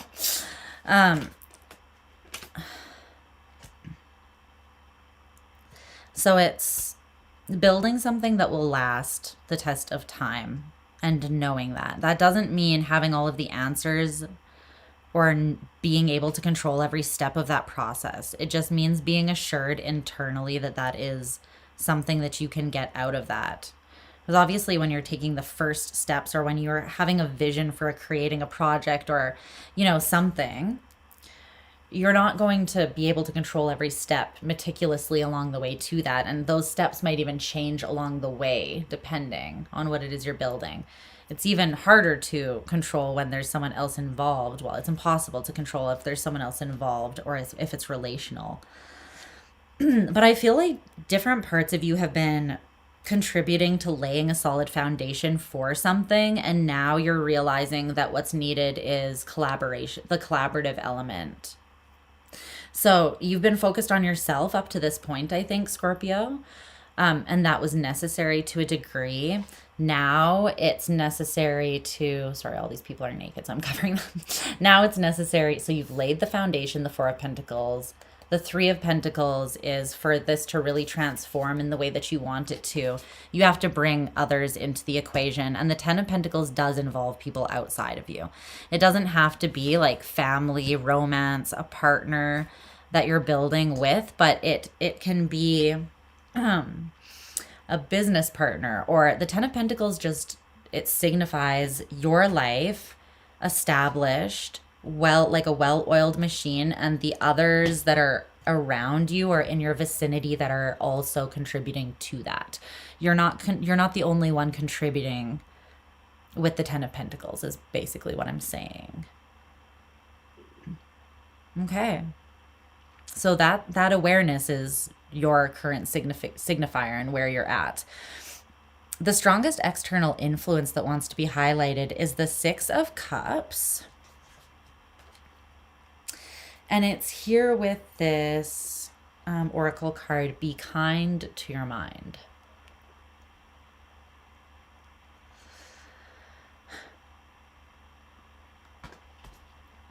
Someone here is looking at the past and they are, even their connection with you, because the Six of Cups is coming through not just as the past, but as like some form of soul connection or a very tender connection. The type that you feel with like a lifelong friend or someone that you meet and you just immediately know.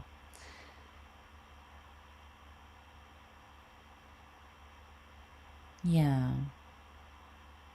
You immediately feel that there's something there that goes beyond what can be seen, what can be quantified.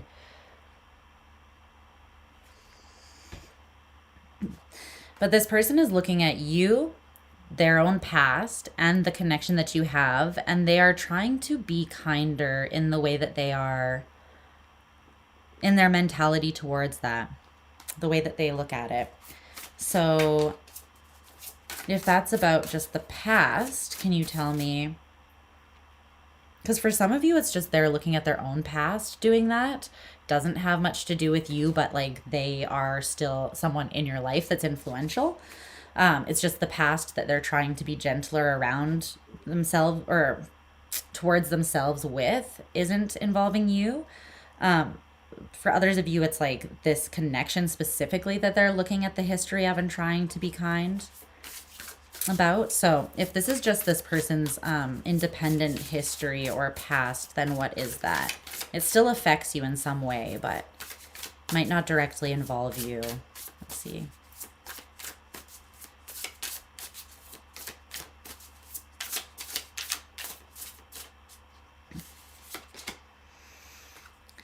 Justice. Something that happened that brought them a lot of grief that they feel that they should have seen coming. It's pain that this person has been hard on themselves about. They feel that they could have avoided it. So essentially there's like a shame, a guilt factor. That's if the past, well, that's for those who are establishing more kindness and peace around their past independent of you. What about if the past is the past with Scorpio and their connection to them?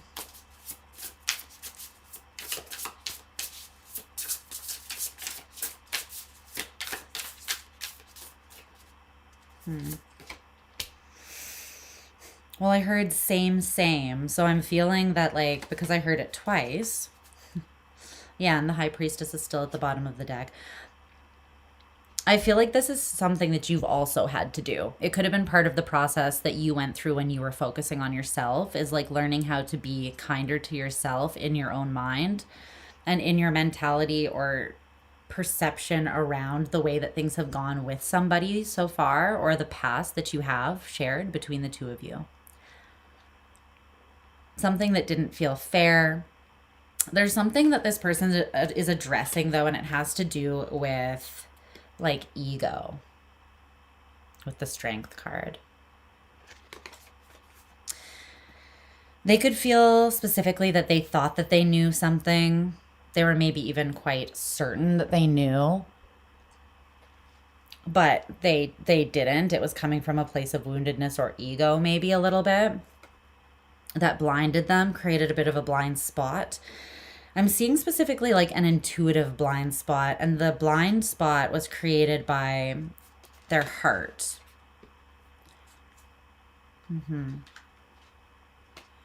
Yeah.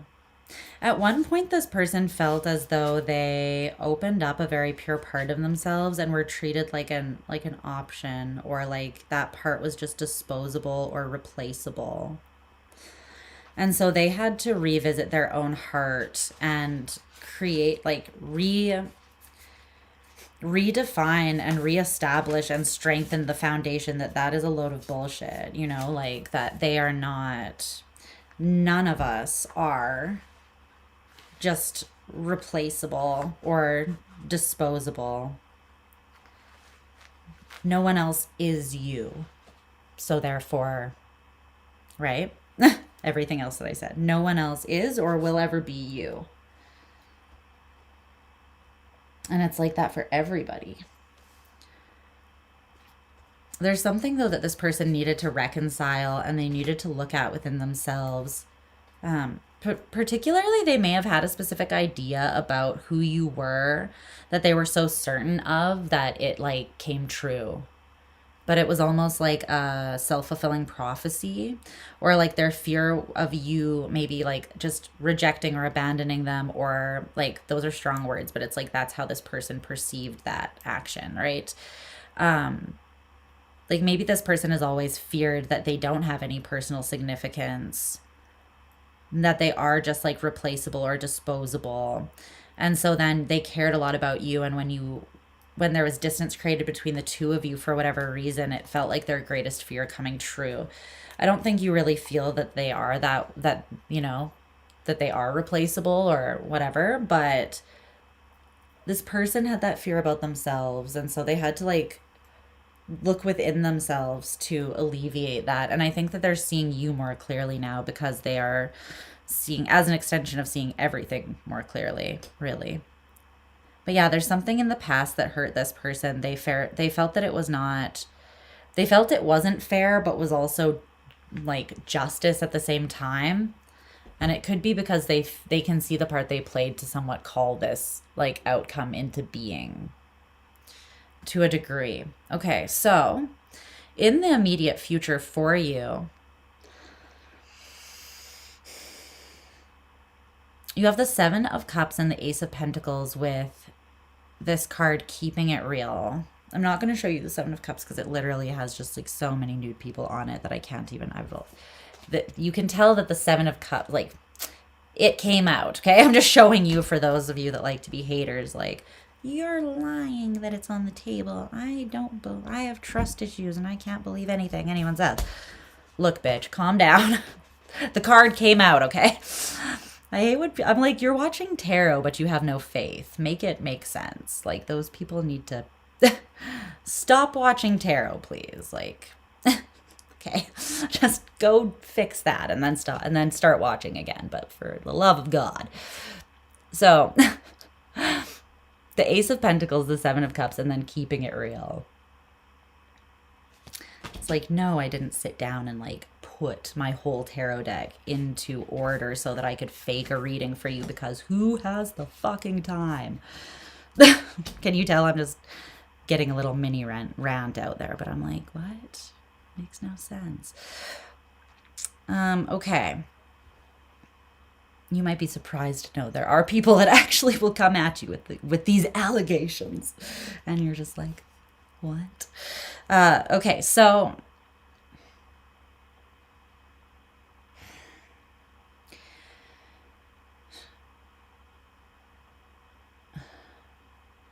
that has to do with this message too, though. There's something about that.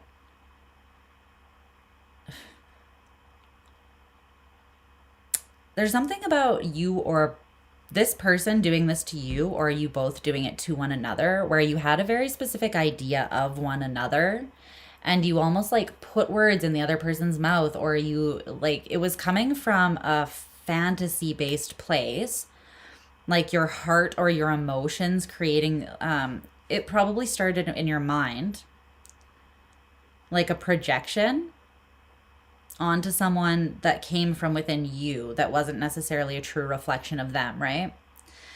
But the only thing is the ruminating or the thinking or perceiving something that way created an emotional confusion and the inability to really like be authentic with one another or see each other clearly. I feel like this kind of went both ways. I feel that there's been a conversation that's very much needed to happen here. And in the immediate future, you are keeping it real and coming from the heart. I think that you're specifically being clear about confusion or like illusions, like you're trying to shed light on any confusion or illusion so that there can be a new opportunity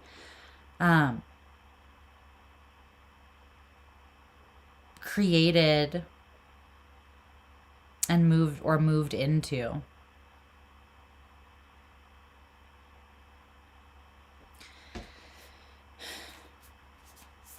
Is that with this other person that's showing up here, or is that just you doing that for yourself? It could be both. If it's with somebody else, not this person, or like just you moving forwards, but it's not involving this person here, you're moving forwards and keeping it real with yourself.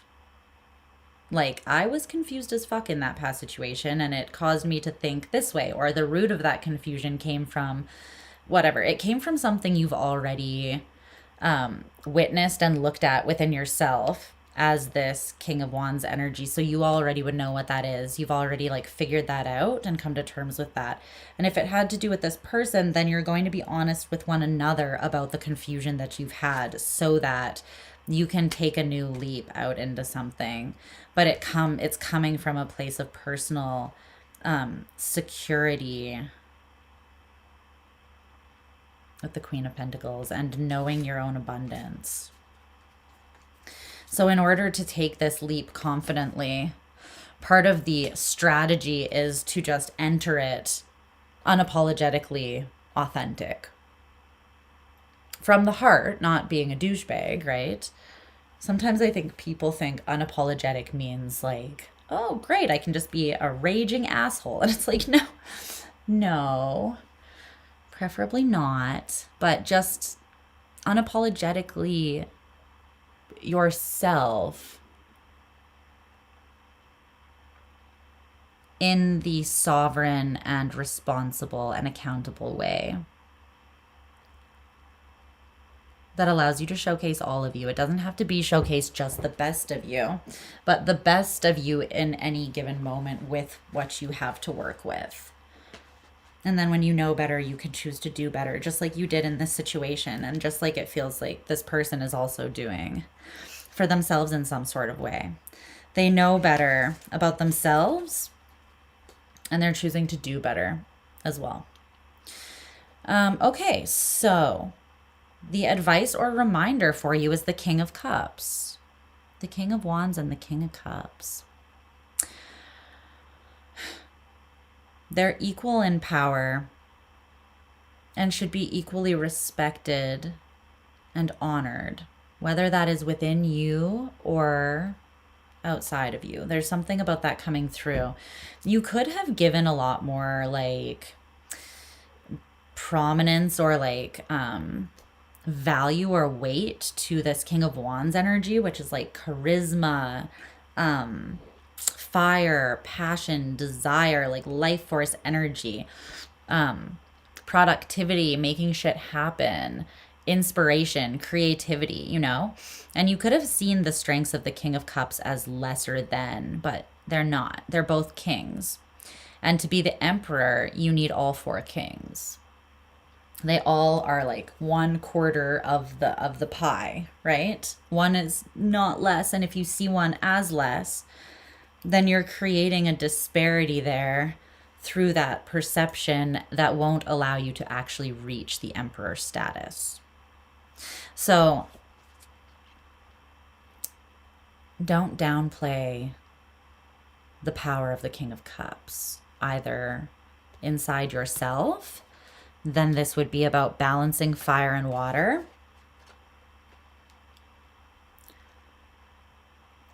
But also I'm seeing a lot of water on this person's side of things. A lot of like tenderness. You're kind of showing up in fire and earth energy, and they are showing up in air and water. So that could be significant in terms of your charts. It doesn't have to be though. Just energetically speaking, I feel like this is also indicative of like the way that you've viewed them. So maybe if they're very empathetic, compassionate, tender, openly emotional, or like guided by their intuition and their heart, you could see that as not as much of a strength or even a liability. You only feel that way because you haven't strengthened that capacity in you as much as you have with that. It's not as comfortable to you, which is why you see it that way. Not because it's lesser than, though. And seeing it as lesser than makes you lesser. than what you could be, right? If you were to just like see the value of that and integrate it in, it would become even more strength for you.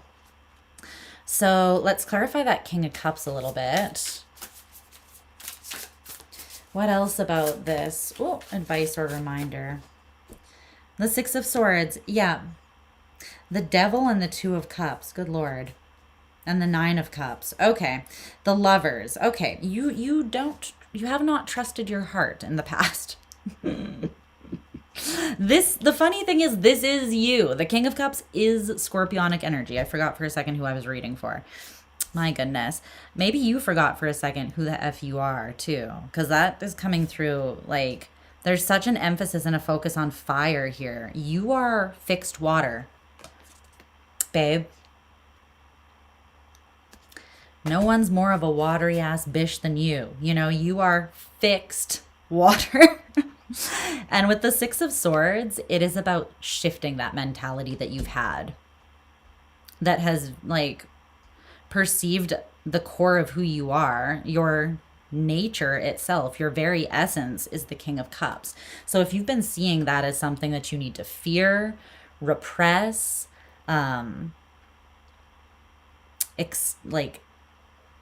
extinguish is what I'm seeing. It's interesting that I'm using the word extinguish though, because you're more comfortable with the fire. I think that you feel as though this puts out your fire, but no. Especially for Scorpio, fire and water, it's very important to balance those two elements. Incredibly important. I feel like you're learning a really important lesson that every Scorpio learns as they evolve.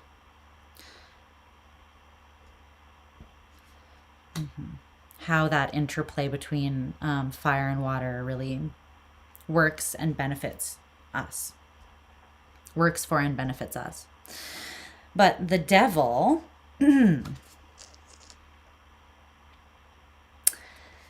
the Two of Cups, the Nine of Cups, and the Lovers.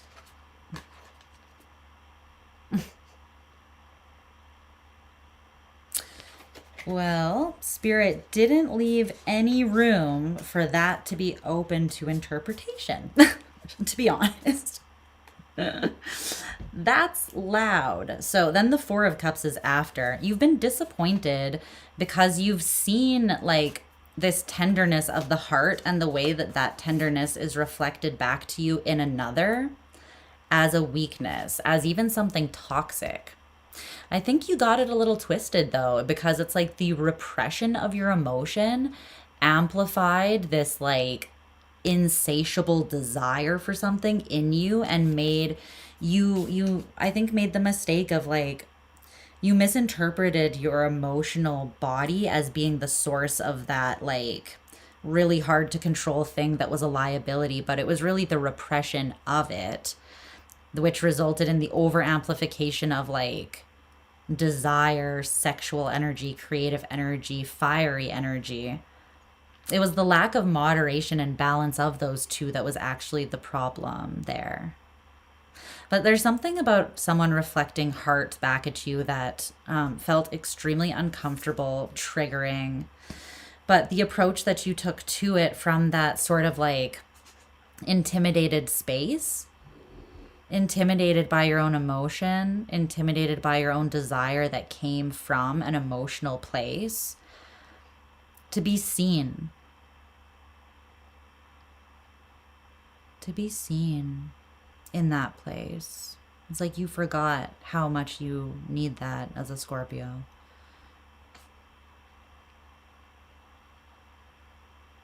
And how much you are not you when you you're not you when you cut out the King of Cups. You're not you at all. You're some hollowed out version, or like someone wearing a mask, but you're not your true essence when you downplay or diminish that part of yourself. That's a disservice to yourself, right? And I think that it became uncomfortable because that was highlighted in a way that you couldn't escape.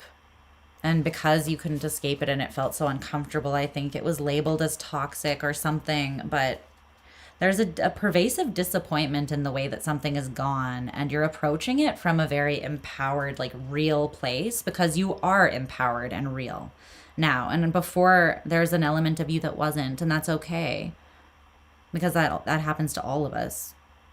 Like that's how we lead into expansion. We go through phases of contraction and then we expand. Contraction, expansion, winter, summer, you know. It's very natural. So please don't think that I'm saying like, oh, you were ignorant and disempowered and blah blah shitting on you, because no.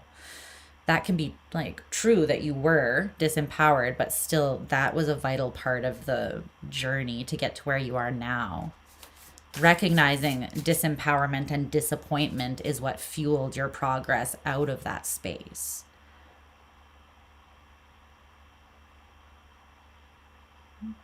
Keep moving forwards out of that space, though. Recognize the importance in this part of you, the absolute vital necessity for this part of you, the King of Cups. And move forwards with that under your belt as a priority just as much as every other element of you. Allow it also to be embodied and expressed to the same degree. So if you're moving towards something with fiery passion, you must take your heart with you and also showcase it to the same degree. If you're moving forwards in a relationship, you can't just be all about desire and lust unless you only want a sexual relationship, right? There must be heart and openness there as well. For instance, if you're trying to create something as well, there has to be some feeling behind it too for it to work in the context of this reading. So that's what I see. That's important for you to remember, Scorpio, okay? We're going to move forwards to Sag now. I love you so very much, my darlings. And I hope that that resonated with you. All right. Well, let's see. What keeps catching? Do I have like a hangnail or something? Something keeps catching. Maybe it's my ring. My hair. All right, let's move on to Sag.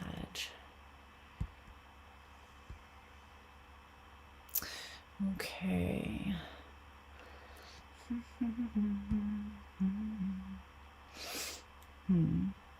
What's up? What's up, Yasmina, the devil? Yeah. Rochelle, you're still here. Over glorifying emotional regulation into the realm of repression. Yes. So the Scorpio thing, you know, if you know, you know. You're like, both Scorpios and Virgos do this. Gemini can do it, but oftentimes doesn't have as much foresight or like staying power to do this, and that's a good thing. But Virgo and Scorpio know how to weaponize their own depth of intelligence against themselves like nobody's mother effing business. And it is insane. It's insane. So please don't do that. It's like when you're so smart that you see something, you start witnessing something inside of yourself. For Virgo, it's kind of just like it's mental refinement. Like you can't unsee something that you've seen, so then you have to find a way to like make yourself ignorant to ignore what you've already seen. But like you already clocked that, like you already noticed it in your refining process, so it becomes very obvious when you try to like weaponize incompetence or play stupid, because you're not stupid in any way, shape, or form. So it just becomes like bad acting, right? And it's similar with Scorpio. Because Scorpio has this emotional intelligence and a psychological intelligence. And so they have this internal awareness, and it's like sometimes they'll be asked to be vulnerable in the space that they're most afraid to be vulnerable, but that is actually where their power is and where their healing is. And that is with their heart. That is with their emotional self, right? But sometimes they don't want to do that because it's scary. And trust me, I get it. I have a lot of Scorpio energy, so I totally understand that.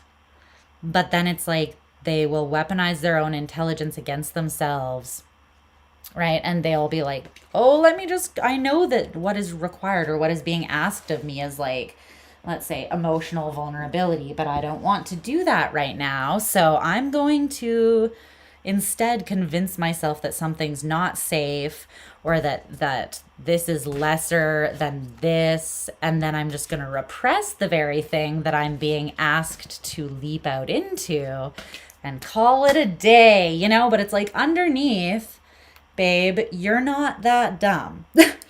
You're too smart to act so stupid, you know? So it's like, when I'm always just like, girl, like, the struggle is real and I understand completely, but it must be so frustrating for the people. Wait, am I still live? Because I just froze on my screen. I don't know if I'm... Can someone just let me know in the chat if the stream is still going good? Because I'm on my screen, I am frozen in a hilarious position. Just let me know. It says that the stream's still excellent and everything's still going. I guess if I'm frozen, you're not going to be able to freaking hear what I'm saying right now. I'm just going to have to check on my own phone. Was I just frozen for a long time, guys? Is that something that happened? I'm back. Was I frozen for a long time? Mother effer. It said that it was still going. Damn it. I was in a weird position too. I can never tell if it's just my, like on my screen showing me frozen because my laptop's overheating, or if it's actually in real life. Okay, well, I hope that you enjoyed me basically being like your own whatever face I was in, looking ridiculous for like a minute, where I don't know what I was talking about when I when I ended I don't know what I was talking about, but you know. Okay. I think I was talking about us not weaponizing our own intelligence against ourselves. Don't do that, because it's frustrating to watch. Your greatest strength is vulnerability. And all of those cliche things about Scorpio, just leather jacking it and being like this invulnerable, like, baddie, like, pop astrology is really doing you dirty, babes, with that one, because that is you in your, not in your strongest embodiment, but in your weakest embodiment, actually. Your vulnerability is your strength. Sharing it takes guts. Repressing it takes none. Don't get it twisted. Don't let the world tell you that your greatest strength is actually a weakness. Do wear your leather jacket. Always wear your leather jacket. We love a good leather jacket moment. Just take your heart with you. Wear your heart on the sleeve of that leather jacket, baby. And go to town with your sexy self. All right. Let's get into Sag. Now, Sag, I'm using a deck that I haven't used much on this channel, and that's because it is a little bit different. It's the Voyager Tarot, in case you guys are interested. So I might like look as well at the book for this, just because they have some really interesting takes, but I felt called to use it for your reading. So bear with me while I do that, but I did feel super called, and I follow the call. I follow where I am led intuitively. Hopefully you're okay with that. I wouldn't be doing this if you weren't okay with it, or if I wasn't okay with it. Okay, Sag. Let's see. Sagittarius. What caused me to freeze like that, though? Not a fan.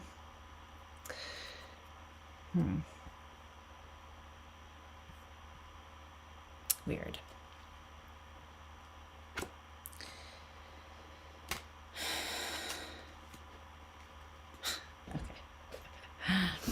Okay. Also, shout out Lindsay, my girl Lindsay, for purchasing this deck for me and the channel so that we can all benefit from it. I think she's sent me so many decks, like, and if you guys ever want to donate a deck to the channel, just you can comment or you can contact me somehow there. Just let me know and I'll give you the mailing address needed for that if you ever want to do that. But yeah, never expected ever, but just so appreciated. It's just such a like kind thing to do and a beautiful way to contribute to the channel specifically.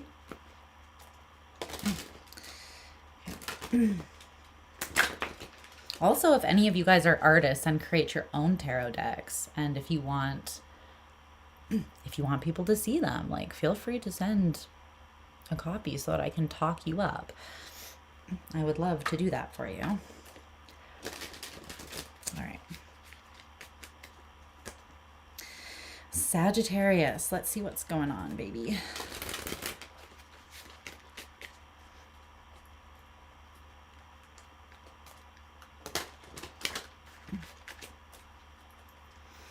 Yeah, this is a very cool deck.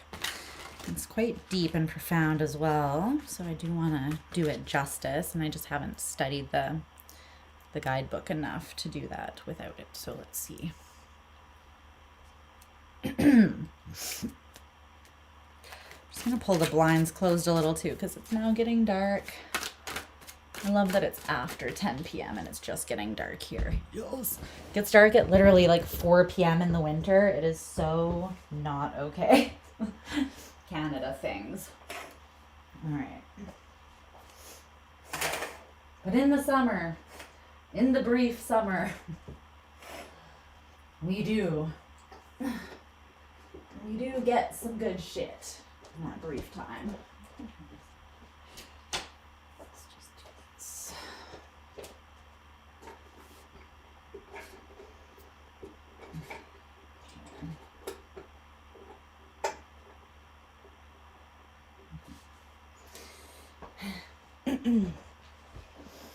All right, can you still see me well enough? Yeah, you're good. Okay.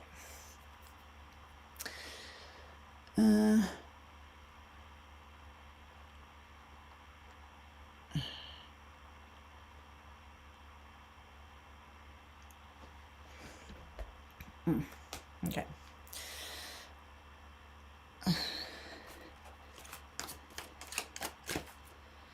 So, Sagittarius, show me the signifier for my Sages here. Woo! Oh. Oh, that's, oh, damn. I knew I felt called to use this deck for you for a reason. One card comes out and Spirit's like, see, that's why. I'm like, okay, this is why I listen to you. Big boss in the ethers, you know? I definitely listen. Take my orders from that space. External influence. Ugh, I hope my laptop's not going to freeze. Freeze me.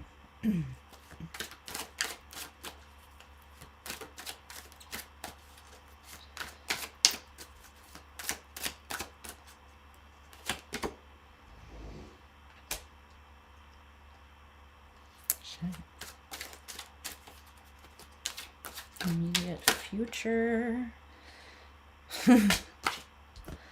Wow. Okay.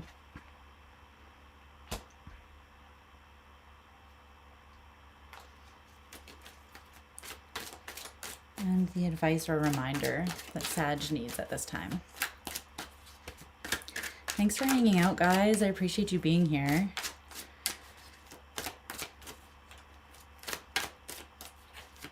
I might do another all signs tomorrow and do a you and them one. I'm feeling kind of called to do a relational one. Also, I have the house to myself this weekend, which means no energy is fucking with my energy, which means I have all of the energy, which is awesome. Okay, 2 oracle cards. Show me the external influence.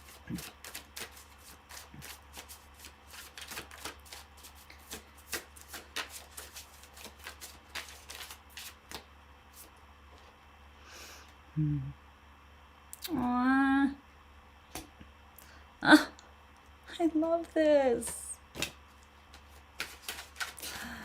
Okay, one more for the immediate future.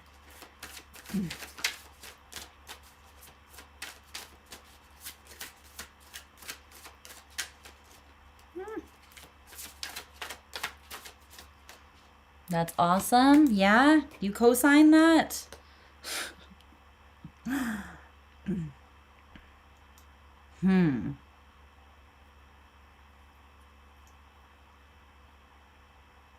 Okay. Something is changing the way that you think about something here in a pretty significant way, I would say. Anything else from here?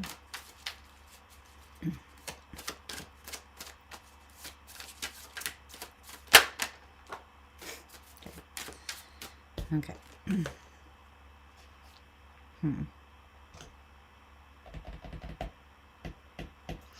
did I put that? Let me check my pendulum here or something quickly.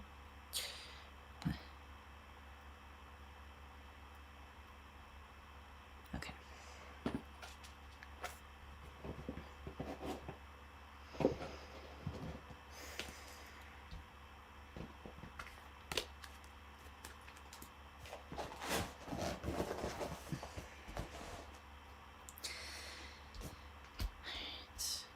Let's see. Let's get into this for Sag. Where are we at? 009.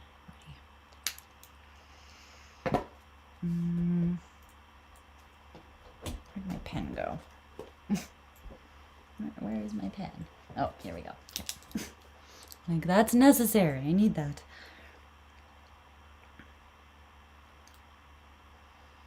Okay. Hi, Sag. What's up, loves? I hope that you're doing incredible. And let's get into your reading here. Okay, you're special. You're the only sign that got 2 Lenormand cards, or Lenormand, or however you wish to say it, okay? So you got the book and the house, which I'm going to show you.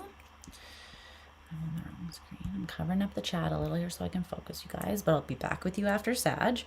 Okay, so you have the Man of Crystals, which is the inventor. This is actually the King of Swords in this deck. I know you would think crystals because they are sometimes pentacles, but no, not in this deck, okay? Worlds is pentacles. So I also did mention that I'm going to use, this is the Voyager Tarot. It's a little bit different, so I might use the book a little bit, but I felt super called to use this for your reading. So you got the book and the house from the Lenormand. Okay. This is you right now. The fact that this card came out and it says inventor on the top right away immediately with the combination of this is showing me that this was the deck to use for you for sure. There's a reason for that, and I'm sure we'll find out more as we move through. But the book represents hidden knowledge and a deeper understanding of something.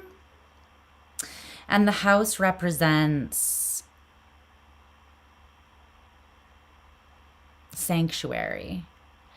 Sometimes it can represent your actual home, but not always, because your actual home is not always the sanctuary that you wish it to be, right? Not everybody is necessarily lucky enough to find shelter and peace in the same place, or like maybe you find emotional, like physical safety in one place and emotional safety elsewhere. You know what I mean?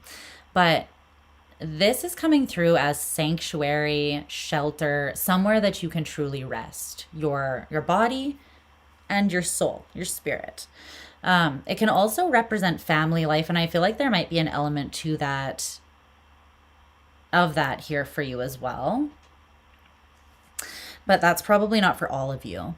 Let's see what the Man of Crystals says about the inventor, though, because the inventor, with the hidden knowledge or the deeper understanding and it being correlated with the King of Swords, it's making me feel like this is very, very significant. I mean, it's your current signifier, so the energy that you are in. But let's see what that says. Okay, the Man of Crystals. Inventor. Like the crystal that generates new perceptions, your mind invents new ideas and knowledge. Be like a scientist experiencing a creative explosion of the mind. The crystal man symbolizes, like the extraordinary variety of uses of the crystal, the technological application of your ideas. Both as technician and scientist, revolutionize your world as the crystal has done through practical invention and innovation. Brainstorm, play with ideas, spin them around in the sky lab of your mind.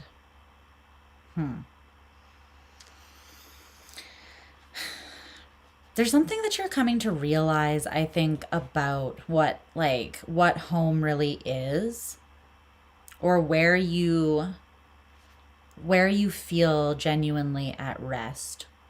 There's an element of safety here that's really prominent and being indicated.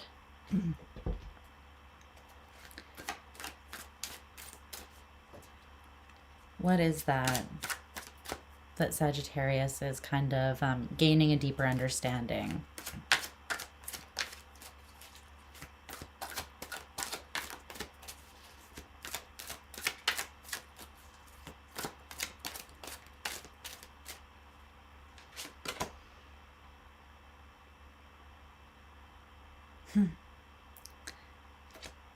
It's you. The Temperance card is called art. Home is where the fucking heart is. Yours, specifically.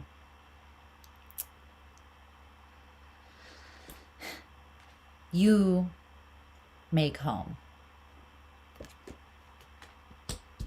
what it is. You create that. It's not a space. It's not a physical place. It's not another person. It's not one specific feeling. It's you.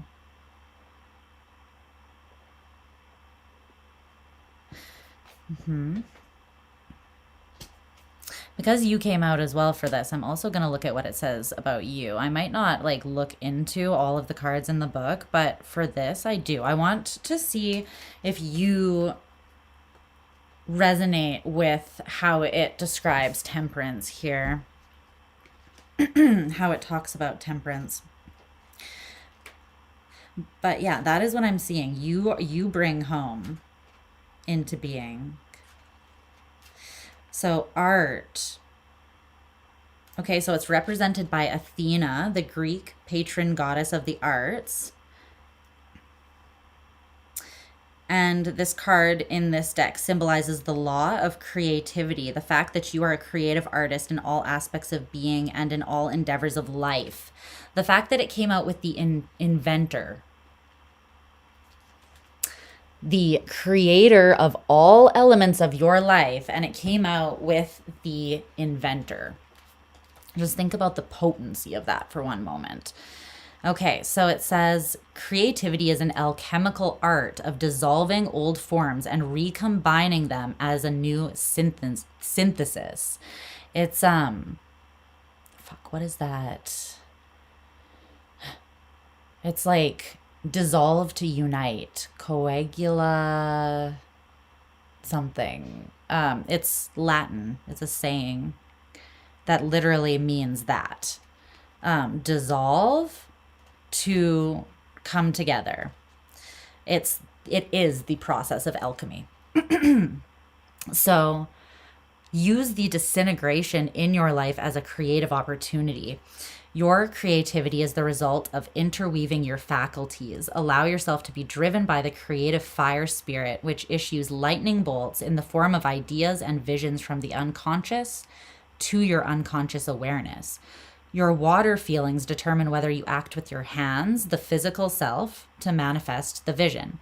The creative process is automatically self-integrating. Like the Indian basket weaving, you recreate yourself into a dynamic whole. As Sagittarius, communicate yourself and your inspirations to the world by shooting forth through the rainbow your ideas, visions, and products. Your creative expression, like the orchid, has an impact on the world.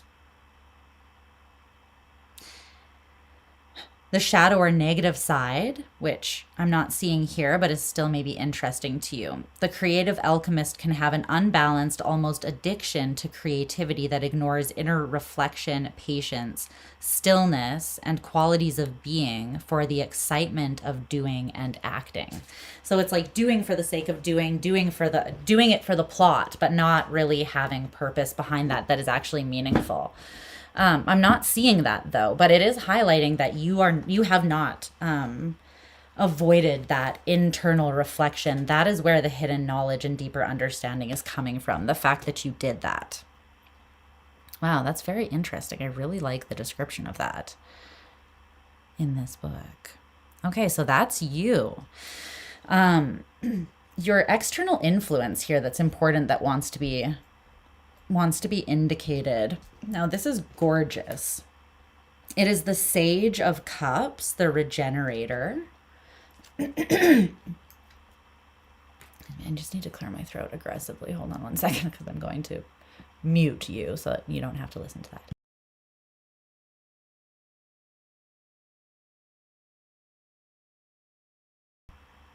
Okay. Billion times better. Just didn't want to afflict your eardrums with that. Okay, so the sage is actually not connected to anything in the normal tarot, not a court card. It's not equivalent to a court card. This deck only has the child, the woman, the man, and the sage. Okay, so the Sage of Cups, the Regenerator, and it came out with this card, which I don't know if you'll be able to see. I will read it to you. You might. How to reframe your emotions. And then it says anger into empathy, regret into forgiveness, fear into acceptance, stress into compassion, and sorrow into gratitude. So, how to reframe your emotions. Anger says, why would they do that to me? Empathy, I accept where they are in their own journey, and that it has to do with them, not me, right? Regret, why did I do that? Forgiveness, I am worthy of patience and compassion. So holding space for yourself. Fear, what if this happens? And acceptance, I believe in myself and will be okay regardless. Stress, I'm stressing about whatever. Compassion, this is only one part of the journey, right? So it's never like the whole thing. And then sorrow, I am hurting because, and that can shift into gratitude with the understanding that pain and gratitude can coexist. You can honor your pain and still say, I am also thankful for ... right? So the beautiful thing is the Sage of Cups, that is like mastering cups, which is emotion. And here they came out with this, how to reframe your emotions. So this person here, this external influence that is around you is doing beautiful emotional alchemical work. Kind of incredible. Like it's they're creating regeneration through reframing old, heavier emotions, which could include anger, regret, fear, stress, sorrow, jealousy, resentment, anything that feels a little more dense to hold. Incredible. Like, that's beautiful. I don't really feel like I need to look into that there in the book. Let's just clarify it here.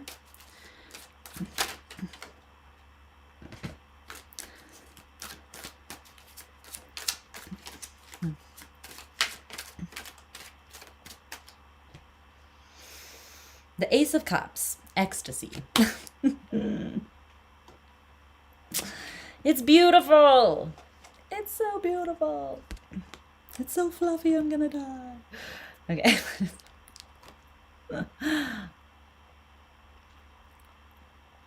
It's so good. It's so good. Like, this person is healing their heart in real time, proving to themselves that they can, and experiencing ecstasy as a result. And it's really gorgeous. What's up, Yair? Hi, bestie. Hi, bestie. Okay. Yeah. That's gorgeous. Oh, I love it so much.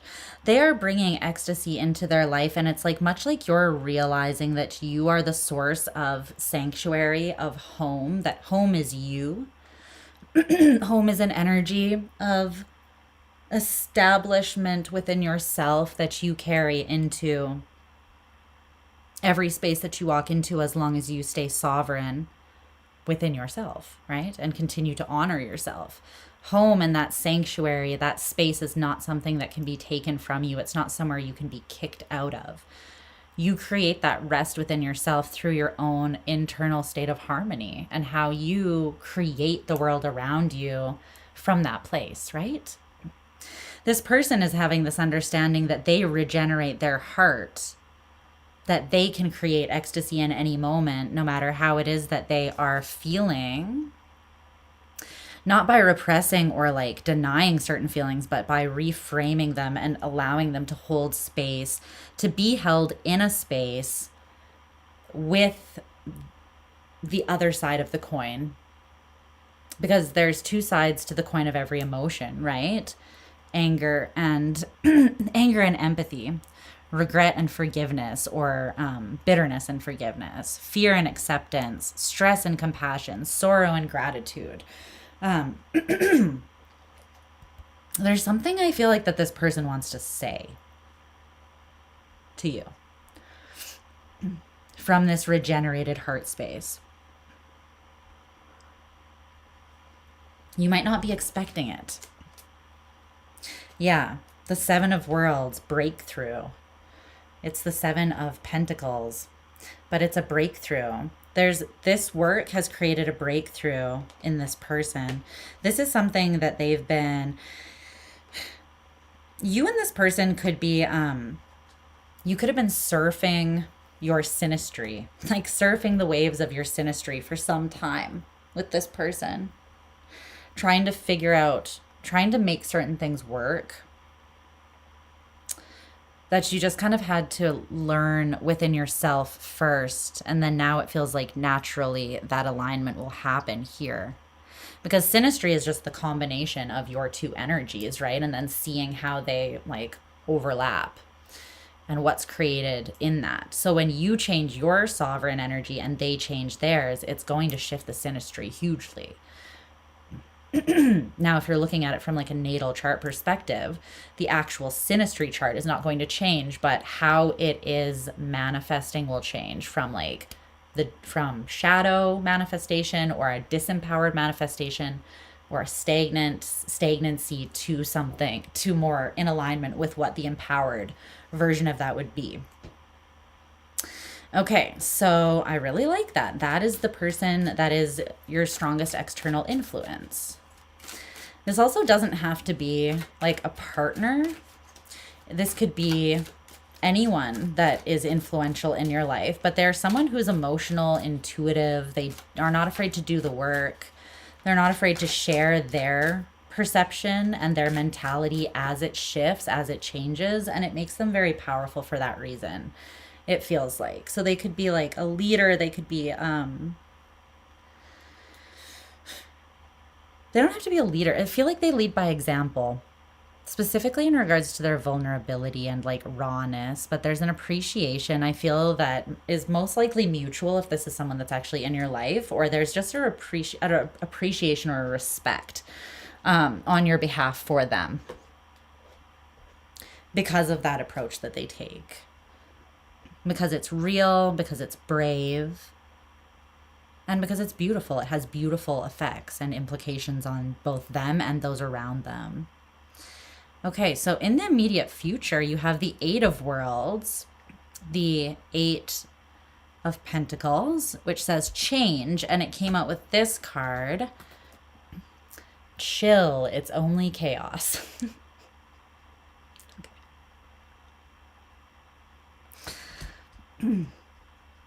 Chill. It's only chaos.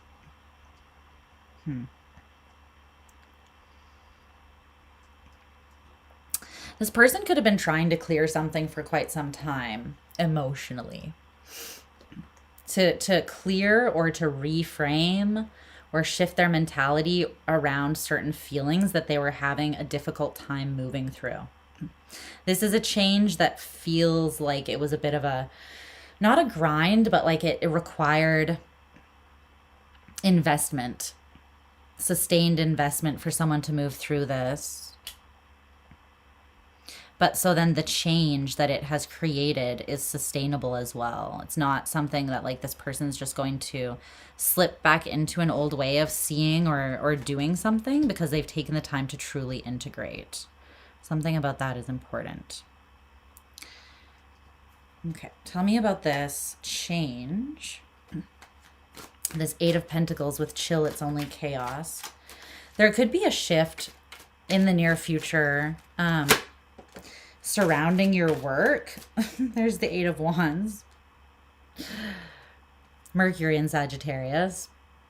Harmony. The Eight of Wands, harmony. 2 8s, that could be significant. 8 8. Maybe some of you were born in 88, like your girl. 88 babies, unite. What a year to be born. What a year, what a time to be alive, am I right? Okay. Earth and fire. Because of the internal work that's been done on your spirit, because of specifically the harmony that has been accomplished, harmony of your spirit, that is what is creating this physical change, this external shift in your environment. That's what it's allowing, what is allowing it to truly like come into being. It's the internal shift. But there is something that's happening rapidly. Like that's why they're saying chill, it's only chaos. Because something is moving fast. Something is moving fast. I keep thinking I see a glitch of me frozen, but I'm just paranoid because of before. But the Eight of Wands, it does talk about that specifically. It talks about quick movement, rapid movement, something being done from a place of being very clear on what it is that you will fight for. And so then there's also this like conviction behind it. In that way, it's somewhat similar to the Chariot, just a minor arcana version of it, because it's like your convictions coming from your heart and spirit. That's what's driving you. And that's what makes the Eight of Wands like such an energy of momentum that is very difficult to get in the way, like to stand in the way of, basically. So whatever's happening, it's happening from a very stable, solid jump off point that's adding a lot of momentum and power to this change in the near future. So they're saying just chill, just be chill, just be cool. But things might be moving pretty quickly in the near future here, Sag. You don't usually have a problem with that. Okay, so lastly, your advice or reminder. It's the Three of Cups, love. Okay.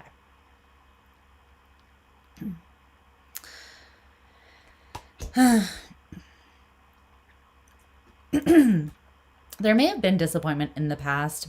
If this is This person's being highlighted as someone that you had some sort of relationship with in the past here. Then there's a good chance that you guys were both working through something individually. With you, it was having a deeper understanding that like you are both the source and the sustenance of your own internal state of harmony, that you are your own haven, your own sanctuary, your own shelter. You are your own resting place, where you are the safe place where you can land and be that for yourself no matter what. You don't need to have someone contribute to that. You can just have it for yourself and then bring it into something with someone else as well. For this other person, it had to do with, again, like reframing their emotions and understanding that they regenerate the ecstasy in their own heart, in their own life. When they are disappointed, they are the ones that pull themselves out of that disappointment. They are the ones that bring that renewal energy to their own heart, that they don't need to look to someone else to validate or to make them feel better or pull them out of that. It's very much this mutually empowering energy, but just empowerment in slightly different areas of your life, I feel like, that was being like worked on here, essentially. I wonder if that's more, yeah, that's better.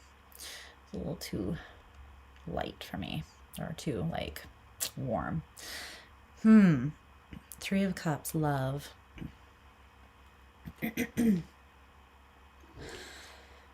Love is still possible, though. Even if there has been disappointment in the past because of grief, it was mostly from what was hidden, which I feel like was your own greatness and empowered version of self. That wasn't for some reason coming out at the forefront previously, and it is now because the change has happened internally. And so because of there's that internal state of harmony, there's an external alignment or calibration with either something beautiful in your life or one another or both. So tell me about this. So just because, again, things can coexist, there could have been disappointment, but there can still be love. Do you know what I mean? There could have been pain and there can still be healing and regeneration. There may have been fear, but there can still be intuitive awareness and trust now of that intuition. So hold space for all of that, because there's still things shifting. It's more the external catching up with the internal, though.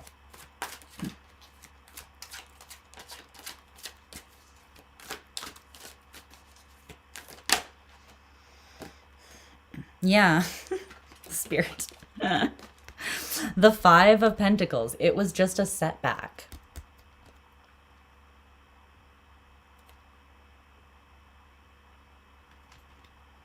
Nothing forever. It was just a temporary it was only a flesh wound, babe. It's just a flesh wound. And if you haven't seen Monty Python and you have no idea what I'm talking about, well, first, I'm disappointed. I'm not even mad. I'm disappointed in you. But no, I'm just kidding. That's what the reference is from. Is there anything else? You could have become disenchanted by this, or both of you maybe did. It's because there was this element of disenchantment because you were looking for something you weren't supposed to find in one another. You were supposed to find it in yourself. And you have.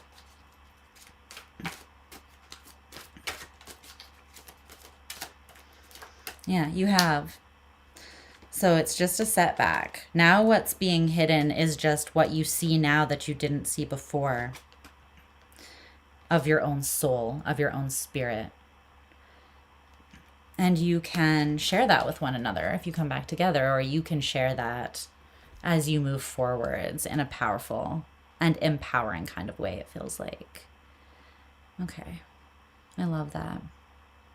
All right, Sag, we're moving on to Cap. I love you so much. Thanks for hanging. Thanks for being with me here. Let's carry forth.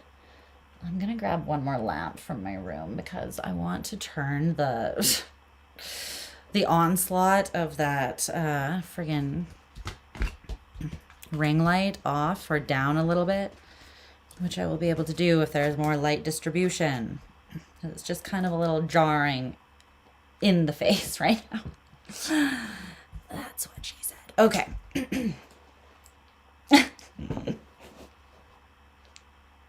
Let's just accept me for who I am, guys, okay?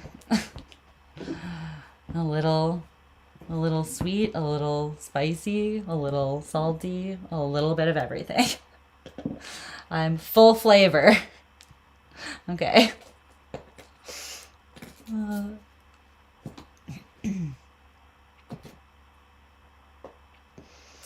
Full flavor. Okay.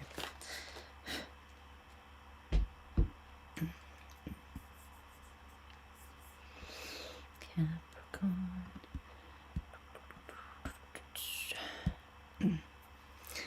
Goat gang. All right, guys. That's right. We're moving on to the goats. The sea goats.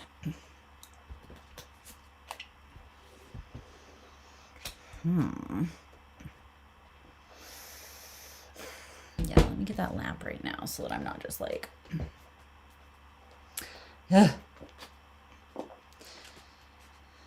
Because... No. Okay, there we go. Oh my gosh.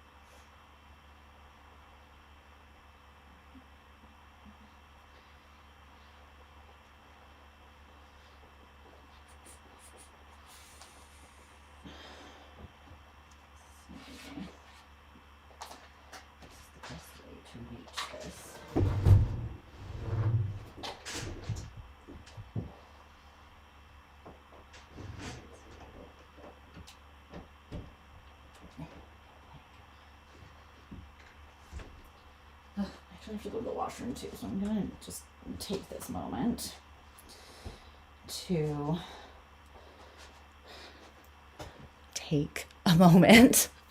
What the heck? Wouldn't have you any other way. I love you. I love you. Hopefully that wasn't jarring. I'm just like, hi guys, out of the corner. Oh fuck. Okay. Yeah, I'm going to take a little brief interlude. I'm going to cleanse real quick. I'm going to go to the washroom. Well, I'm going to go to the washroom first. Then I'm going to cleanse real quick. Oh, that's so much better. Thank God. Before it was just like looking into one headlight. Looking into that 90s banger of a song, but being very uncomfortable. So I'm going to do that. And then there are 2 decks. The ones for... Yeah, no, there are 3 decks actually. Yours, Aquarians, and Pisces that I did not have time to pre-shuffle. I shuffled all of the others before I started this reading. These 3 are still in order from the Fool, like their order all the way through, which is normally how my decks are before I use them.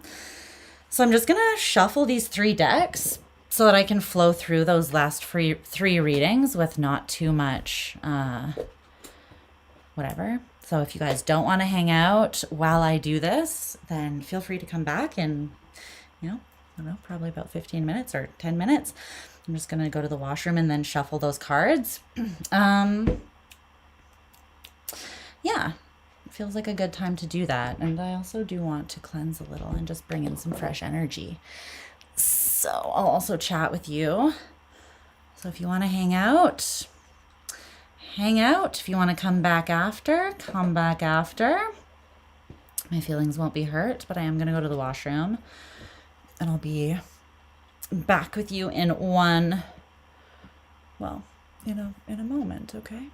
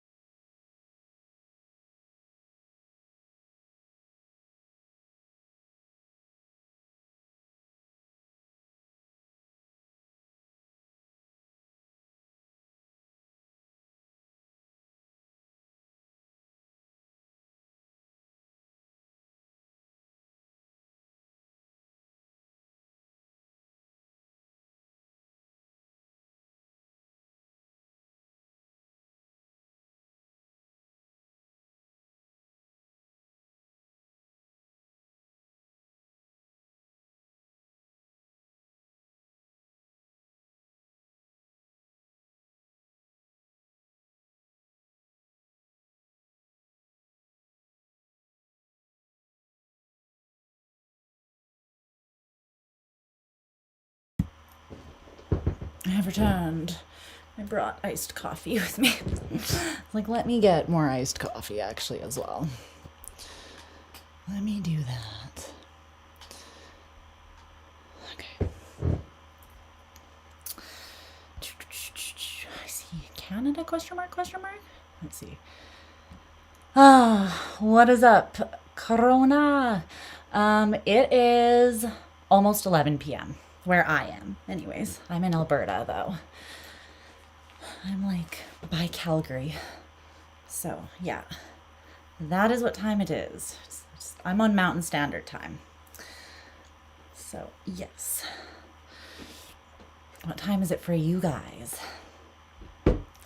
Where are you at? Where are you at? Me with this. The size of my head. Just grabbed a small iced coffee, guys. A Lisa-sized iced coffee is what I got. If I could go to, you know, a coffee place, and be like, I'll have the largest coffee on your menu, and they gave me one of these, I would be like, I would love my life.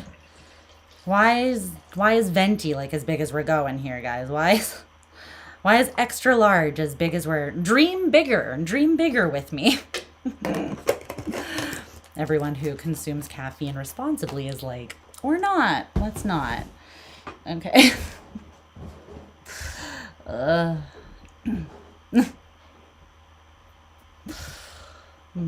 It's almost 1 there. What you doing? Well, I guess it's Friday night. Are we on date night together? I love it. I love it. I was gonna say, and you're staying up late for me?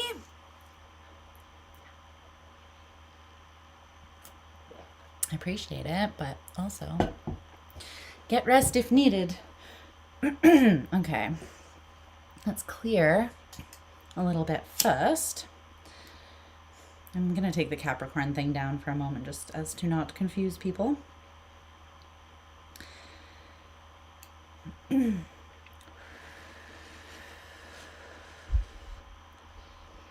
don't go to bed till 5 a.m. anyways. You are me. I am you. We are one. Literally. I've been going to bed at 5 a.m. the last like 4 nights in a row. My body's like, what do you want? We don't give a fuck. We don't care. It's 5 a.m. for you. And I'm like, okay, well, you know, what can you do? What can you do? When you've tried everything. We are Pisces, yeah. And I'm a night chart. I'm a like quintessential night chart. So I'm like, can I even be surprised? Night is when I flourish. Night is when I function best. I'm being responsible, even though it's not the amount most people should have, LOL. I love that you assume my responsibility. It's not something that's been a thing for most of my life. So that shows me that I've really come oh so far. If you guys saw me in my early 20s, it's hard to say what you would say. I mean, I don't even know what I say about it now. But she was a version. She was an era. And we still stan her. We love her. We're glad she's integrated and still exists within, but is not behind the wheel of this party that we call life. She had her time there though, and it was chaotic. Good memories, good stories. All of that. You went to bed at 7:30 a.m. Well, are we all just screwed right now? You know, like, yeah, I knew what you meant. Or are we all just communally like, what is sleep? I don't know, you know, something that eludes. All right, so if you're just coming in here at this exact moment, I'm just, I pre-shuffled all of the decks except for the last 3, which I did not have time to do before I started. And normally all my decks, I put them back in order after I use them. So I'm just gonna give these 3 decks for you, Capricorn, that is, Aquarius, and Pisces, a shuffle before we move on and do them. So if you want to chat for a couple minutes, say what's up. Say what's up. What's up, what's up, what's up? Tell me about crazy things you guys did in your past lives within this life, your past eras.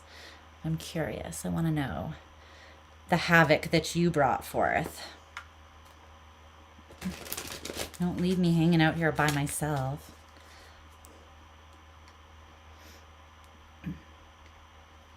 It's truth or dare time. Let's see. No one's gonna take the bait, huh?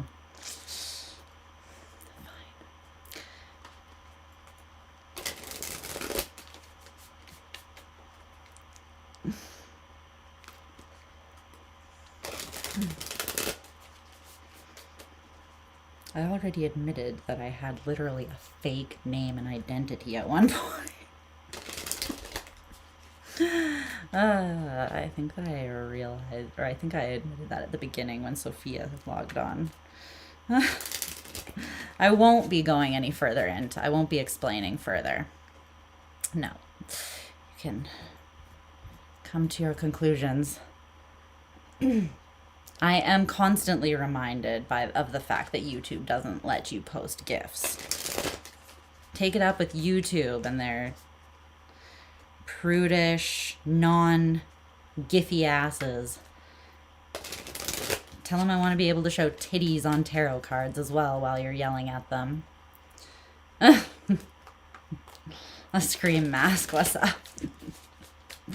What? Okay. Are you good? Are you shuffled enough here?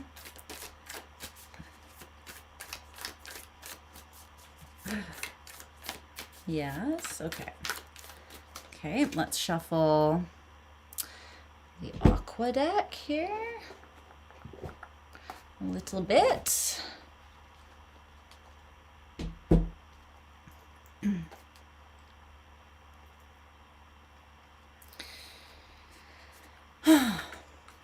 Okay, so as previously mentioned, I do think I'm going to do a you and them all signs tomorrow night at some point there.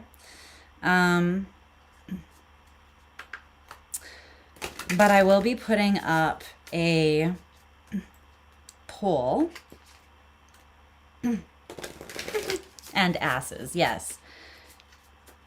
Peaches and cherries, all of it. We need to see all of it. But I do think I'm going to put up a poll for the next all signs after that. So if you guys would like to vote and weigh in on what the topic of that will be, then watch the community tab. Obviously, if you're not subscribed, then subscribe. You can always unsubscribe if you decide you hate me later. You know, you're allowed to change your mind. But if you want to know for now, while I'm in your good books, I love that the internet is so changeable that I'm just like, you'll probably cancel me in 5 to 7 business days. Until then, though, hit the notification bell and subscribe. The fucking internet. Oh, Lord. Telling you. I never thought content creation would be on my list of things to do. And it's because opinions are like assholes. Everybody has one. And most of them you don't want to see, you know? Most of them, I didn't ask. So why are you... Why, though? Didn't ask.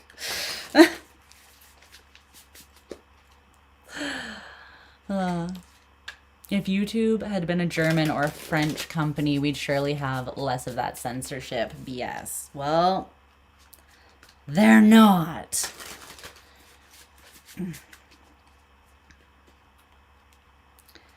Yeah.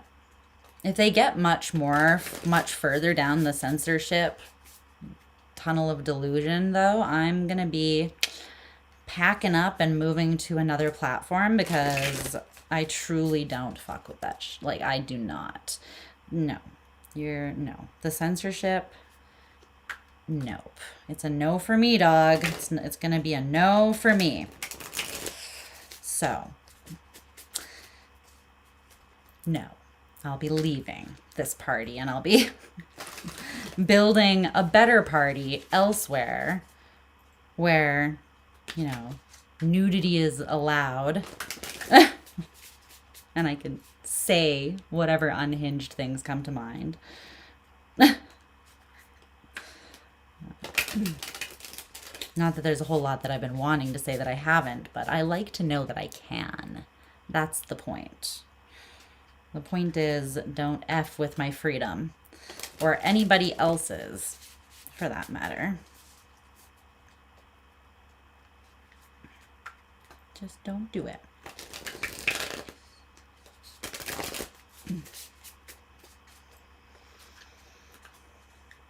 Just a couple more shuffles. I think we're almost there. Might be there already, actually.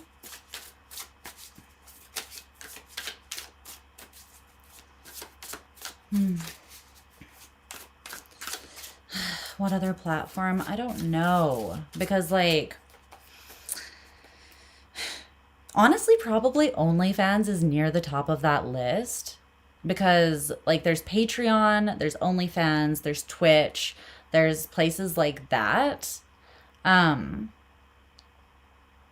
Twitch might not be bad. I'm not a huge fan of Patreon anymore though. Like I'm on that and I'm over there and I don't like how confusing they're making it. It's not like the updates that they're making it less user friendly, it feels like. It's not super intuitive to move around on, like to function. Um yeah. So, I don't know. I'm not really sure. If anyone has a good recommendation though, let me know. Yeah, yeah. I want to play the music that I want in the background for our vibe parties. And here I have to like blatantly and unapologetically break the rules and then just literally be like, "Oh, you say I can't do this? I'm doing this anyways." And then just like not leave the video up so that they don't come for me with their copyright nonsense. It's like I'm literally playing the song in the background of a video. Like, where is the copyright, like, problem? You can see clearly that I'm not producing the song here myself, singing it and claiming that it's me. It's like, do you really need to get paid, like, every single time anyone ever, anywhere listens to a portion of a song? Like, it doesn't seem very realistic. It's also just annoying as fuck. So they need to find a better way to do that, I think. In my humble opinion. My not so humble opinion, maybe. It's just this channel I've had for like the better part of a decade now, and I've definitely seen, and I know a lot of other creators have seen a lot of changes that YouTube has made in that time. I can't really think of a single one that was necessarily for the better. Do better, YouTube. Do so much better. Just do better. But yeah, I could catfish people by putting my tarot content onto OnlyFans. Just because it's OnlyFans, people might assume that they're getting topless tarot or something. No, weirdo. Does YouTube still care about censorship? Yeah, they do. They do. Have you noticed how a bunch of tarot decks have been like defiled because people have like drawn outfits on the nude people in the photos or in the pictures on the tarot cards, or like have had to put stickers over them or something? I mean, honestly, I never conformed because I was like, fuck you, I won't do what you tell me. Fuck you, I won't do what you tell me.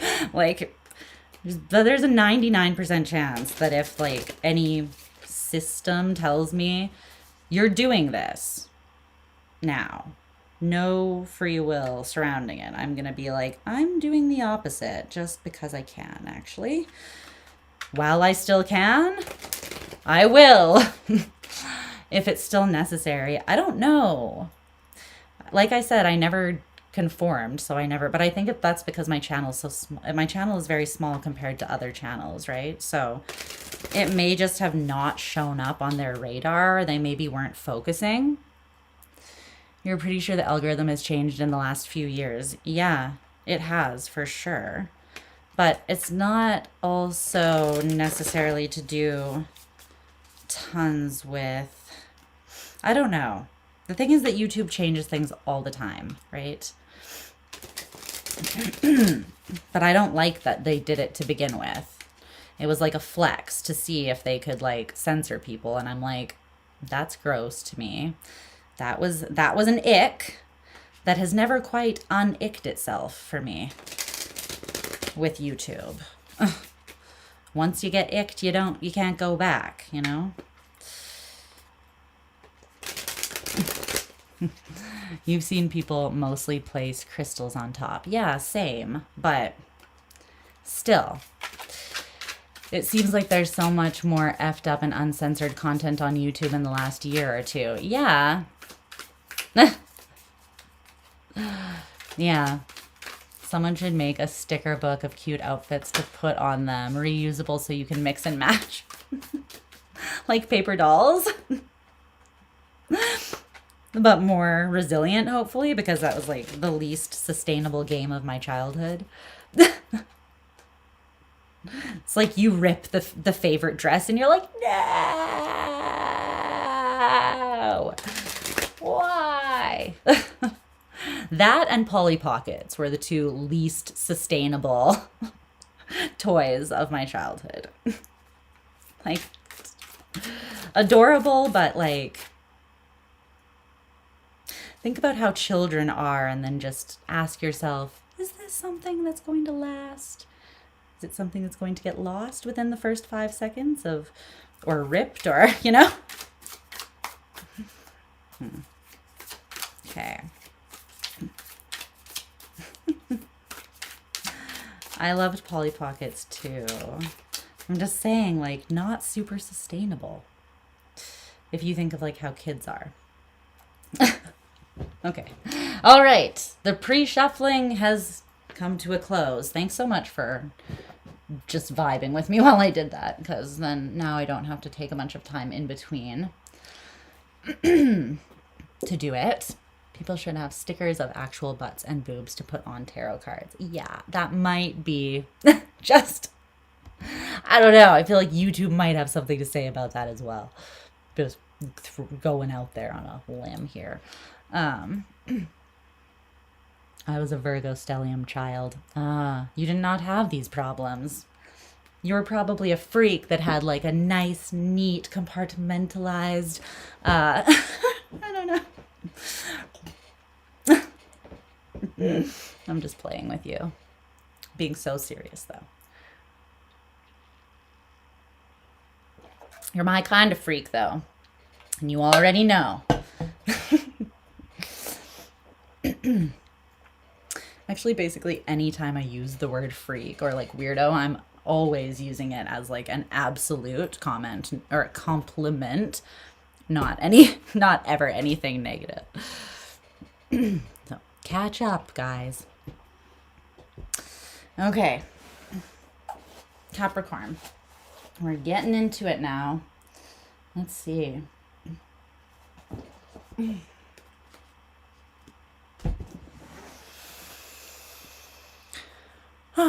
Yes, the energy feels good. Not that it felt bad before, but it's nice to just take a little second and refresh there. Fuck YouTube. Yes. With a Virgo stellium mom. Oh, Lord.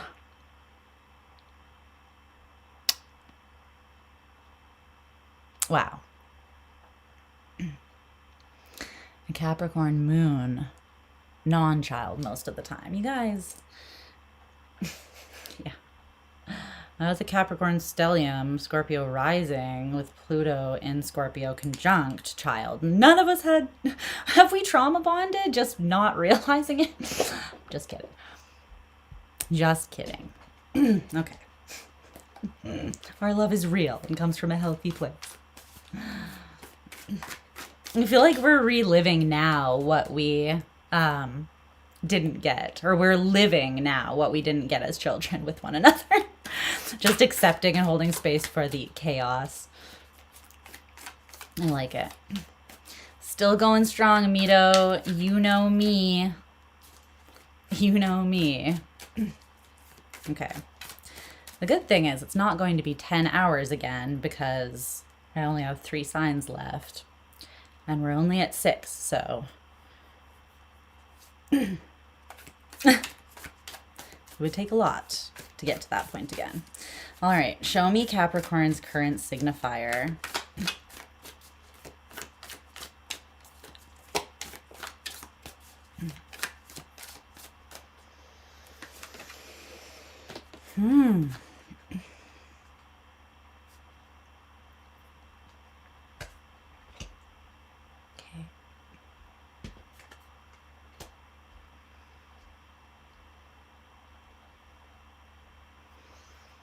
Significant external influence.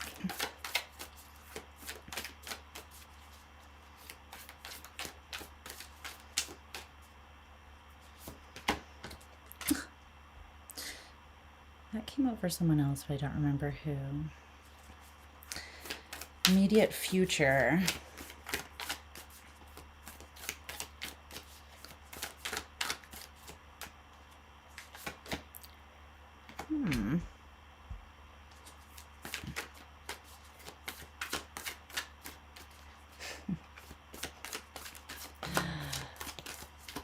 Yes.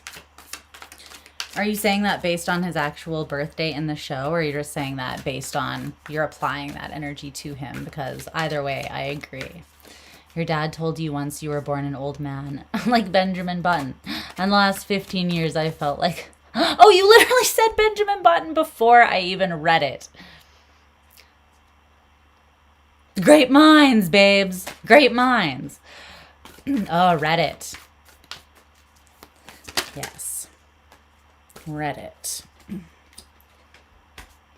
Wow. Wow. Beautiful.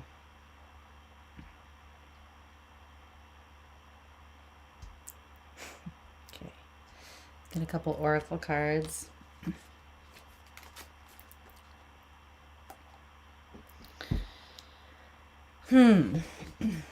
What was everybody else? Do you know the other main characters, what they were? I want to see if I sign off on this. Sorry, we're big Gilmore Girl enthusiasts. We've discussed this previously. Okay, clarify that external influence, please.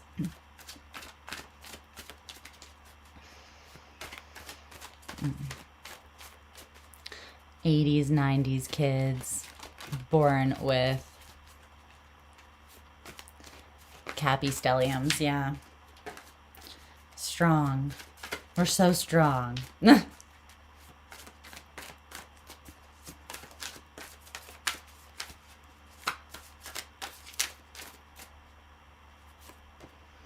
Whoa. Okay. Censorship's gonna have something to say about that card.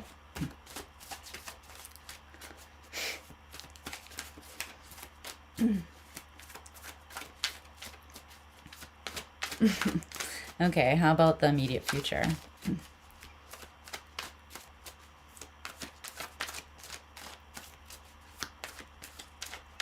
Your daughter's like you as a child. Aw, I kind of like it though. She ran in the house with a half-dead lizard she found in the backyard and was giving it CPR. I did that with a baby bat.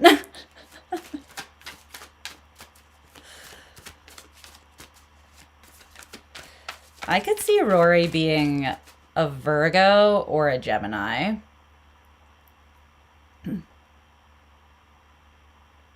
I could see Lorelai being a Gemini or a Sag.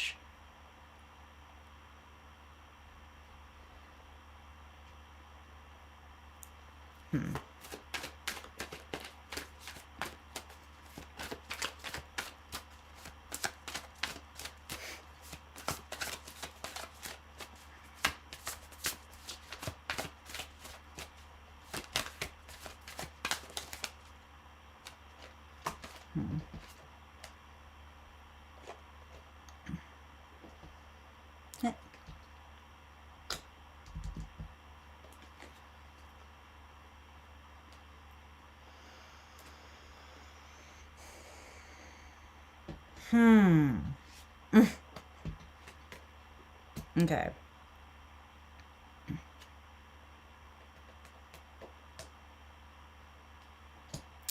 Wow. You guys. We're talking about censorship. What you gonna do, YouTube? It's censored, huh? It's censored. Are you happy now? Just kidding. But the deck has something to say. It's clapping back, and I think it's hilarious. All right. People said Rory is a Virgo. Ha ha!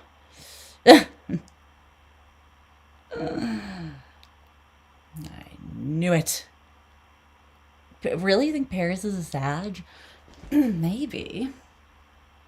I don't think so. I think Paris is too, like, OCD to be. Okay. Well, regrettably, this conversation is going to end here. An Aqua with a Scorpio rising. She might have Scorpio rising. Let's see. Okay. Okay. Okay. All right, loves.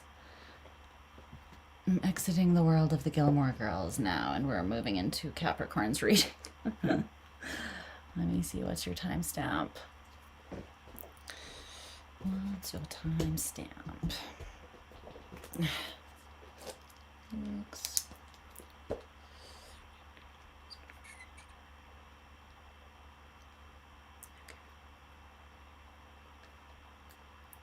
Hi, Cappy.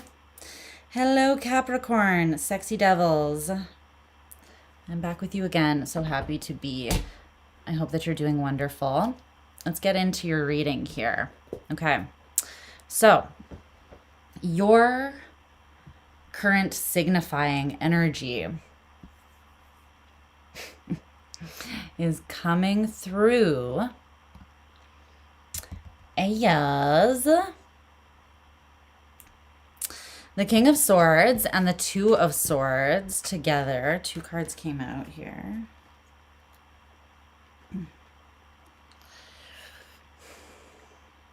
I really like this King of Swords.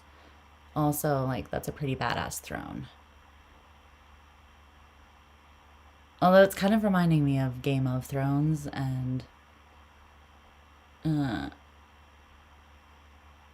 well, little guy met his maker the way that I wouldn't change a thing about it, the way that he met his maker. Evil little shit. But yeah, so you also got the dog here from the Lenormand. I feel like you're making decisions about where to place your loyalty and whether you can trust something or not, or someone here. But the dog represents trustworthy companionship. It represents intimacy, connection, commitment, but specifically devotion, open devotion. So loyalty, if it's like a friendship or some sort of companionship that's not sexual, fidelity if it is. And it also talks about acceptance of one another within a commitment. Now, this could also be yourself, like loyalty to yourself, right? Being your own trustworthy companion. And that comes from a true acceptance, honesty, connection to self that is very intimate. In other words, you're not afraid to look at yourself and be honest with yourself, which is what actually allows you to be loyal to yourself and your own needs, right? So take that, how that resonates for you. It could be with someone outside of you or not. Okay. I do think there's someone else potentially involved here, though, at least in the near future. Maybe not now. It could be learning to trust yourself as something that's happening now. And then as that like clicks in to your being here, specifically in the way that you are perceiving things. Like if you're perceiving yourself as being able to trust yourself, then you're going to make decisions from that place of trusting yourself in a way that you weren't before. And that's really, really positive. Okay, let's clarify this a little bit more.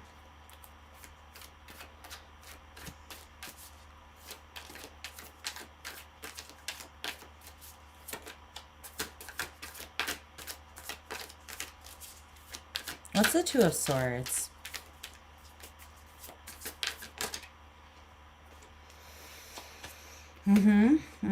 The Seven of Cups and the Star. Yes, it's exactly, yeah. I think that there's been confusion around whether you can trust yourself, specifically like if you are seeing things through a clear lens of discernment. And I think that for some of you, this is definitely in regards to partnership, which makes me think that in the past you've had connections maybe that not necessarily broke your trust, but didn't completely align. Whatever it was, it's however these connections played out or ended, it added an element of confusion and fear. I'm just seeing you questioning your own perception. Like, am I seeing things clearly? Or can I trust? If this is like romantic partners, then it's like, can I trust my desire to lead me in a direction where something's actually going to work out? Or is it just like a source of temptation that is like leading me astray, you know? Something like that. It's about trusting yourself, but something here has healed. You've healed something with the star. And so now you can make decisions from a place of knowing that what you see and how you perceive it is clear and, yeah, something that you can rely on. There's a lot of mental energy here, and this is Aquarian energy, double Aquarian energy, the King of Swords and the Star. This could be highlighted in the energy of that, you know, as the energy of Pluto and Aquarius becomes more prominent even. I mean, I feel like it's been super prominent. It's just been somewhat behind the scenes. But as that opposition with Jupiter in Leo comes up, it's not going to be subtle. I feel like for you, it's not going to be subtle with all this Aquarian energy. And I do think that what might be transforming radically, profoundly with Pluto, it's always a profound, like deep ass shift from like the core of you. It can be like a shift of like the essence of how you see something or how you function. Like it's very deep.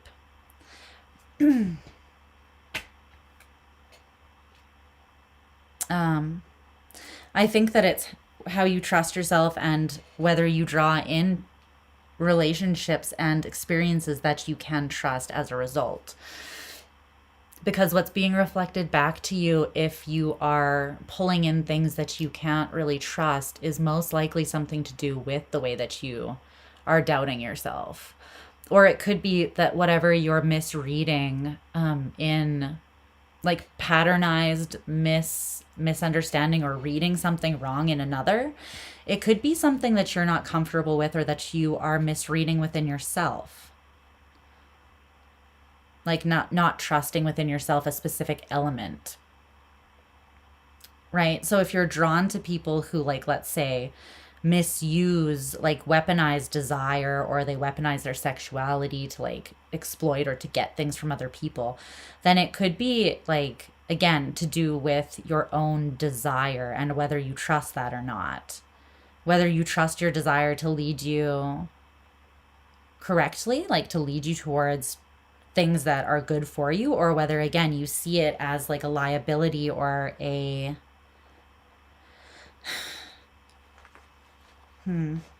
blind spot or a temptation, which it only is if it is not integrated, right? Because it's like the light is your virtuous side and the shadow is your desire, and both of them need to be there. You're not meant to like wipe one out, but you're meant to have desire backed by integrity, backed by virtue.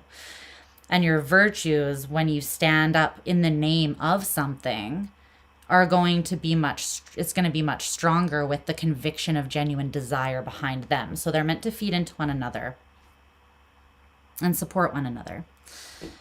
Okay, so that's what I see. You've done some pretty intense healing here around this, and it's changing the way that you make decisions and move towards certain things in your life that you feel pulled to, but you don't always trust the pull. So external influence here, a person, situation, or energy outside of you that is prominent or that they want to highlight. So it is the Two of Cups.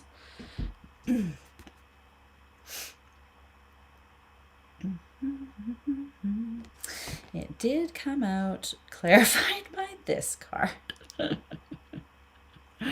Yes, the censorship chat that we had before is just I'm loving it. But there's no nudity, so it's okay. All right. The double standard is real. All right. So, anyways, there's fun times happening there for at least one person, but hopefully both. The Two of Cups. I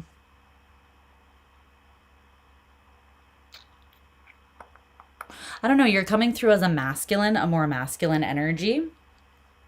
And I'm kind of seeing this as someone who is fantasizing or desiring you. Now, whether they know that it's you that they are desiring yet or not, whether you have met this person or they are aware of your existence in this world, this is someone who is manifesting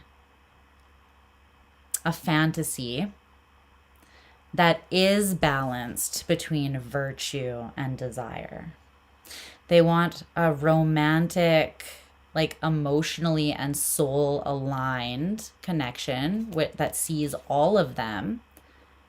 This is like best friend vibes, but also the best orgasms of your life. You know, they want desire and virtue mixed in. They want a complete package and someone who's the complete embodiment and expression of themselves who can show up in that way within a relationship. So whether this is someone who already knows that that is you and has their eye on you and is fantasizing, and there is definitely an element of sexual fantasy here, or like fulfillment, right? Like satisfaction, you know? Or whether they are just building this in their mind and then like as a means of manifesting that desire into tangible form. They're heavily manifesting it. Yeah, this energy is coming through as more of a heavily feminine energy or a yin energy. So if you're in a same-sex relationship or interested in that kind of thing, then just, it would be like the energy that you're more in right now. This person is in more of like a embodying and amplifying or radiating to manifest, and they're very heavily doing that. And you, I feel like, are in a bit more of a masculine or yang energy, in that your energy assertion is going towards asserting yourself towards healing in your own life, taking action, and then also like your mental capacity of changing your mentality a little bit more. It's a little more yang based, but it doesn't have to be, you know, like a man and a woman by any means. Gender is really not, gender and sexuality are really not involved in the cards. So try to see beyond that there. Let's see. Tell me more about this external influence.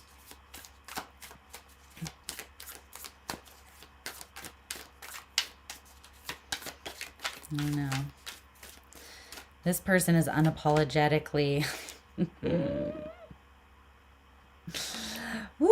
Okay, this person is a little bit, well, damn.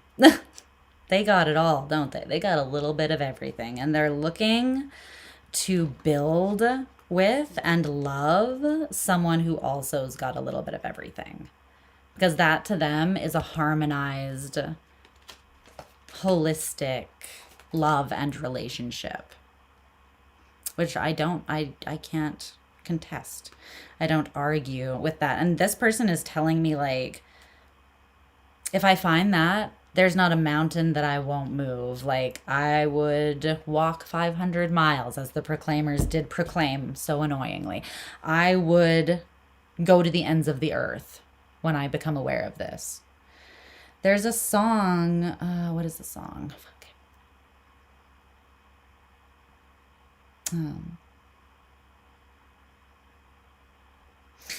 Can't remember the song. I think it's by... The lyrics, though, are lay your greedy hands on me.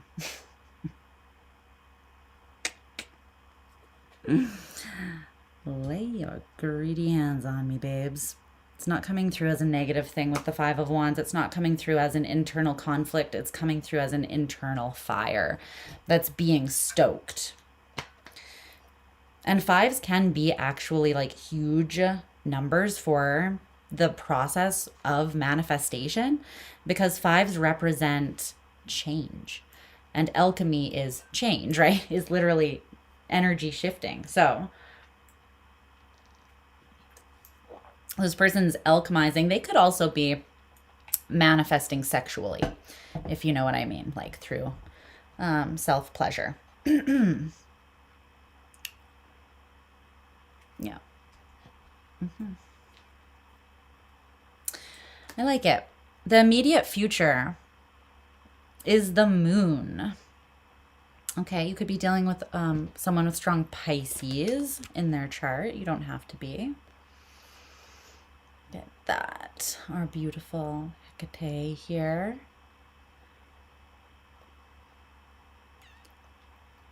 Now, this is interesting.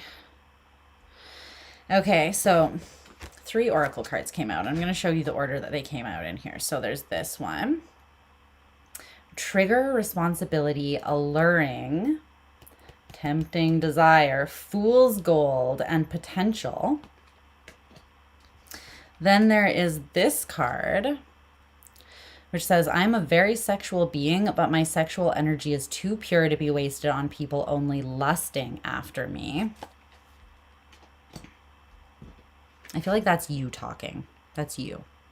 And then there's this. It's not who you are that holds you back. It's who you think you're not.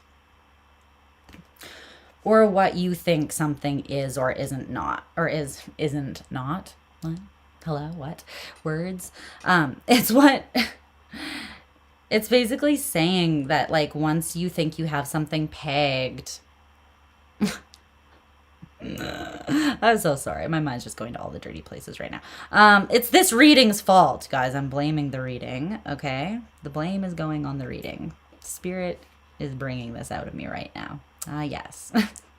I'm just kidding. Okay. But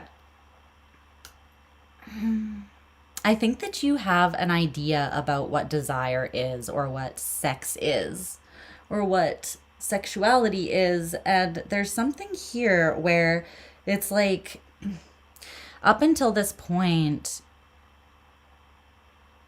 you may have like been like, my sexual energy is pure. It's not like just lust, right? But really, like, it's both things. It's the virtuous side of sexuality, and it's also the desire side of sexuality together. Because it's you, your embodiment and expression of that element of yourself, and you are both, right? So it's both. It's the balanced part of both coming together. And those might be expressed in different ways at different times, but one of them isn't bad and one of them isn't good. And one shouldn't be at the expense of another either, if you want the full capacity and expression of that part of self and all parts of self. There could be something that's still hidden to you in the near future here, though, with the moon. But I think this is being revealed potentially through a slight trigger, though. And I think that the trigger is that you are going to meet someone, might be this person, high chance, very high likelihood that who you're going to meet in the near future here is this person. Because I could completely see how this specific energy and how they are just like coming from that place with this assured, unapologetic, kind of even unassuming energy. Like, it's very much this person's nature to be tuned into this part of themselves. So they could have strong Aries or Scorpio. Specifically, I'm seeing those two very strongly. And those are the two that are somewhat ruled by Mars as well.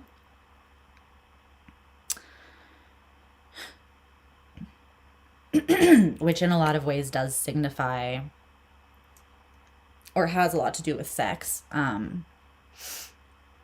because of its connection to masculine, like yang, sexual life force energy, but also like the physical expression or like assertion of that energy, right? Through the body. Okay, so the way that this person could trigger you is if you're like more drawn to them than you've ever been drawn to anyone in your freaking life, right? And you find it very, very alluring. You find them very alluring, but you've been burned by seeing people's potential in the past, and then it ended up being fool's gold. Or you thought, wow, this is someone who has it all, who I can have a romantic connection with, and I can also have like the most banging sex life, right? We can have everything together. But then there could have been connections to people in the past that, again, like used their sexuality in an exploitive or gross kind of way, or they weren't loyal, or, you know, there was infidelity. And basically you thought, wow, I was drawn to something that was just fool's gold. Like it was just, you felt foolish for being drawn to something that was like not, just not, didn't carry, I don't know how to say this in a way that's, because it's my own like experiences like this in the past that make me want to just be like, ew, you know, like, but that would be projecting. So let me just not. It's just you didn't want that kind of experience. It's fine for those people who, well, exploitation of that energy is not fine. That is truly ick, gross, nasty.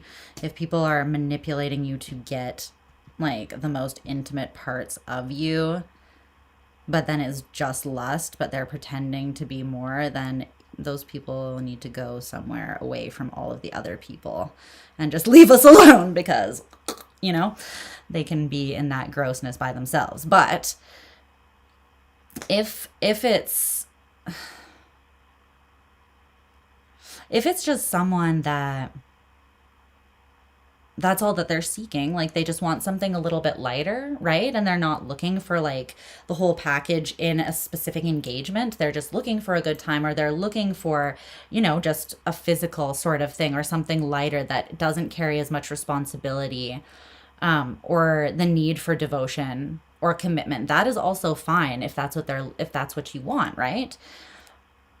But then it's really just how you, again, it comes down to how you are like offering, like if you're being honest and authentic about that being all that you want, and then not exploiting other people for your own, but finding other people that are in alignment with only wanting that, so that everyone is getting their needs met and no one's being hurt in the process, right? That's what we want. But I do feel like in the past you felt drawn to people that you had deep desire for, or you were very turned on by them, but they didn't fulfill you. And specifically, there's something that left you feeling a little bit like dirty about it. Like they may have gotten what they wanted and then kind of just disposed of you, or like if they cheated, they made you feel like an option or something like that, right? Something highlighted specifically this awareness in you that you're like, there's more than this, and I want more than this. I'm not just something to be sexualized and lusted after. That's great sometimes, but I want someone who sees all of me and can honor all of me.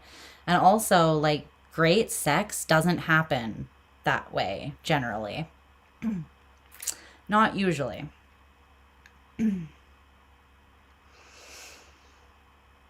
Like, sex is intimate. And when you're only being intimate with one of your bodies, and it's the physical one, honestly, you can say that it does, that it is great sex, but I would counter that with, have you ever tried it the other way, though? So do you really know what the alternative is? You don't. So, you know, it's like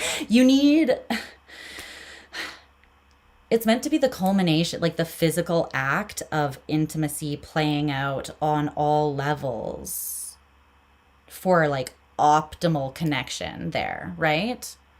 spiritual, emotional intimacy, mental intimacy, in that like you can get out of your own head, or you can allow yourself to be seen and know that you're being seen, not just lusted after.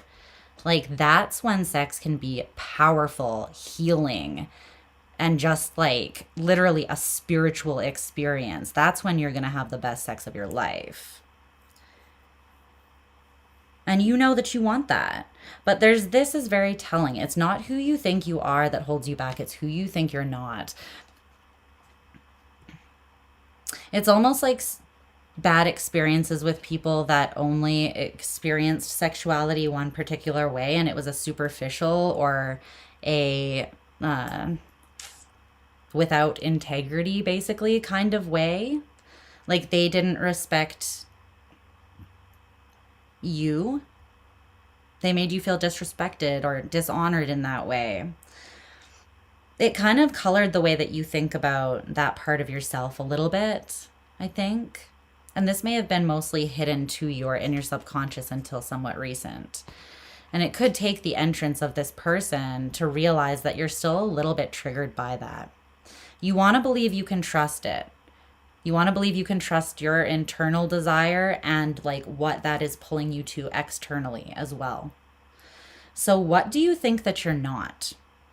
Because whatever you think you're not in relation to this, that is what is kind of getting in your way. That's what's making you doubt it.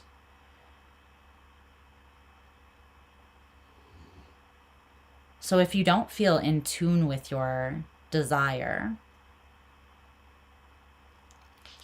which isn't just about lusting after something that you find physically attractive, but desire is also eros. It's the root of desire itself. It is that which turns you on. It doesn't need to be just sexual. It doesn't need to be just physical. Again, it's the fact that eros is the word that talks about the root of desire just backs up everything that I just said. It's about so much more than just the physical. Like that is such a dwindled down, watered down experience of desire. It's basically empty calorie sex, right? Which can be fun sometimes, just like eating a bag of chips in one sitting can be fun sometimes. But it can also be distorting and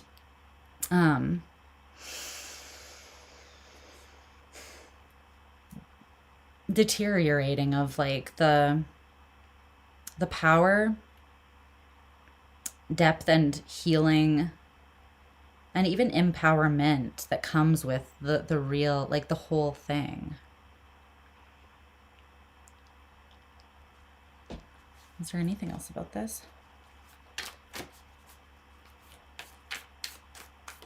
Do you trust what turns you on?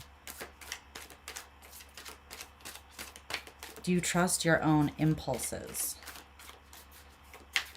Do you trust your deepest, darkest desires? Do you trust those as well?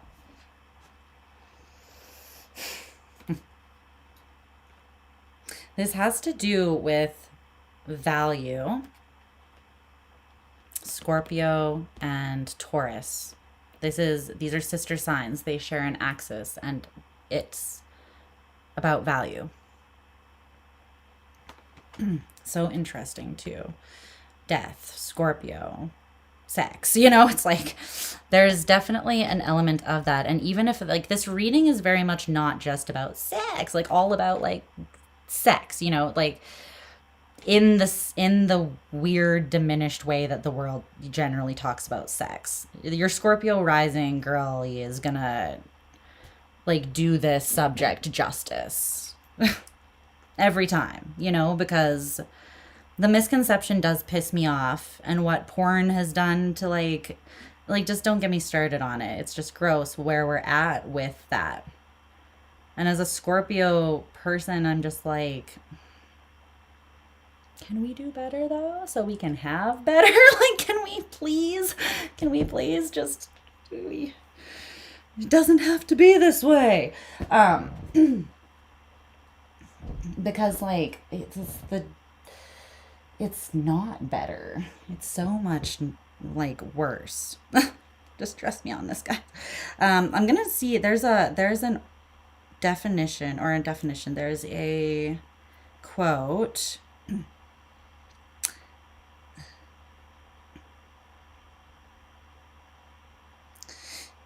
I can't remember who it's by. Let me find it. Where is it? It's making me think of this. Though, was it Lana Del Rey that said this? It may have been.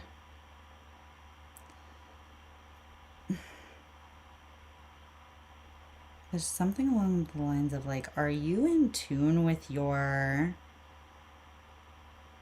deepest, darkest like desires? Like, are you in tune with those fantasies that like a lot of people hesitate to admit? Because I am, and I'm fucking free. You know, like I am in tune with those things, and I am liberated because of it. You know, that's basically what the quote is.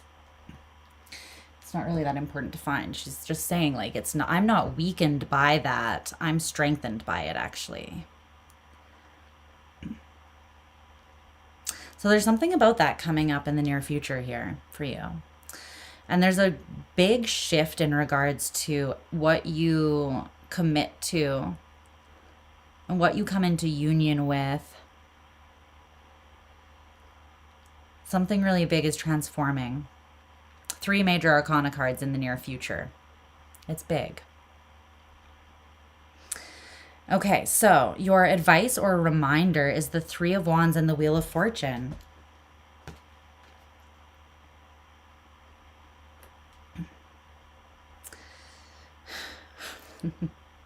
Dream big. Dream big, friends. I'm so sorry. Okay.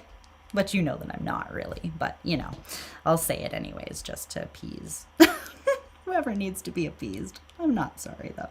Okay. So, the Wheel of Fortune, Jupiter energy, and the 3 of Wands, it's like looking out on the horizon, right? Dream big, babe. Like, for real. It's like this person is manifesting the fullness of what they want and desire from that place of being able to hold both, like hold room for everything, for both sides of the coin and like all the complexities and space in between. If you want something that sees you for, you know, all that you are, then trust that that is available and call it in with all of your strength. Know that that is possible, and then don't hesitate to believe it when it does come towards you. And that doesn't mean just believe anyone that comes towards you, because you've already learned the lesson with that. But your discernment is going to be sharpened here through this process. You're not going to be deceived in the ways that you have before.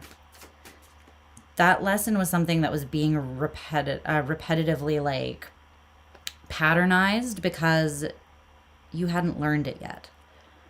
And it had to do with something internal that you were still working out.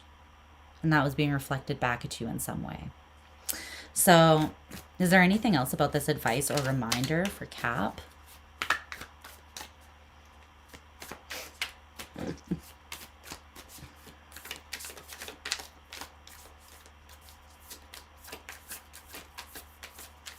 No,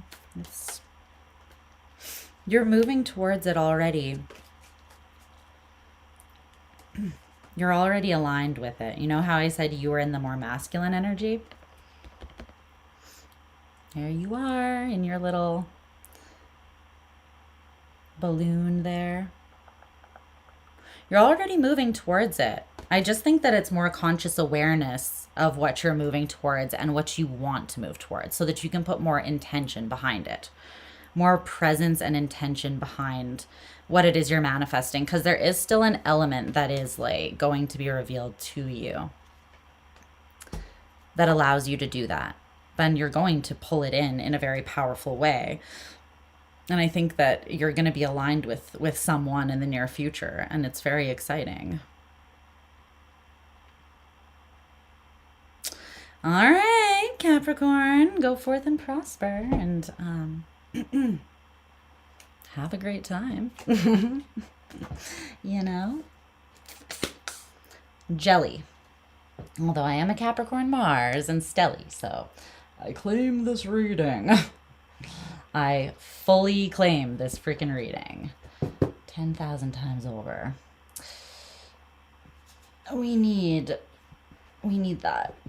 And you know, like, what really is at the crux of it too is that, like, intimacy has to fucking feel safe. Go figure, opening up the most vulnerable, intimate parts of yourself should feel safe. Yes, that is the natural design, right? So, like, you can cheapen it all you want or lessen it all you want. But, like, if you don't feel safe, then you're not getting the full experience. Because you're not open to the full experience, because you don't feel safe within it.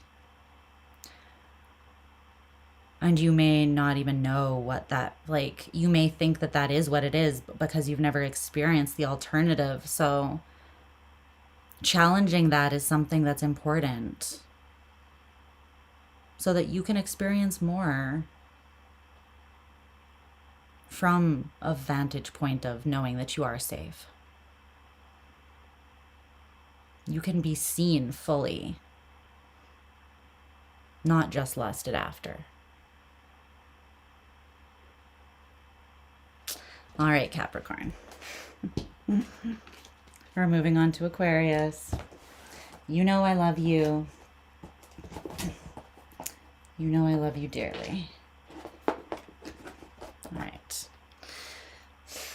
I don't know if something interesting came up in the chat throughout that whole discussion, or if you were all just riveted by my sexual ramblings, but you know. Oh, here we go. Oh, you guys are talking. You did talk a lot about it. I figured that this would bring some chatting into the conversation. Let's see. It's a grapefruit.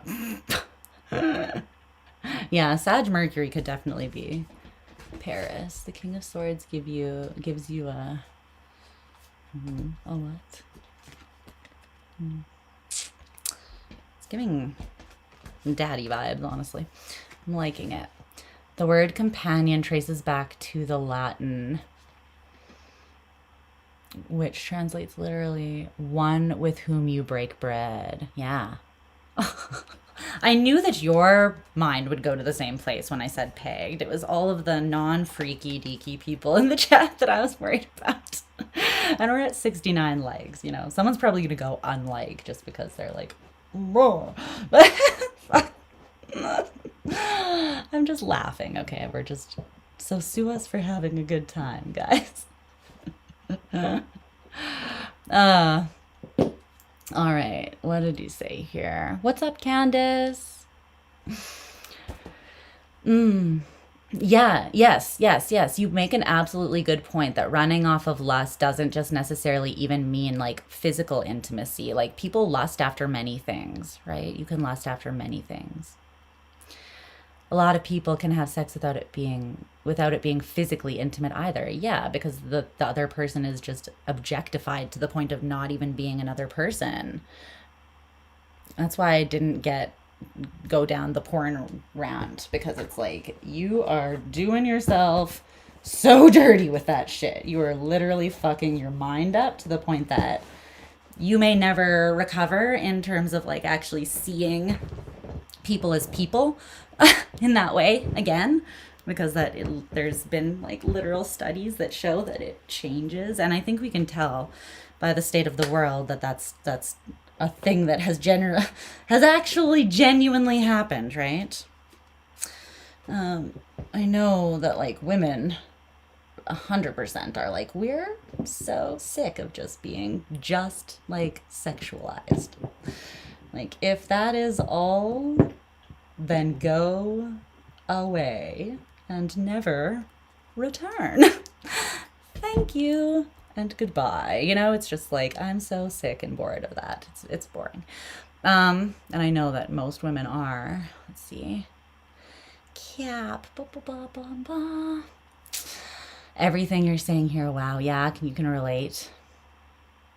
India. Ride by Lana. Is it part of the actual lyrics? I knew it was Lana Del Rey. What's the point of life if you don't dream big, honestly? Yes, exactly. Yeah, you need safety. Someone was recently comparing the Two of Cups to Jupiter in Cancer, which checks out. I think that it is. I think that is what it is connected to. The placement that it's connected to.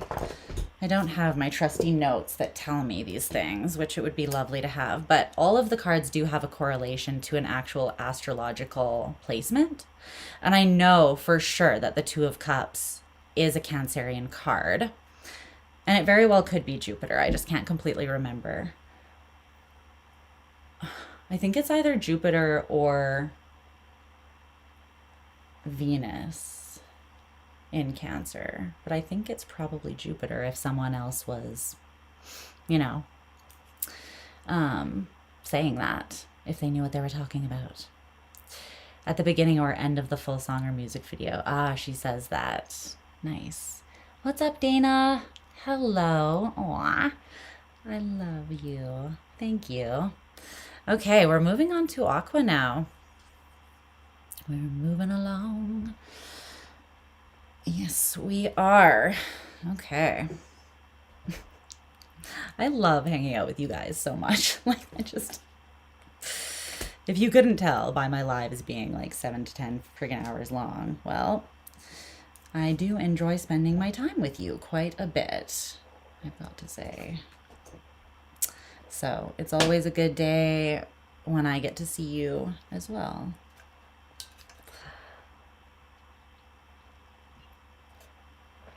All right, Aquarius. Now, what is happening? What's happening here? Let's see. Okay, show me Aquarian's current signifier, please.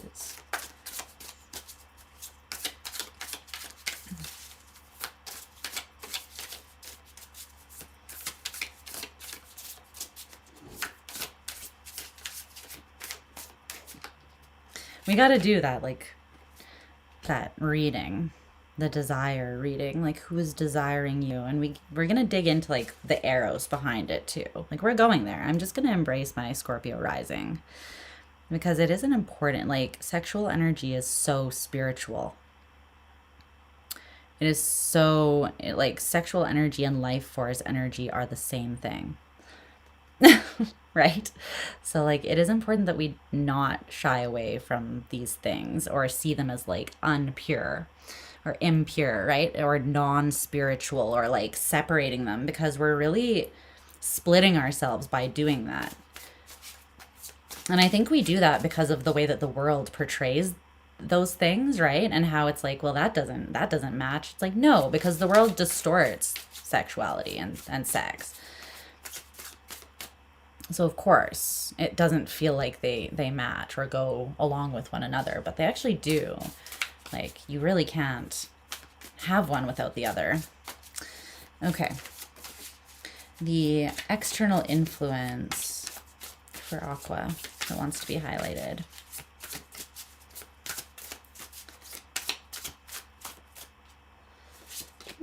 Ooh.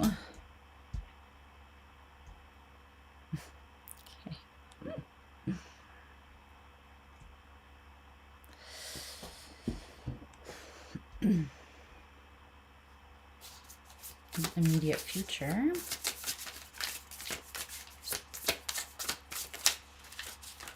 Mm.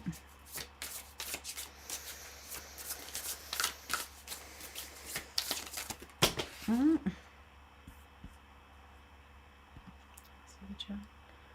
So long as it's not a cult. Yeah. Yeah, exactly. So long as it's not a cult. Pluto and Aquarius feels like versus the Jupiter and Leo. I don't know. Are we looking at potential cult-like activity coming up? Shauna, passing the mic over to you. Wow, 3 cards came out. Okay.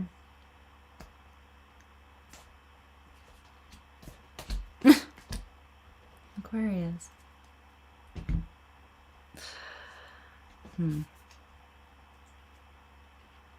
I know, just I'm only saying that because the shadow side of Aquarius to me feels like a little, this is the truth, and nothing but the truth, the only truth. And that's very like culty. Like that inflexibility, I guess, is what I'm referring to. But that's only the shadow side, the dark shadow, the deep shadow of Aquarian energy. Okay, advice or reminder.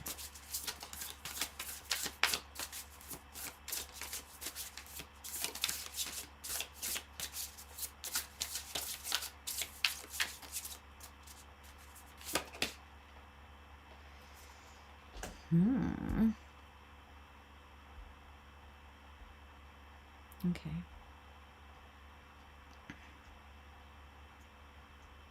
Let's get a couple oracle cards.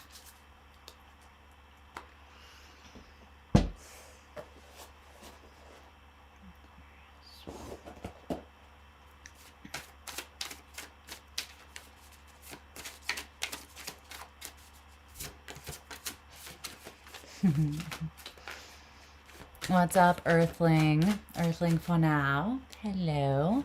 I cannot see what that symbol is, and it's just because, ugh, I don't know, my eyes are terrible, my glasses are scratched, and the computer's always too far away.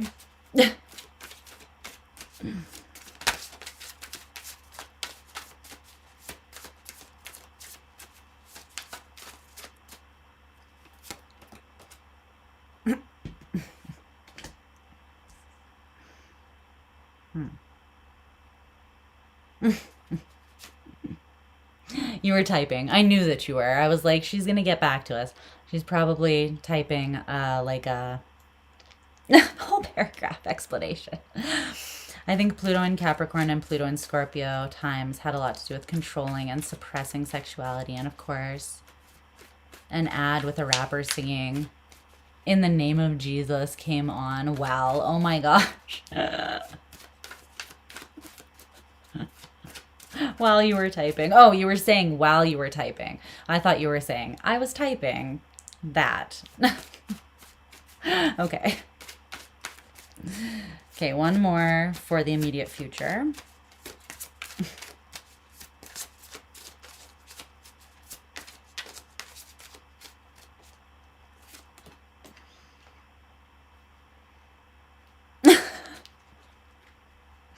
Okay.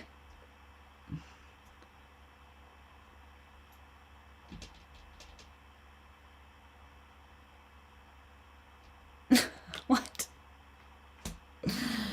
Why does this feel so...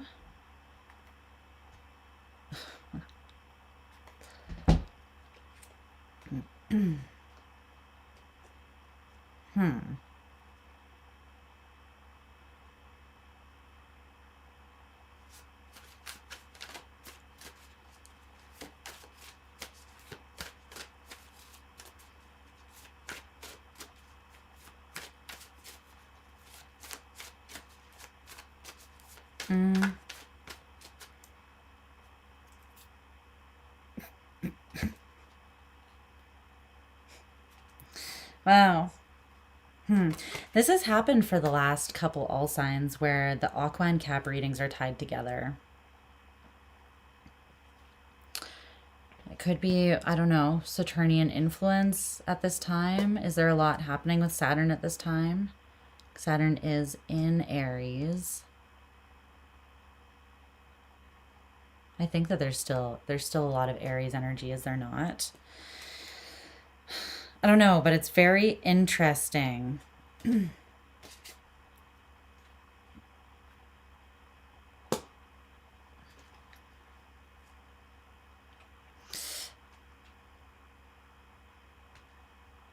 Okay.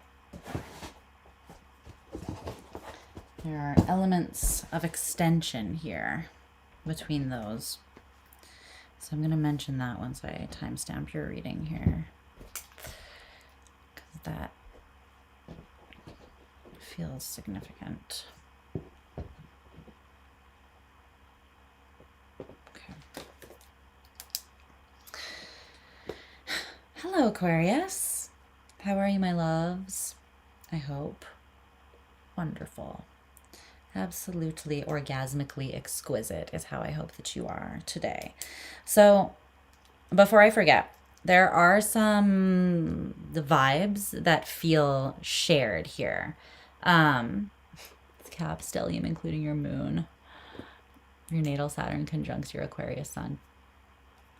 Look, I think that the Aquarius and Capricornian readings here are tied together for some of you. So check out the Capricorn reading if you feel called to it, or if you have Capricorn in your chart prominently as well. You don't have to, though, for it to resonate with you. They share a common ruler of Saturn. So Saturn could be doing something interesting in your chart right now. It could be very prominent in your chart. Saturn could be the ruler of your progress chart for this year.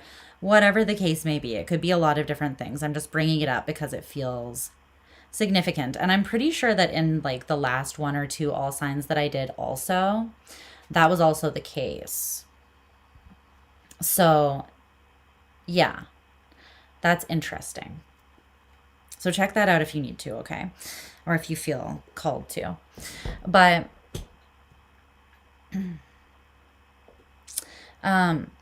let's get into this. So your current signifier is coming through Aqua as the 2 of Pentacles. I love this 2 of Pentacles. I love this whole deck. This deck is incredible.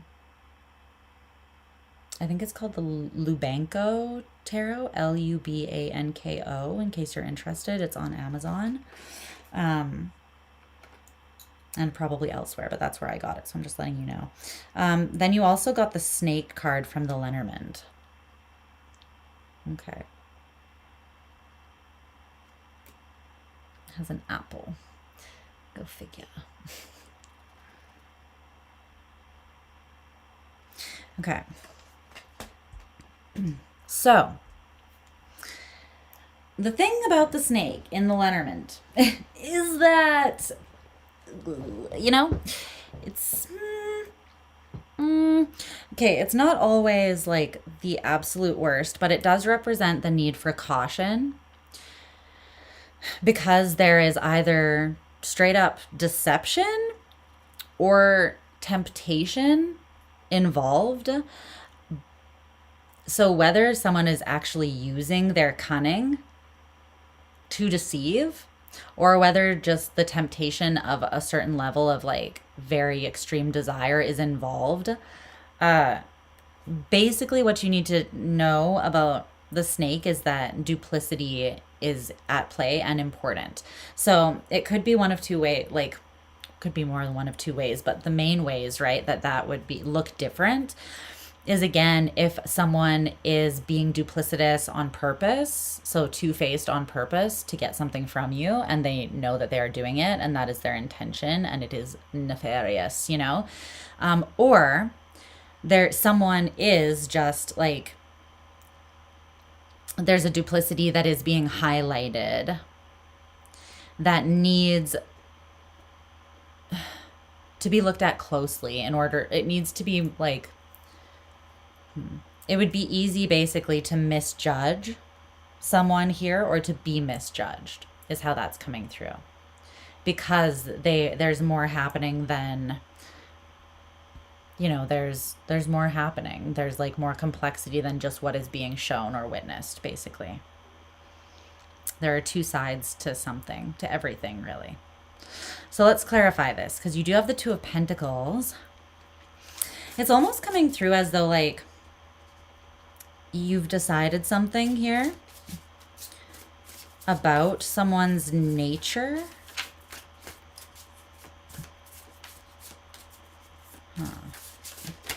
maybe.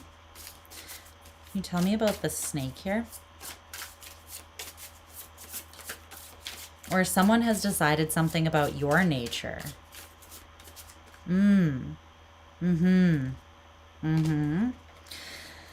Someone shot themselves in the foot here. It could be a it could be a hermit. It could have been a Virgo. Someone shot themselves in the foot or cut themselves off at the knees here, and it was because of their own mind.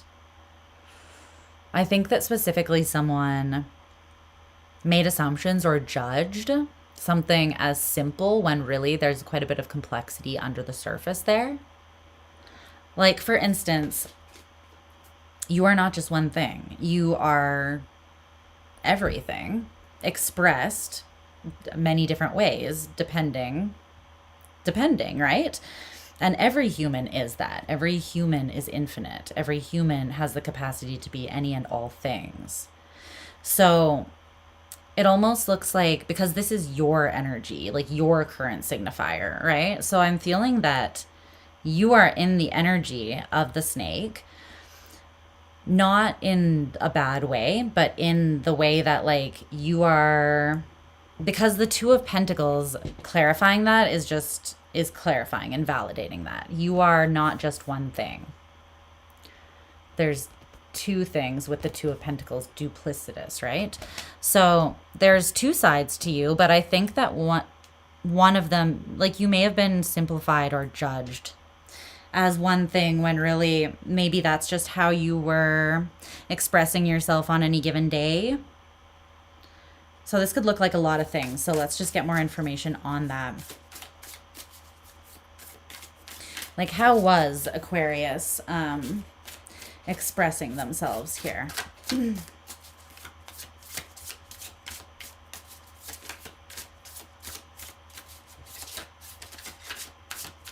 This would be like, yeah, the Six, you're like a fucking Aquarius. You know, the Six of Swords, Mercury in Aquarius is literally what this is. You're like, no regrets, babes.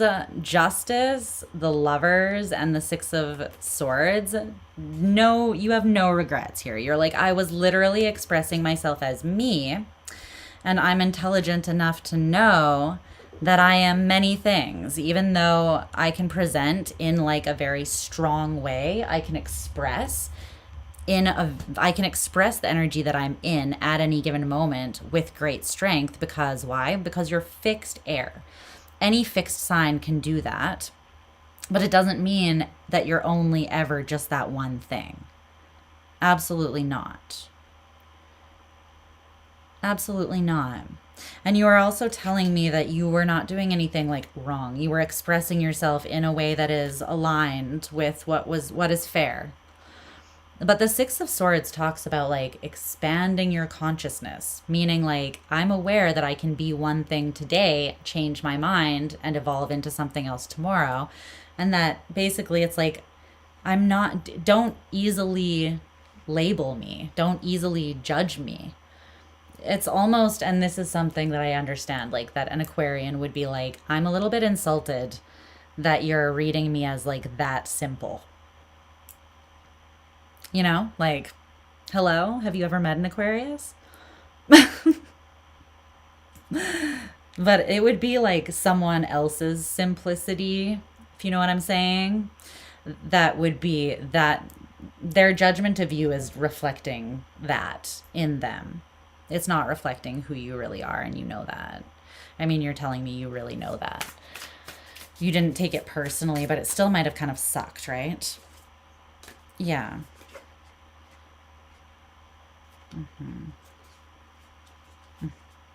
Okay.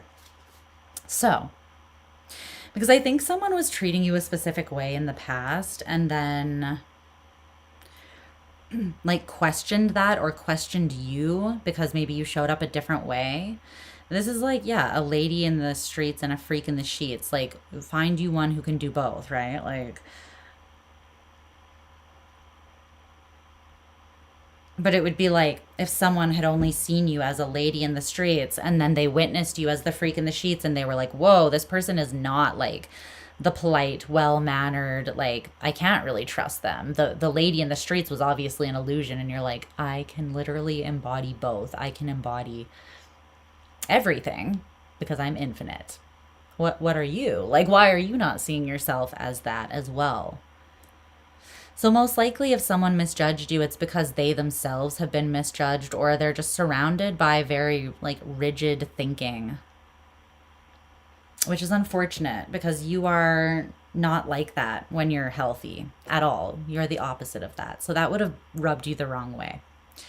Absolutely. So an external influence here is coming through as the Fool, so Uranus energy. And it is with this card, Lisa Simpson. She's saying, does it make you feel superior to tear down people's dreams?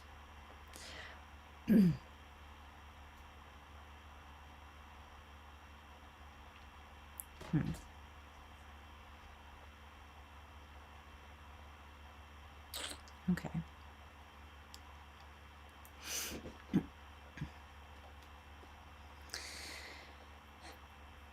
So the Fool, someone here is leaping out into something new. I think that right now the two of you may be moving in, I don't know if you're moving in different directions, but this person on the table is moving away from like out, not inwards towards your energy. They're moving in the opposite direction. So that doesn't have to be indicative, but let's just get more about this Fool. What direction is this person moving towards here? What are they moving towards? What are they leaping out into?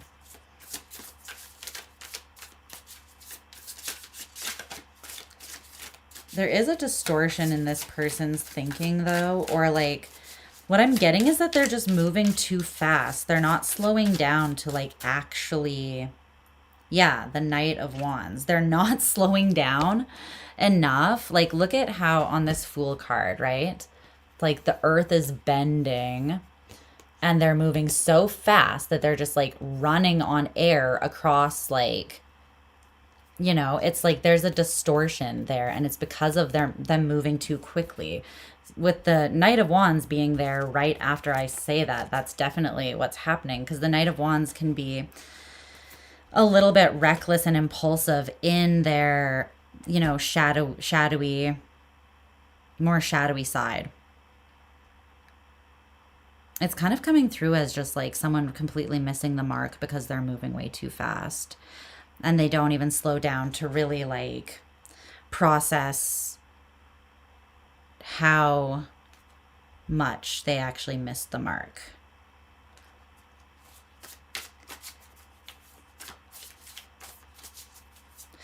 So what is this? Doesn't make you feel superior to tear down people's dreams. This person could think that they could feel as though you tore down their dreams.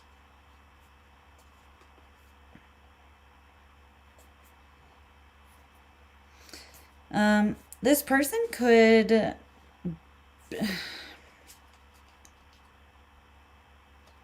for some of you, this person is at peace with, no, that doesn't feel right.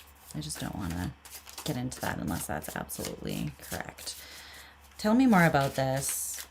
What dream do they feel was torn down?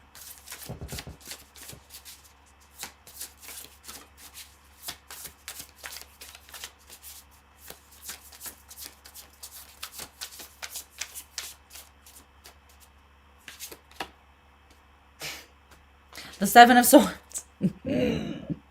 An absolute illusion that they had, or delusion that they had.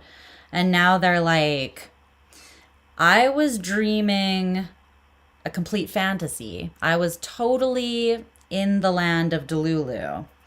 How dare you come to my door with truth? How dare you? You know, like, does it make you feel superior to tear down my dreams by telling me the truth? You know, that is that's the energy here. This is someone who would protect that delusion with their whole damn chest, being, you know, though, like, this is someone who is running away from the truth that you exposed. And now they are very much blaming or playing the victim because they're still not taking accountability. But you have illuminated something and they are mad about it. And I feel like you're like, stay mad. Bye. Like moving in the other. I don't feel like you're really paying too much attention just because of the like ridiculous nature of it. I just don't see you having a lot of like patience for that as an Aquarius. Because it's chosen ignorance a little bit. And that doesn't mean this person's bad. It means that they are running from a truth within themselves, which means that they are choosing ignorance actively. Running from the truth means you're choosing ignorance. And they're calling it forward motion, but it's actually toxic as fuck. The Chariot, the Devil.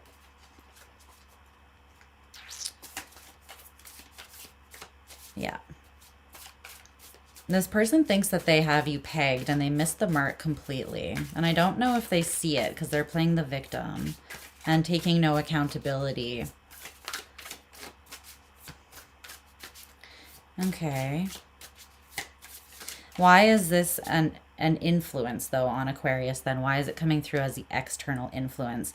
They could be... There's a self-righteous energy here.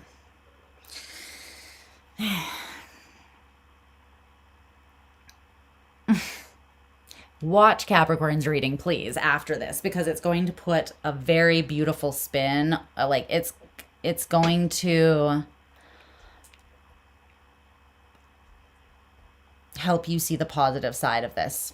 Okay?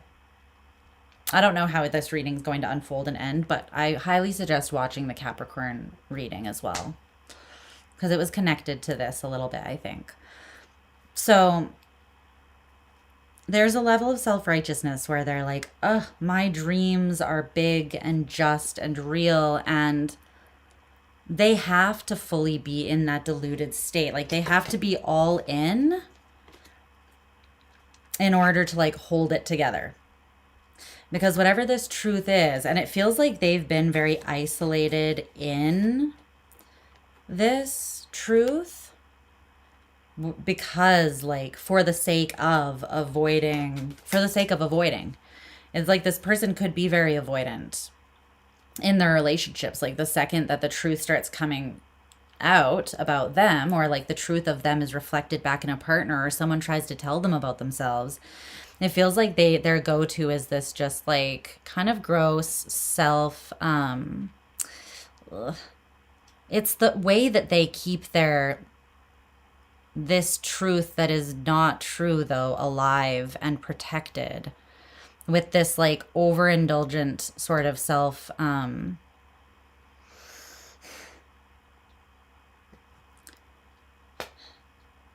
self-righteous energy.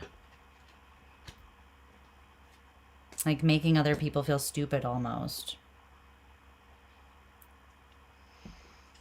Or like being like, wow, you're so wrong about me. Like, and not only are you wrong about me, but how dare you tear down my dreams by speaking the truth to me about maybe like how the way that I'm seeing things isn't real or isn't sustainable or isn't serving me or anybody else that I'm coming into contact with, you know?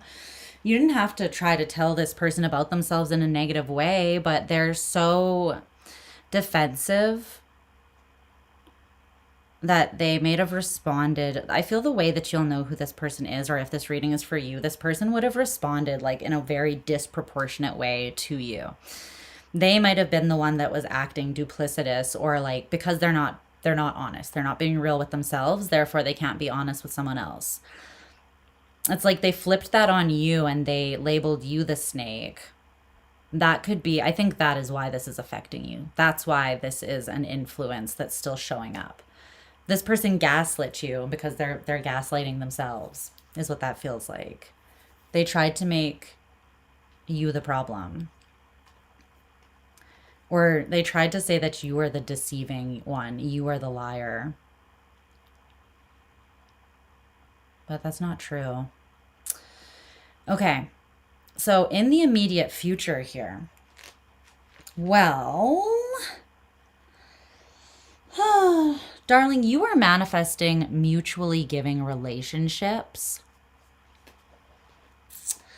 As you should. As you should. Carry on, please.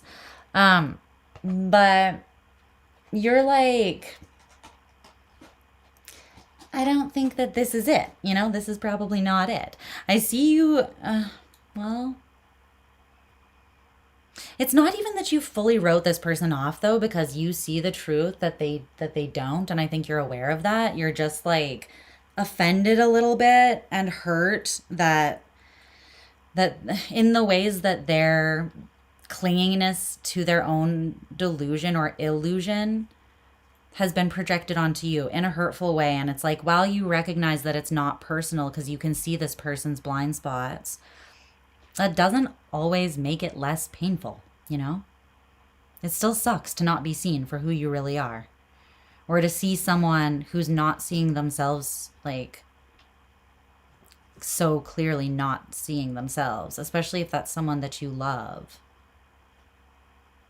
And you could help them, you could be wanting to help them see themselves more clearly, and then they lash out, right? And it's just, it's hurtful.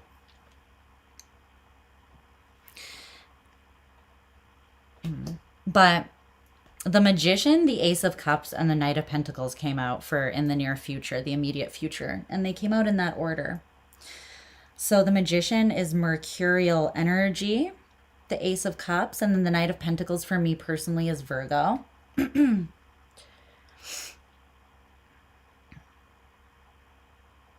So Virgo has shown up strongly here. You could be working with a Virgo, dealing with a Virgo. There's also strong Uranian energy. There is Sag and Aries.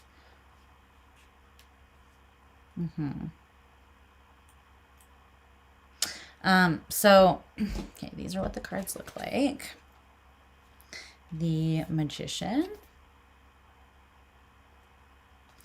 The Ace of Cups. I so love this deck. Like, these are so beautiful and thought-provoking, these images, these interpretations. And the Knight of Pentacles.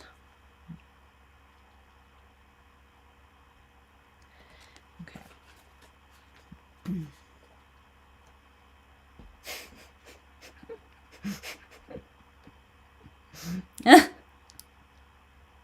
You're like, this was the target, actually, not... You gave me a headache, and you didn't hit the target. You've kind of missed the plot completely. You know, you really... Whoa. You're like, I could have made that shot blindfolded with my hands tied behind my back, but you did your best to aim for the... the center point, and you did not achieve that. I mean, it feels like you're just processing a little bit of difficult emotion around this right now, and depersonalizing someone's reaction to you or your experience with someone. It feels like you're just taking time to do that right now in a healthy way, and I think that's good. But you are seeing it for the fuckery that it was. Like, let's be honest. This also came out. I love this so much. Nudes are so 2017. Send me your therapy receipts. You're like, that's nice. Call me after some intense therapy when your eyes have opened. But I don't think that you actually see this person in a negative light. I think that this is indicative of some frustration, right? And the frustration's coming from you seeing yourself clearly, right?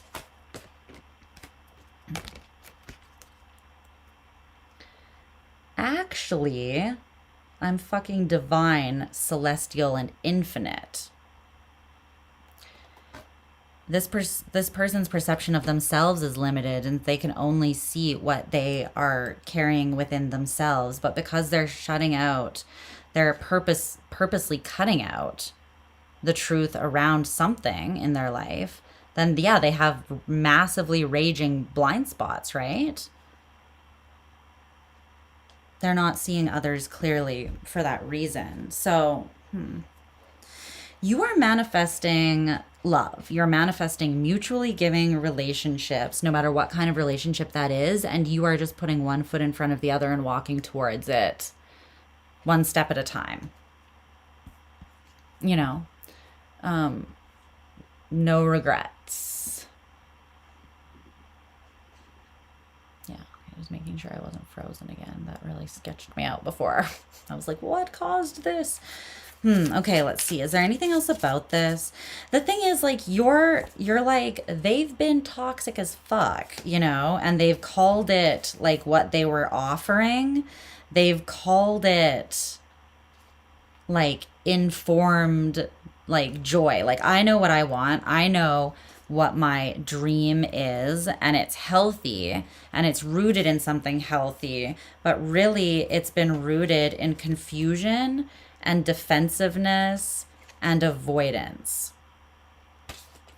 It has not been healthy. It has not been what they think. And that is just part of their defense, is like blaming others and playing the victim, because that is the only way that they can. That's not the essence of who this person is, but that's the only way that they can keep this particular like ignorance alive or lie alive. And they'll do a lot to keep that alive, is what it looks like. So I don't think that you are like against turning the car around or like allowing this person to come knock at your door again, but they need to bring some awareness. They need to bring some self-awareness with them.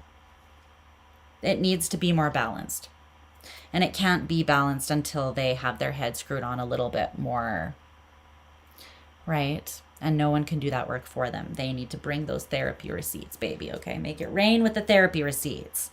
There needs to be, you're like, I would let them back in. Yeah, but only if like literally from who they were in the past, they are unrecognizable.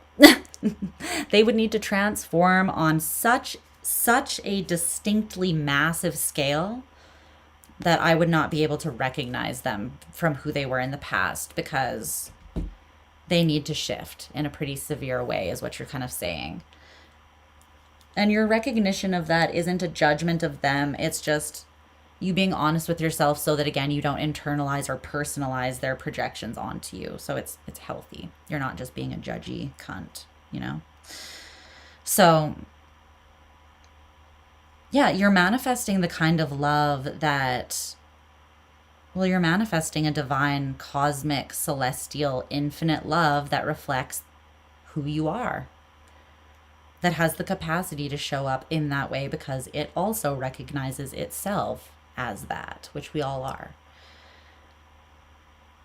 You're not against it being this person, but they would have to come as that towards you, not whatever they've shown up as previously.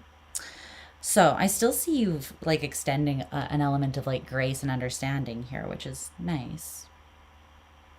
But you're not fucking with it in its previous form. Okay, so the Queen of Wands is your advice or reminder here.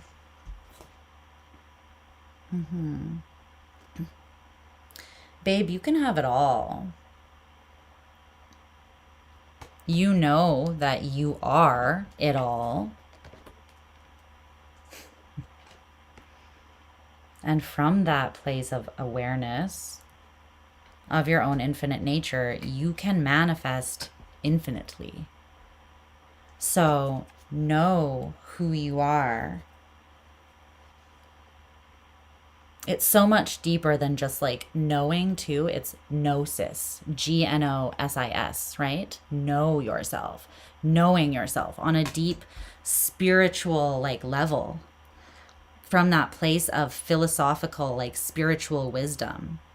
Not just what you see is what you get, but knowing that there is so much more. There always is so much more potential. And that doesn't mean you should judge someone based on just their potential alone, right? You should take what you're seeing at face value, but also understand there's probably a lot you're not seeing as well, because it's impossible to like express everything all at once. That's why humans are complex. But the Queen of Wands, she knows herself. That is someone who is intuitively aligned, inspired, passionate, and they know themselves. They're not afraid of any element of themselves because they have witnessed all aspects of the self. Okay. Tell me more about this. Advice or reminder. So yeah, the reminder, I don't think you really need it. It's like you are everything. You are infinite. So carry that forwards and manifest something that is in true alignment with you. Whatever that is or whoever that is. But don't question yourself and your own nature. You're also incredibly magnetic and attractive right now because you're in this energy of understanding yourself, right? Pull this down a little bit more. You can see more. Ooh. Justice. It fell out and it went over and landed on this person's side. I think that the truth is this person is going to see you for who you really are.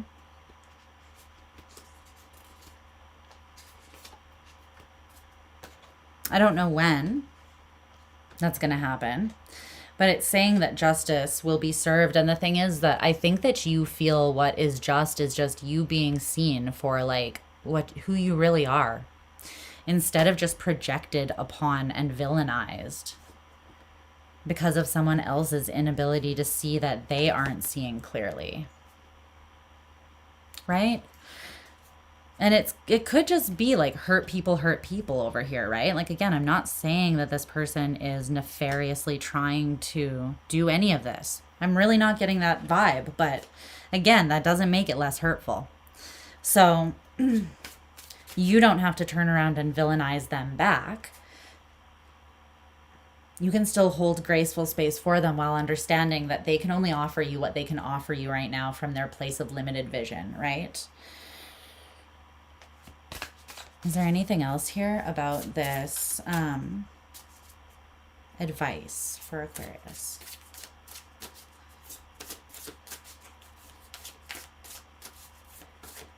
No, that's it. I feel like you're going to get, well, there's going to be balance, justice, karma restored.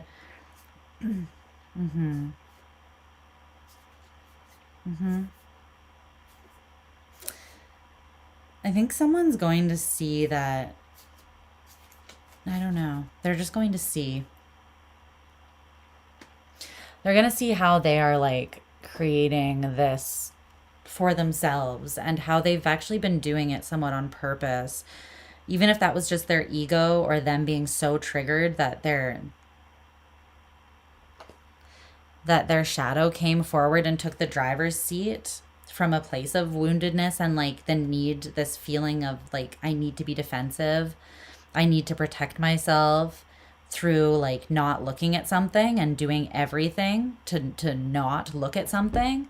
It's coming through as self-preserving, but it's gone like way too far, I think, whatever this is with this person. But I do think that that's balancing out. And it's interesting. I think that you kind of like retroactively? I don't know if that's the word I'm actually trying to use, but I think you actually showed this person very clearly what they didn't want to see in themselves, which is the explanation for the strong response they had to you. You kind of got in there like a little ninja with your sword of truth.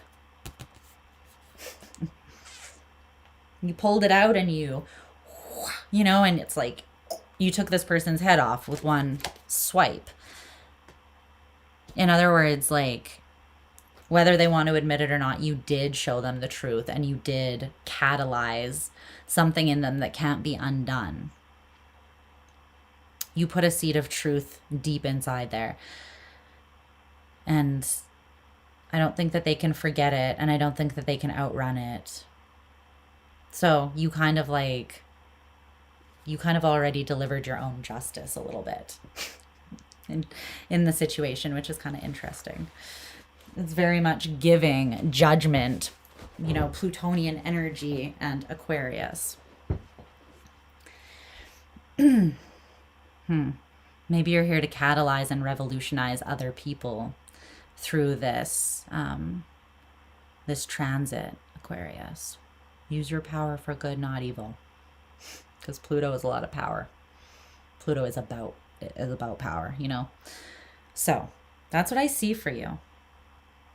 All right, we're going to move on to my fishy fam, my beautiful Pisces, but I love you so much, Aqua. And yeah, go check out the Capricorn reading if you feel called to do so. I just kind of think it's relevant for a lot of you. I love you, though. And I'm so glad that you have a strong sense of self, that you know, didn't just, that wasn't diminished by someone else's inability to see you correctly. Because that happens a lot of the time, and it's sad to me when it does happen. So, all right, what are you saying? Aw, let's see. Eve, is that you? Yes. Calling. Eve's calling card right here. You're a Mercury in Aquarius. Do not simplify me. I'm a Mercury in Aquarius too. I totally understand. Totally understand. Crazy accurate. The deck is beautiful. Yeah, it is beautiful. The scene from The Good Place. I never finished watching that. I got into it and then I stopped because I just lost interest. What is the scene? They say that's what everyone wants everyone to do. Be nice and treat people with mutual respect. That's what everyone wants everyone to do. Yeah. The cosmic download guides us all. Thanks, guys. Thanks, guys. Okay. Let's see.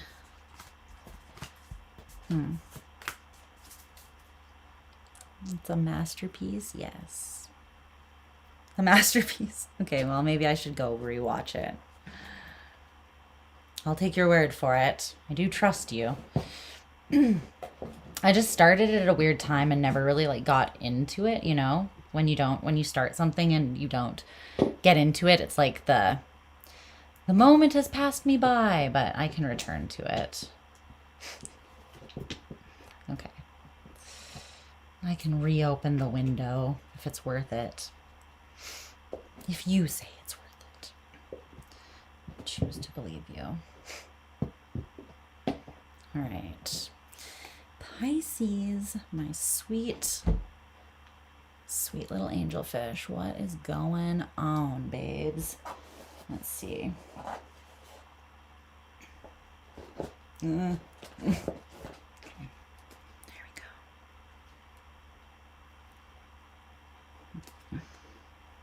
go.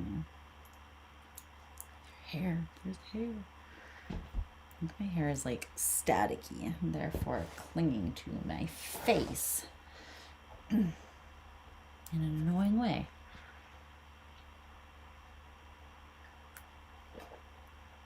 All right. No! I hear a mosquito. The worst. Mito, year of the snake person. They fucked with you? Oh no. You tried to warn them. As a year of the dragon person, I understand this sentiment as well. I'm like, you don't want to do... Okay, you're doing it. Okay. Well, we'll just let the universe deal with that as it will. Yeah. The buzzing stopped, which makes me think that it landed and is sucking my blood from some... The mosquitoes have been truly real, like honestly. The Pisces graphic is two hammerhead sharks. I know. We're loving like angelfish and swimming like sharks, okay? It's the duplicitous empowerment of Pisces. Find you one who can do both.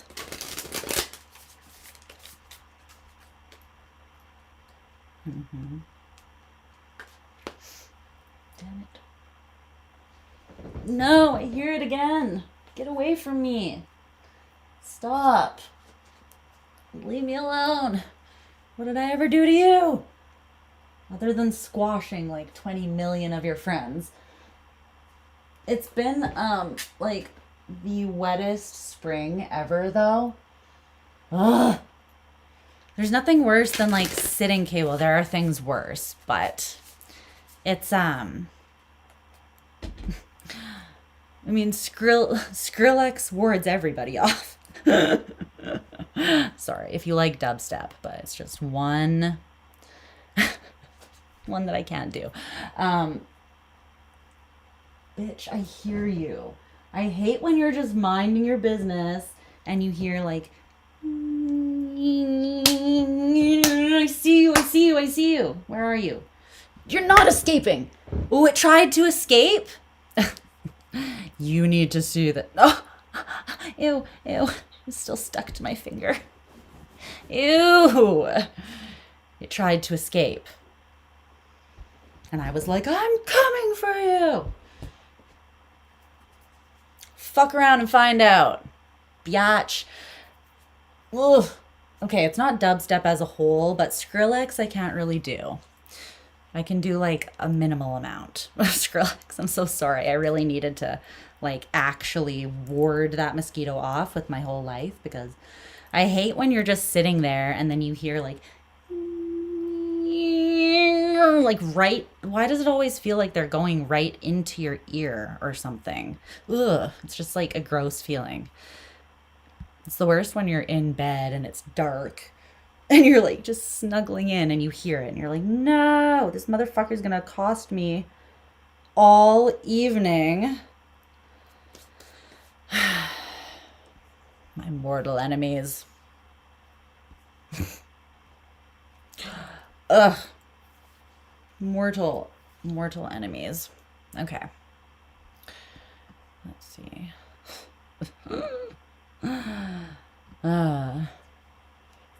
You're twitching. I'm so sorry. It reminds you of Hermes and Freya cuddling or fighting. Dryer sheets? Dryer sheets? How does a dryer sheet help?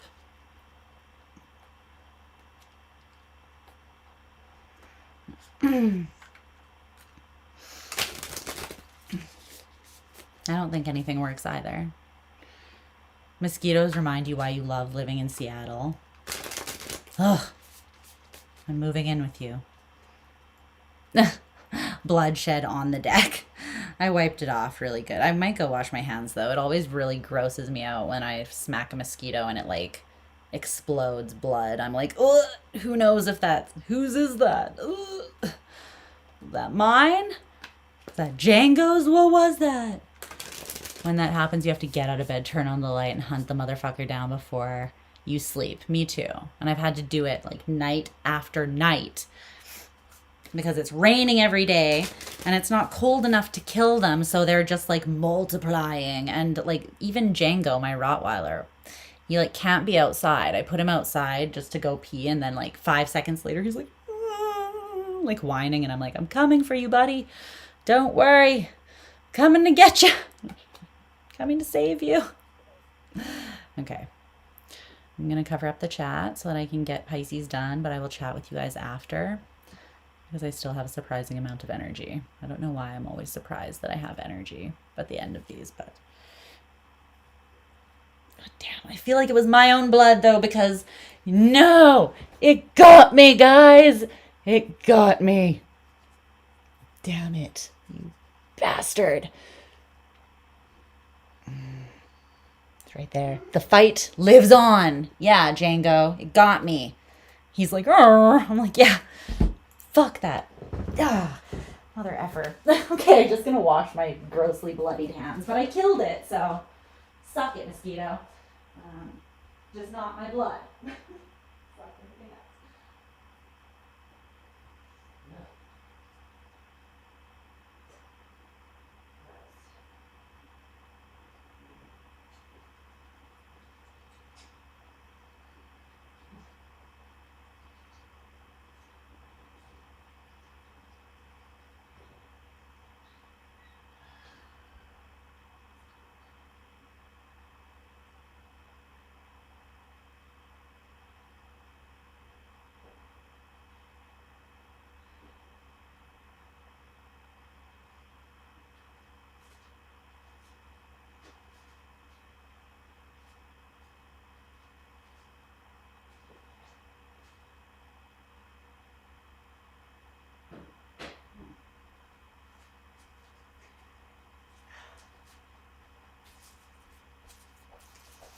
It was very annoying.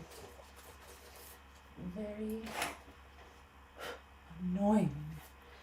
Okay. Also, I'm just de-oiling my face in case anyone wants. While I was in there, I was like, oh, clearly my face is pretty oily, so no big deal. Literally with me, like, it is what you see is what you... I'm just like showing up, live streaming, as if nobody is witnessing me. just being 100% me here. So, woo. Okay.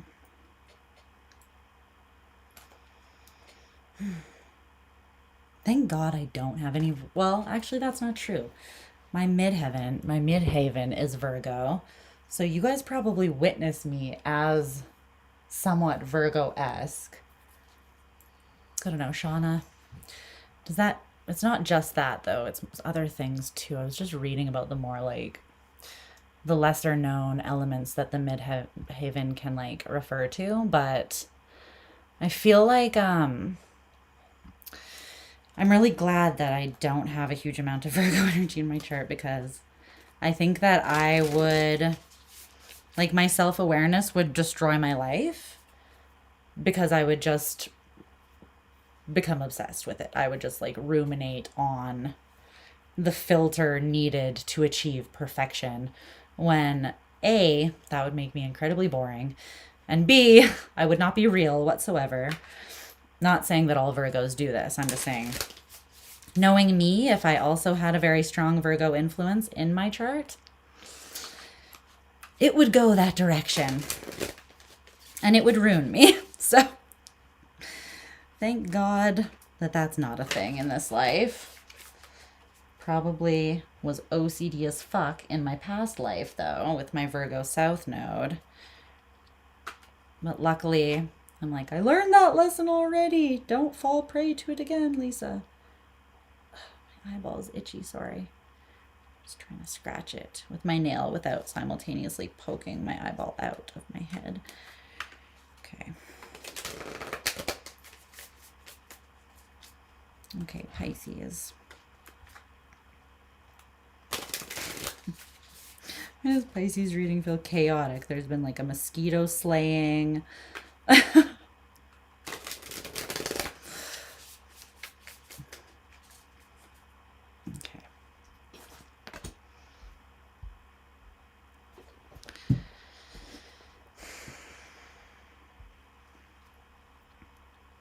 All right, show me Pisces. Current signifier.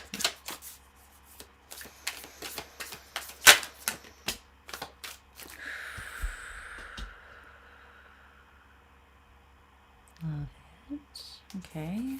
External influence. I feel like Spirit's just reading my energy right now. At least that's very much exactly what I'm doing at this current moment, so.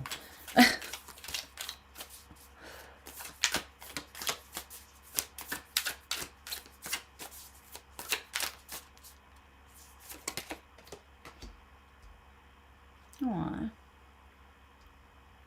Okay. In the immediate future for Pisces.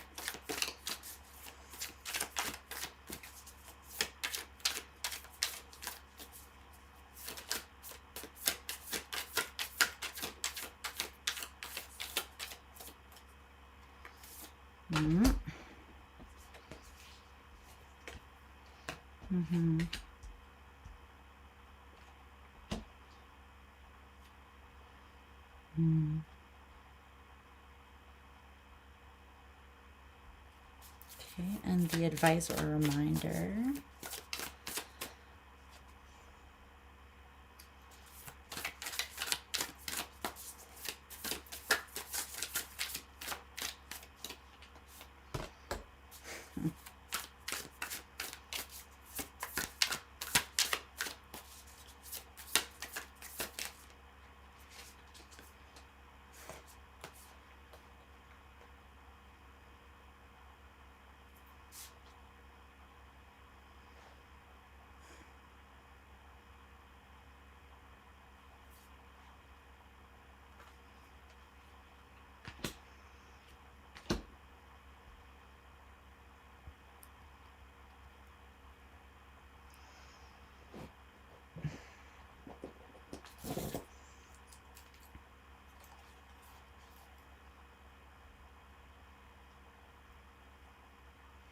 Yeah, none of those felt right. 3 cards came out for that, and I just don't feel... First of all, it feels excessive. I think I just want 1 card. But also, none of them felt right. Let's just get 1 card for the advice reminder. Everything else feels totally fine.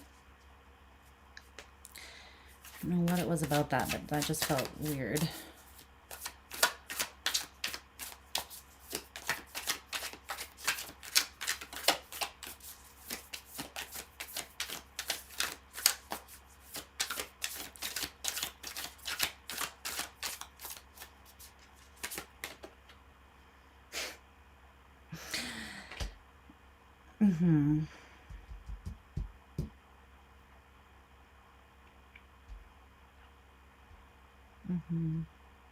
It's because what you feel you are being like internally advised to lean into feels kind of like weird. That's why that's why that was being highlighted.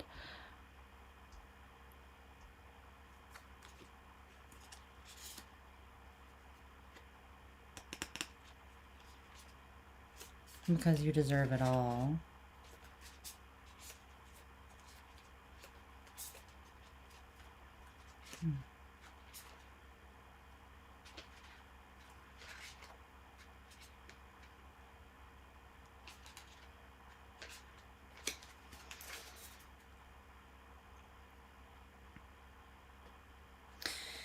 You've alchemized something that you, like, it hasn't, like, hit you yet that you alchemized something.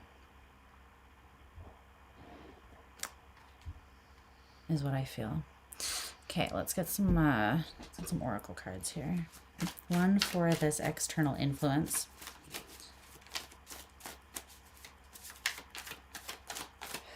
What is that? Fuzz floating through the air.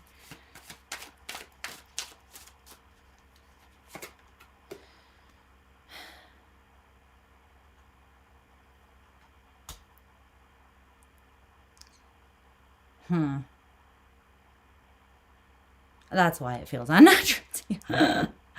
Thanks, Spirit. You're just on it. Just on it like fucking white on rice. Clear and direct messages. Okay. Love that for me. Making my life easy. Okay. Clarify the immediate future here. Whoa.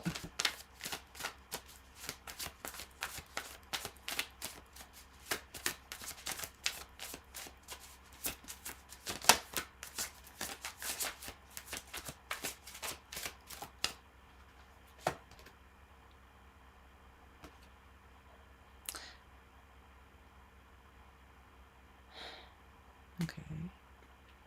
Anything else about that?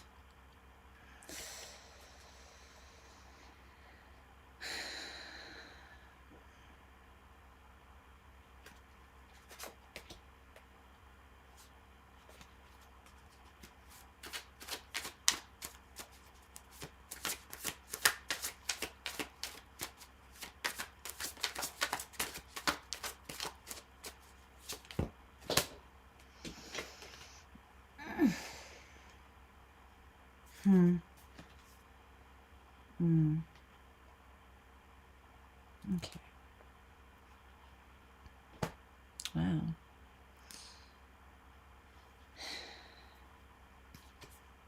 All right.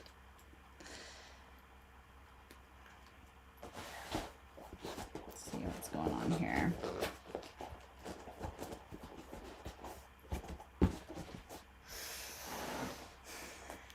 Pisces, Pisces, spicy Pisces. Oh, how I love you.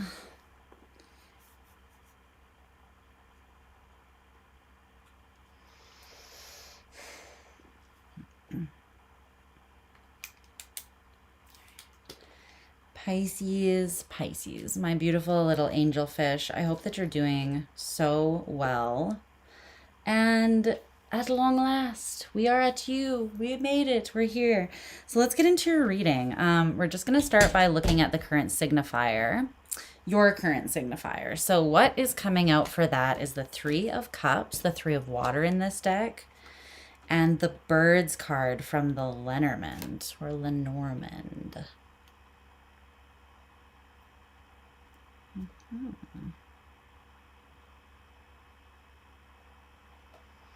I like this a lot.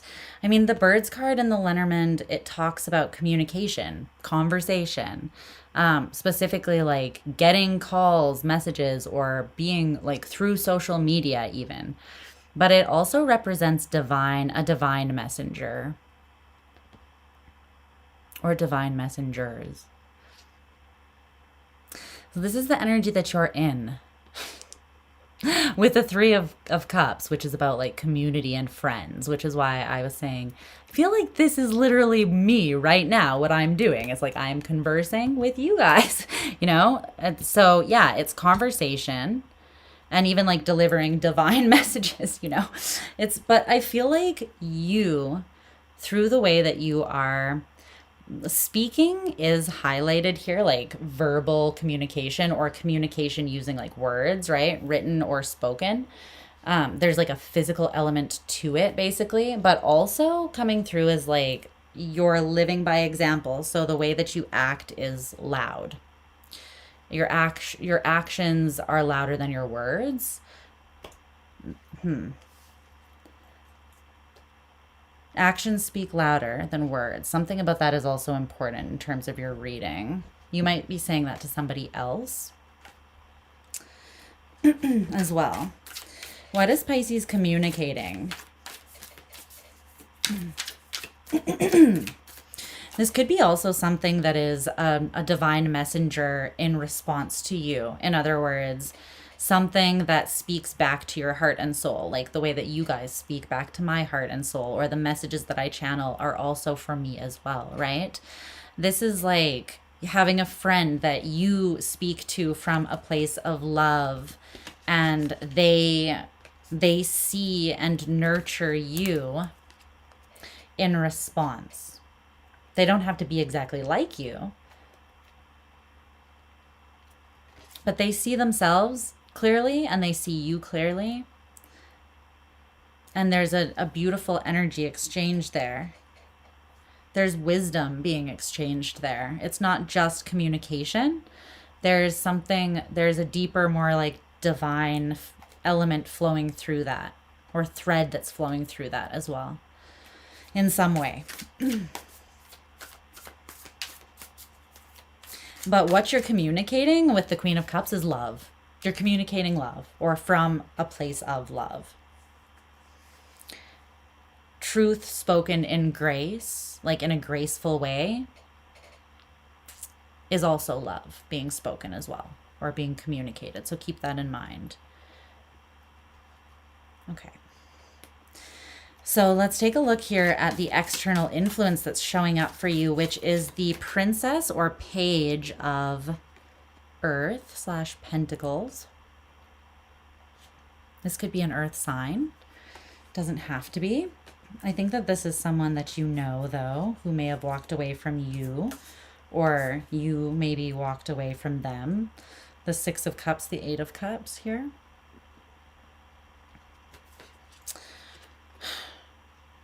Or it could be someone that you walk away from and return to, or someone that you have a bit of like a cycle or pattern with there. Okay. It came out with this card here that says, for a time we gave up war and made love, but there were just as many casualties. Oh. Well, I created this deck because I feel every card in it aggressively. I feel that aggressively. This person might be choosing war right now. They don't have to be, though. They're just looking at the situation and they're like, this has been war. Now, whether that is with you specifically or just in their own life, I'm not entirely sure. But they're saying, this has been war. And for a time, I diverged from that. And I tried to exist in love, but honestly, there was just as many casualties. Like the situation didn't really improve. In both love and war, there are casualties. just different kinds.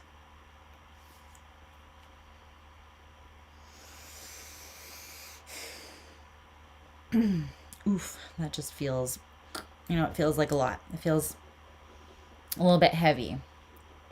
So I don't know if this person is choosing war, but they are reflecting on how both love and war are kind of carrying a similar energy for them.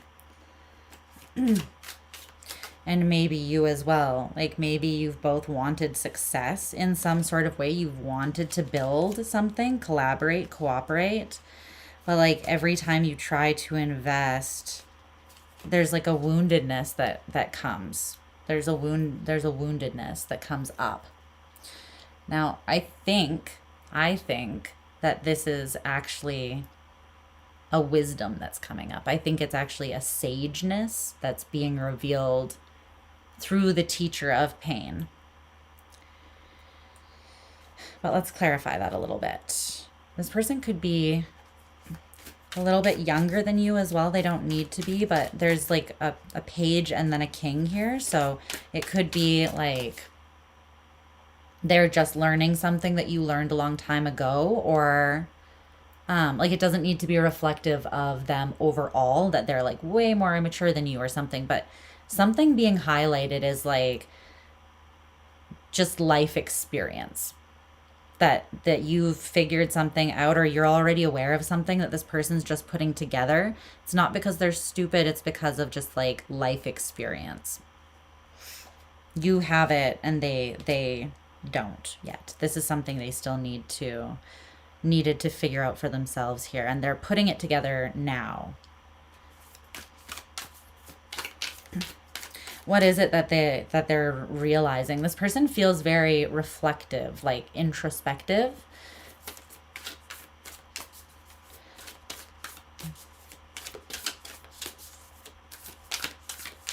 But it's interesting because they're looking within themselves, but they're also simultaneously looking, like reflecting on you, which makes me think that you are a big part of this person, or you are like very much... Oh, I'm hearing this song. Who sings that? I think it might be Andrew Bell. It says, "You're in my veins. You're in my veins and I cannot get you out."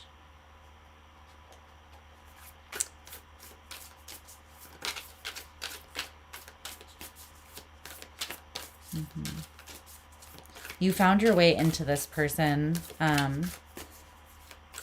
or they let you in a very significant way. You've had a very deep impact on them is what I'm feeling. Anything else about this person? I'm feeling like I don't want to push that, because I think that what they're tapping into right now is something that they're still unpacking. And all that tarot can give us is a brief, like a snapshot of what the energy is right now, right? So this person's unpacking that. They're moving through it and they're transmuting and they're coming to new revelations about it. So nothing else needs to be clarified about that right now. That's where they're at now, okay? So in the immediate future, you have the Nine of Wands and the King of Cups. Okay.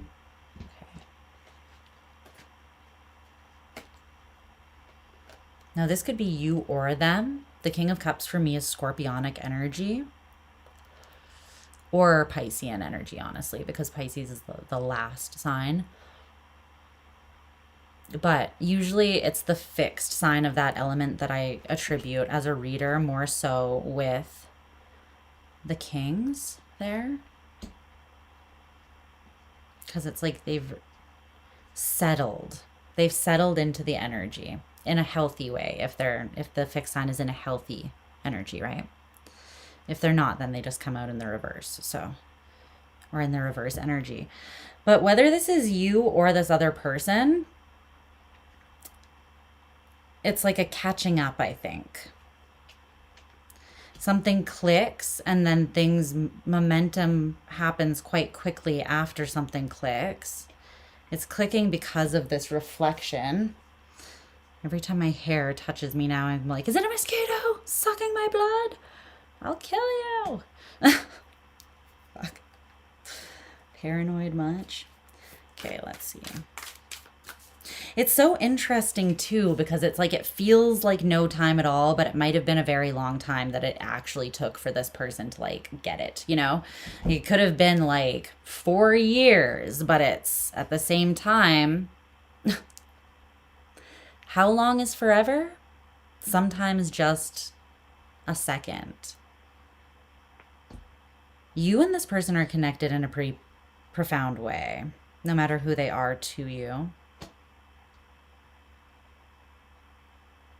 Because it's like, this card also came out, which is the Grand Canyon. There has been quite a divide, like quite a distance to span here in some area. There's been a pretty big leap that needs to be made to go from the Page to the King.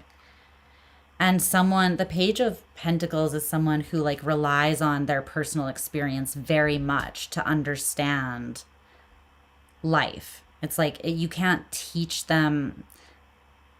They have to learn their lessons the hard way usually. This is so me, so I understand this. It's frustrating, but like, that's the only way it sticks.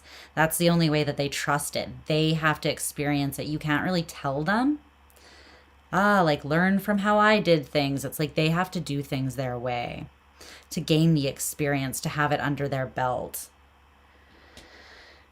But this person had like a lot of experience that they needed to gain to reach the, specifically to be able to emotionally and intuitively understand something.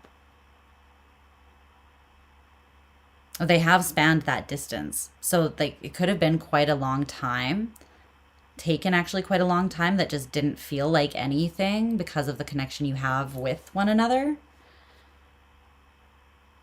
So if you have this kind of connection, then it's probably like when you reconnect, it feels as though it's been no time whatsoever, even though there has been a lot of time in between, you know?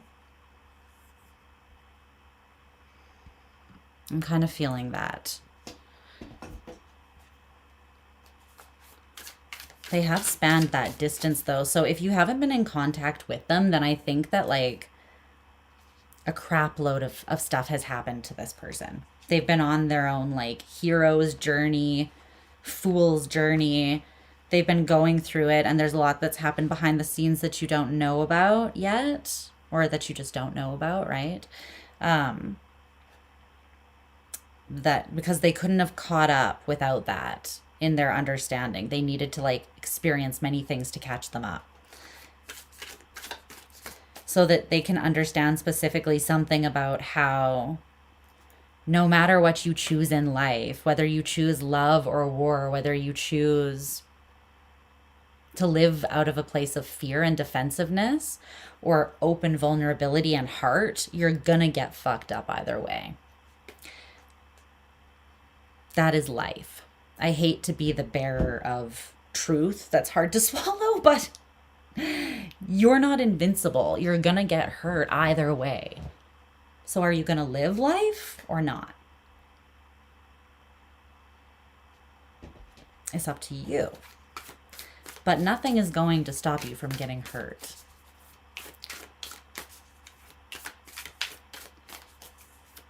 You will never build yourself to be impenetrable. You're a human, right? There's something here that's happening in the immediate future where someone is like pushing through a quite large barrier that they've faced in their understanding around something. They're asserting their energy, and they do feel like a bit of a wounded warrior here. Like this person's been the fuck through it a bit. They have war wounds, they have love wounds, they are a little bit battle fatigued here. But you know what that has forced them to do? It's forced them to go within and really process something, because it's like they can't not processing it is not an option, because it's having a profound impact on them.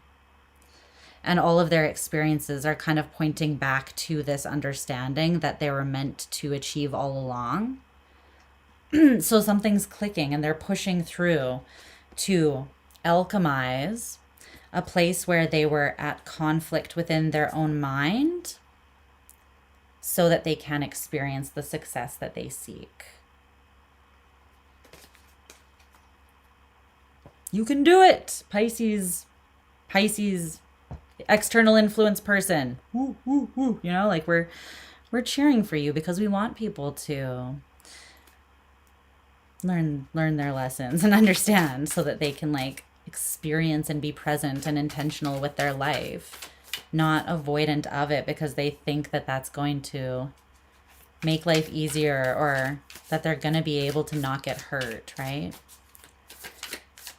Okay, so the advice or the reminder, all right. Your advice or reminder is the 10 of Cups and the Empress, the nurturer. There you are. You can help or you can hinder this person's progress. And I already know which one you're most likely to choose. You've got a big old heart that can't stop, won't stop, but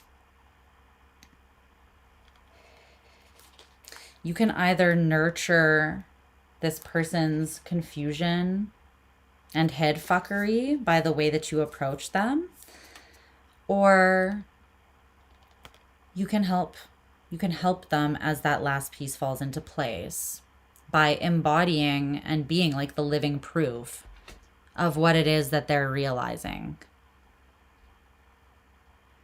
Now, you're not obligated to that. You don't have to do that. That's not your responsibility.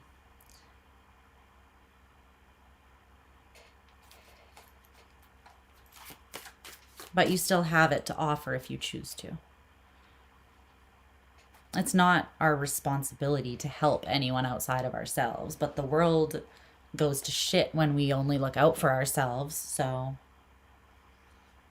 right? And by responsibility, I mean like it's not our obligation. We're not obligated to do that. We have free will. One could argue that it is the responsibility of humanity to offer that to each other, though, if we actually want to, I don't know, survive, thrive, you know?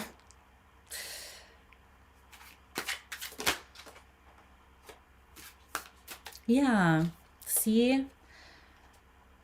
This person's picking up the truth. They're picking up the pieces as they walk along, and they are gaining speed. The eye of the storm is kind of where they're standing now with the Ace of Swords. But like this is progression from the Princess or Page of Pentacles to the Guardian or the Knight of Pentacles. This person they're making forward progress. Again, it might feel very slow or like it's taking forever, but really it's just like a blip. It's just 1 second. So it could feel like just a second for one of you and forever for the other. Or there's something about time distortion there, though, with this connection as well. Like you haven't lost anything. You might feel like you have, but you haven't. Yeah, there's an element of magic. The sorcerer, the magician.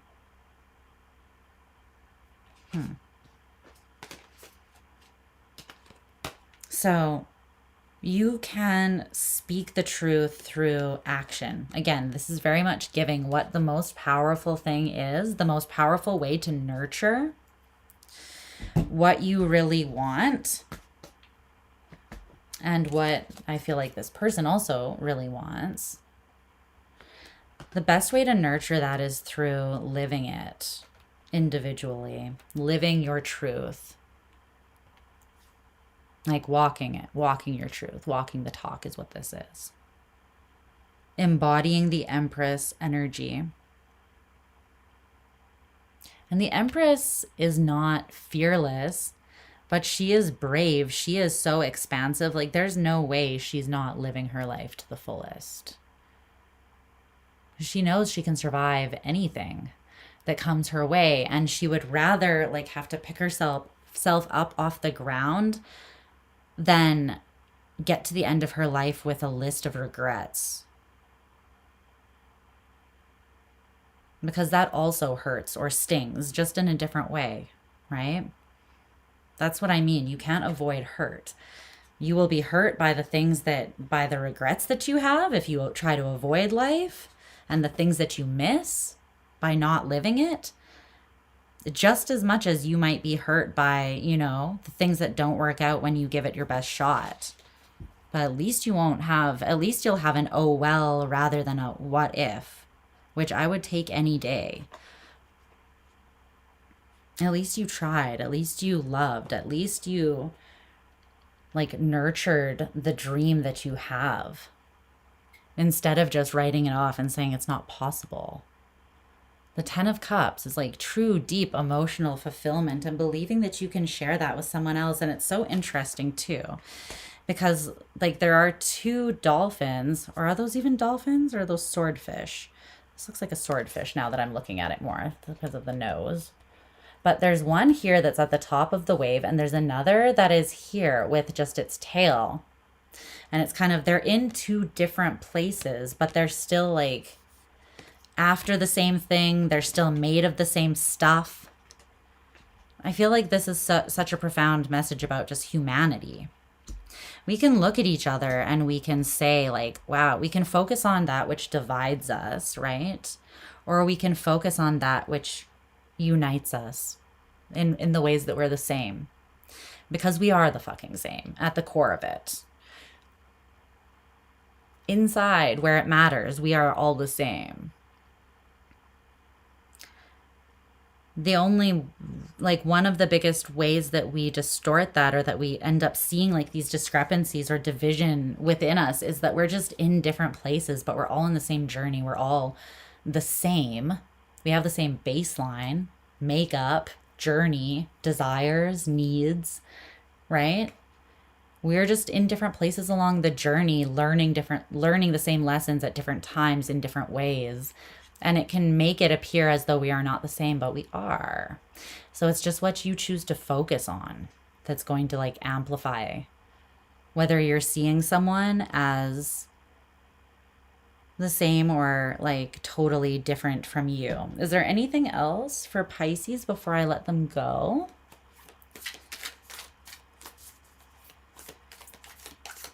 So choose to nurture truth, but from a place of love. Even if that is just acting from a place of love.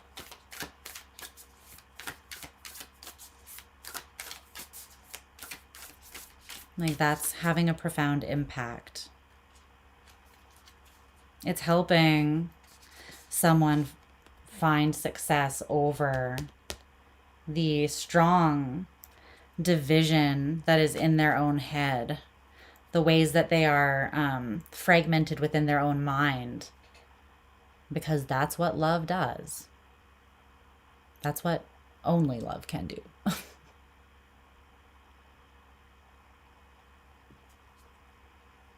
Because love disarms and then delivers the truth to the soft place, to the tender place where it needs to hit to be truly received. If you just come in swinging this violent machete of truth, I mean, you might tell someone about themselves, you might speak the truth, but it might not land because there's no fucking tact, there's no humanity in that, right? But you know this. So, that's what I see for you, Pisces. I like this. Remember that you were also once learning these lessons. You also once had to span this distance. Don't forget your humanity. I know that you're really not at a huge risk of that happening. From one Pisces to another, I realize. It takes a lot for us to get there. Even when we want to dislike humanity. That heart can't stop, won't stop, even when we're we want to rip it out of our own chest sometimes. Trust me, I've been there about 1 billion times. But you know that ultimately you would never choose the alternative to what you are. Because you know that your love is not a weakness. Your love is the thing that saves you every fucking time. And it can help others too. They need to learn their own lessons. Yes. They need to live their own experience. Yes. You can still support them in that without doing it for them. And it's still very powerful. It's still a gift. Okay. I love you. All right. I love that as well. Okay, babes. Well, we are done. We're done the reading. I don't know if you guys are tired. If you want to chat a little bit. But yeah, that's what I've got for you in regards to the reading itself for tonight. At some point tomorrow, I am going to do, it'll be tomorrow night, probably starting around the same time, like 5 or 6, I'm going to say. I'm going to do like that you and them sort of all signs. So we'll look into some more relational elements tomorrow. So if you have someone that is, you know, on your mind, in your vibe, and you want to check on that, or even if it's something from the past, someone that's not really still around, sometimes it can come through in that way as well. Like sometimes you can, after the fact, receive the clarity that you need on a specific situation. Tarot is weird like that. It kind of bends space and time. So whatever you need, it just tunes into the snapshot of the energy like at that time, or the energy that you are currently in to give that to you. So just again, like trust what you need, and that you're gonna get what you need. But yeah, I do think I'm gonna go so that I can hang out with you guys tomorrow and still have a lot of energy to give, and also so that I can just get the timestamps up there for those of you who need to jump around. Jump up and get down. Jump, jump, jump. Okay, I love you guys so much though, and yeah, thank you for vibing with me and being the homies, just being the best, honestly. I will talk to you tomorrow. Tomorrow we're like one day out. Actually, I don't know exactly what time the full moon in Capricorn is happening. Actually, I do know. Just wait 1 second. When is this full moon taking place? 5:56 p.m. on the 29th. Okay. That's when it's peaking. I don't actually know what time zone that is. Oh, no. Yeah, it is the time zone where I am. So that would be Mountain Standard Time. So make that whatever it is for you. But we're going to be pretty close to that full moon vibe. We'll be like pretty much exactly one day out from it tomorrow. So we'll hang out together. Mercury retrograde also officially starts on the 30th. F our collective lives. No, I'm just kidding, but am I kidding though? Yeah. A Mercury retrograde in Cancer is just a little bit...